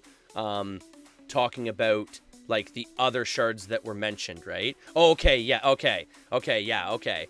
That's what I thought. Okay, that's what I was thinking.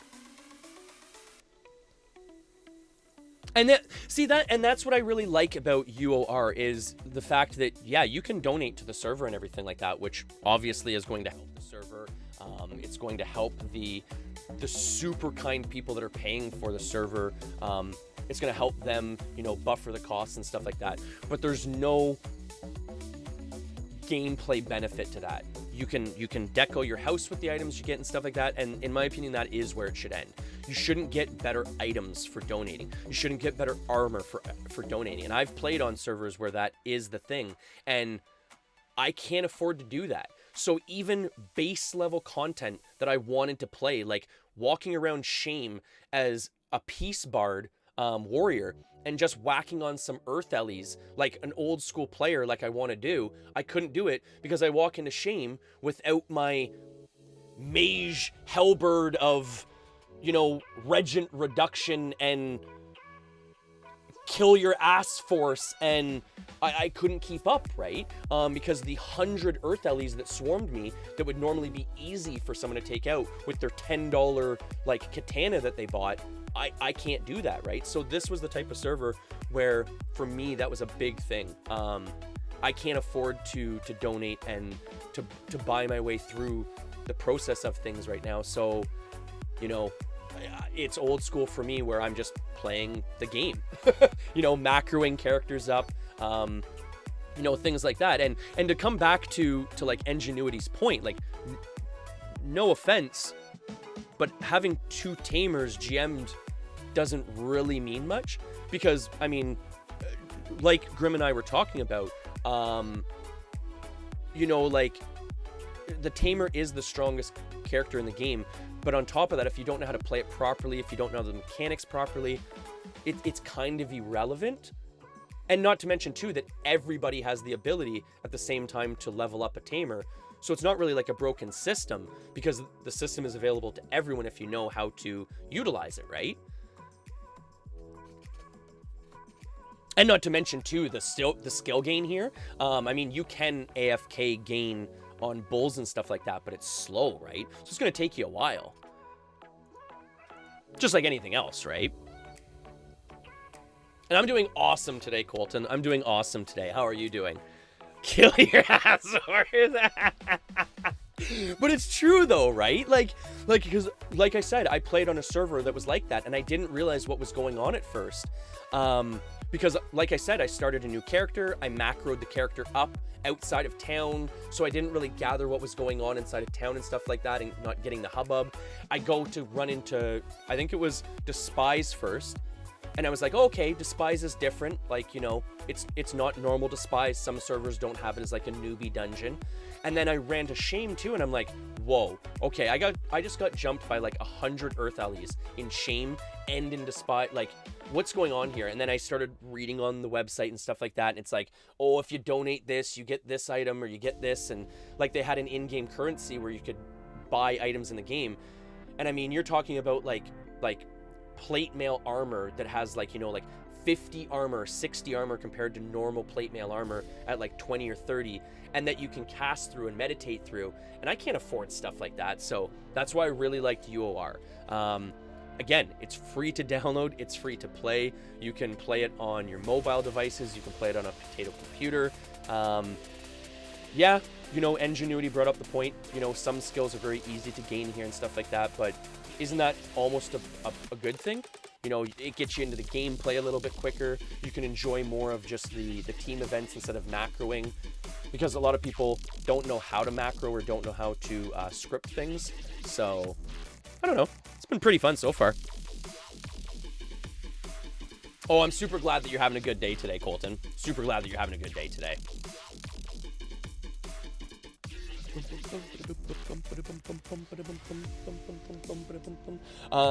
But on that note, it is getting really late here, so I think I'm gonna cut this off at this point, folks. We're gonna head inside, let the family know that I'm actually still alive and still kicking here today.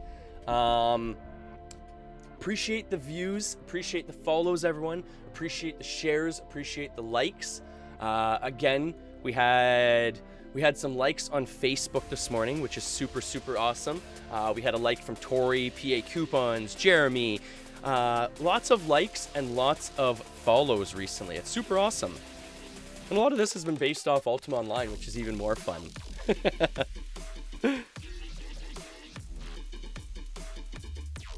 Oh, Grim, it's always a pleasure, bud. Always a pleasure. And like I always say too, if you are thinking about joining up to UOR and stuff like that, get it downloaded, get it going. I will drop the Discord if you ever want to jump into Discord and see what's going on and whatnot. Oh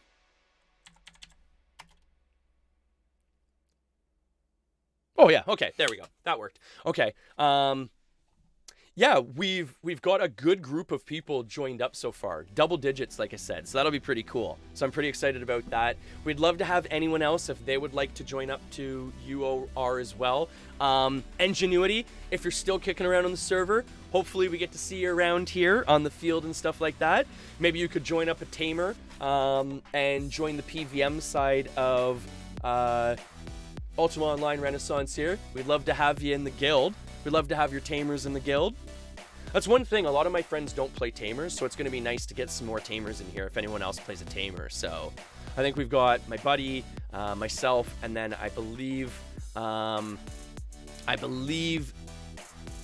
it Ekers was saying he was building a tamer? I believe someone else said they were building a tamer, but I forget offhand now.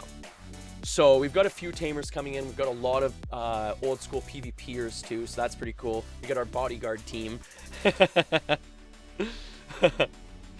Oh, and we got my nephew in here as well. I believe Colton was going to play a warrior, if I'm not mistaken. He's going to be smacking things with his sword.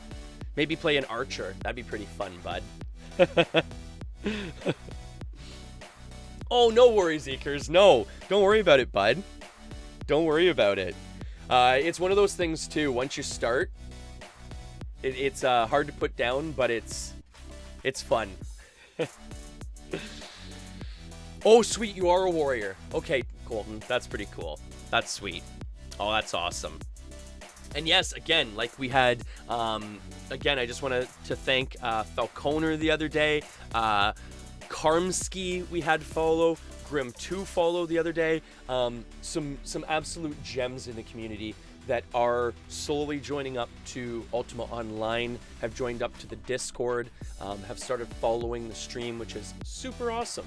Because that's what I'm here for, right? Again, I'm here for you folks at home, right? I could be playing all these games by myself without streaming, but I'm here to keep everyone healed up and entertained at home, right?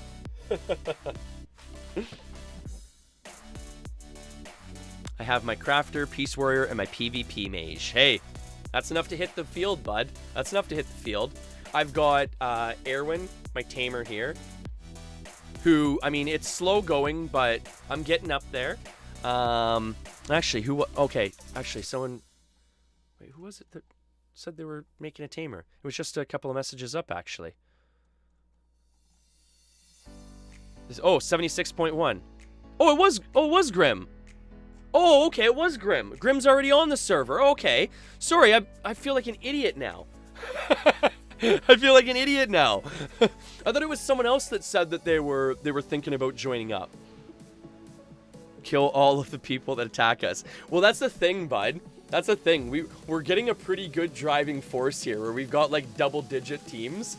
So it should be pretty good. Where like if we want to go to war with an existing guild and stuff like that, we've got a lot of good manpower going on. So it should be a pretty good fight, bud. 77.9 now. Yeah, you cheater. You Jellum Bull Farm. No, like I said, and like Grim brought up the point too, after this much time playing a game like this, we've all built a Tamer by hand. We've all done it the old school grindy method. Why put yourself through the aggravation anymore if you don't have to? It's one of those things for me. I just kind of do it in the background while I'm watching TV or something like that, so it doesn't really bug me to do it kind of semi-AFK. But he is bringing up a very good point. If anyone wants to know what we're talking about with the Jellum Bull Farm, by all means, join up to the Discord. We can teach you how to do the Bull Farm and to AFK train taming. The other part of it too is, as Grim knows probably, it's actually a benefit to do it with multiple Tamers, because you can actually gain your skill up higher and quicker with multiple Tamers running a certain macro. And running a bull train, right? Running literally the bull farm is what it's referred to as in the Tamer community. But it's a very efficient, quick way of building up taming, which can be a very grindy skill to build up. Probably one of the worst in the game, in my opinion. But on this note, we're shutting it down, closing it down. We've got our lovely, little escape here in the outdoors. And what we're going to do too is we'll make sure that we stream a fellow community member as well. I always like bringing everyone over to another streamer, showing the love around as much as we can, right? I wonder what kind of reaction we are going to get from our quick growing numbers. You know what's funny, actually, Ekers? Is it just me, or was the resist building event not weirdly timed? Right? Like, I don't mean to sound like that guy, but when you're bringing double-digit people into like an old school game like this, there's probably a lot of hubbub being spoken right now, right? And that resist event was very, very conveniently timed, put it that way.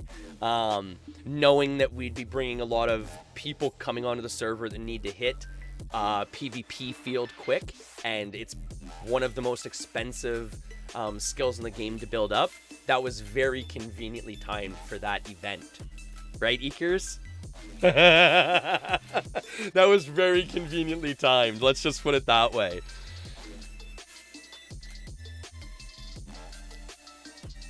Oh no, I totally understand that, Colton. No, raiding is only a Twitch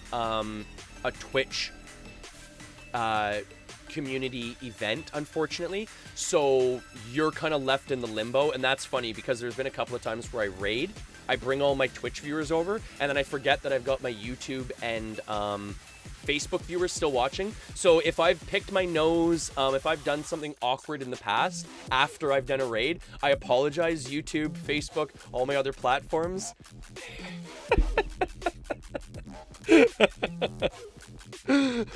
See, and that's exactly it, right, Eekers? Like, to get GM resist on a character before any other skill is not too common.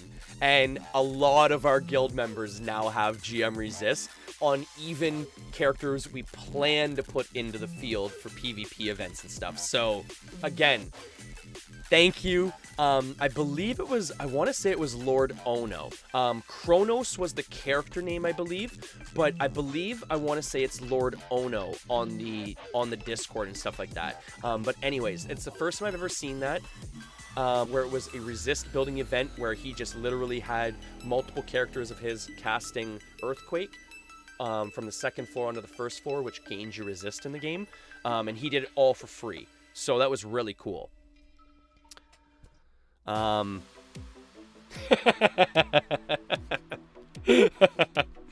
again, on this note, everyone, thank you for the views, thank you for the follows, everyone, thank you for the shares. It's always appreciated. We're just here to keep people healed up, right? Take your healing potion for the day. And also too, because I didn't bring it out much, because unfortunately the magic is slowly dying off. I have to get to the magic store and get a quick recharge done on the magic of the RGB potion. But take an RGB potion with you today too, folks. Make sure that you stay lag free throughout all your gaming, throughout all your work and everything like that, throughout the day and everything. Just make sure you stay lag free, right, folks? That's what the RGB does. But on this note, we are going to raid a channel and give someone some love, right? Give someone some love. Show some love. Show some love. We are showing love to someone else, yeah. My Twitch has been really weird recently, folks. So just for a heads up, like every time I go to open my Twitch, I have to essentially like exit out of Twitch and then reopen Twitch. Like it's really awkward that it does this.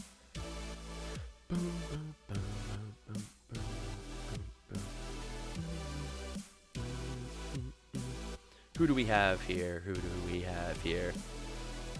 I'd really like to raid someone from Ultima Online.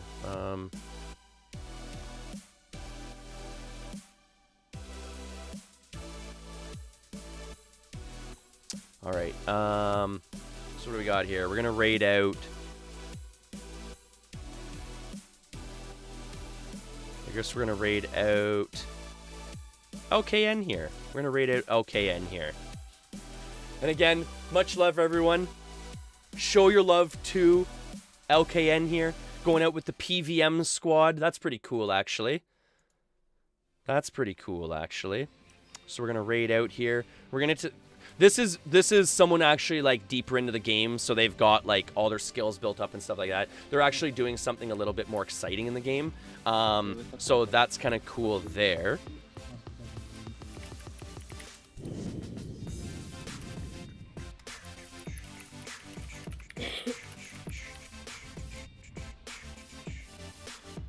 Oh, sweet! Sweet, Grim. Oh, I'm really happy to hear that.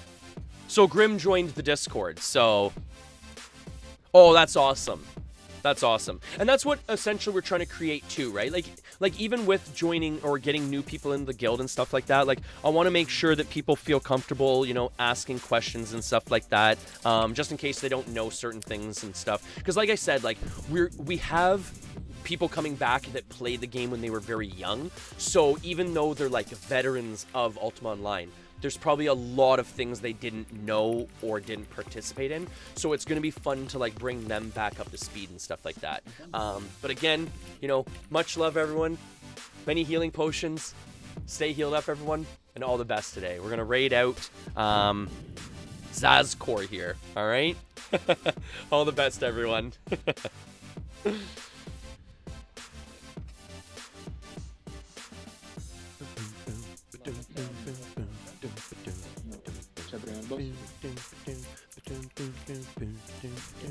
Oh, Zoom!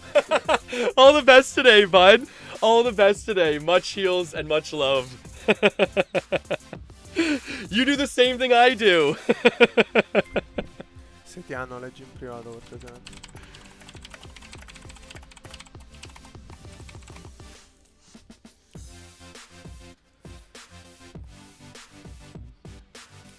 E Healzonu mi sta facendo un raid con 6 views. Non ho più pallida idea di chi sia. Grazie, suppongo.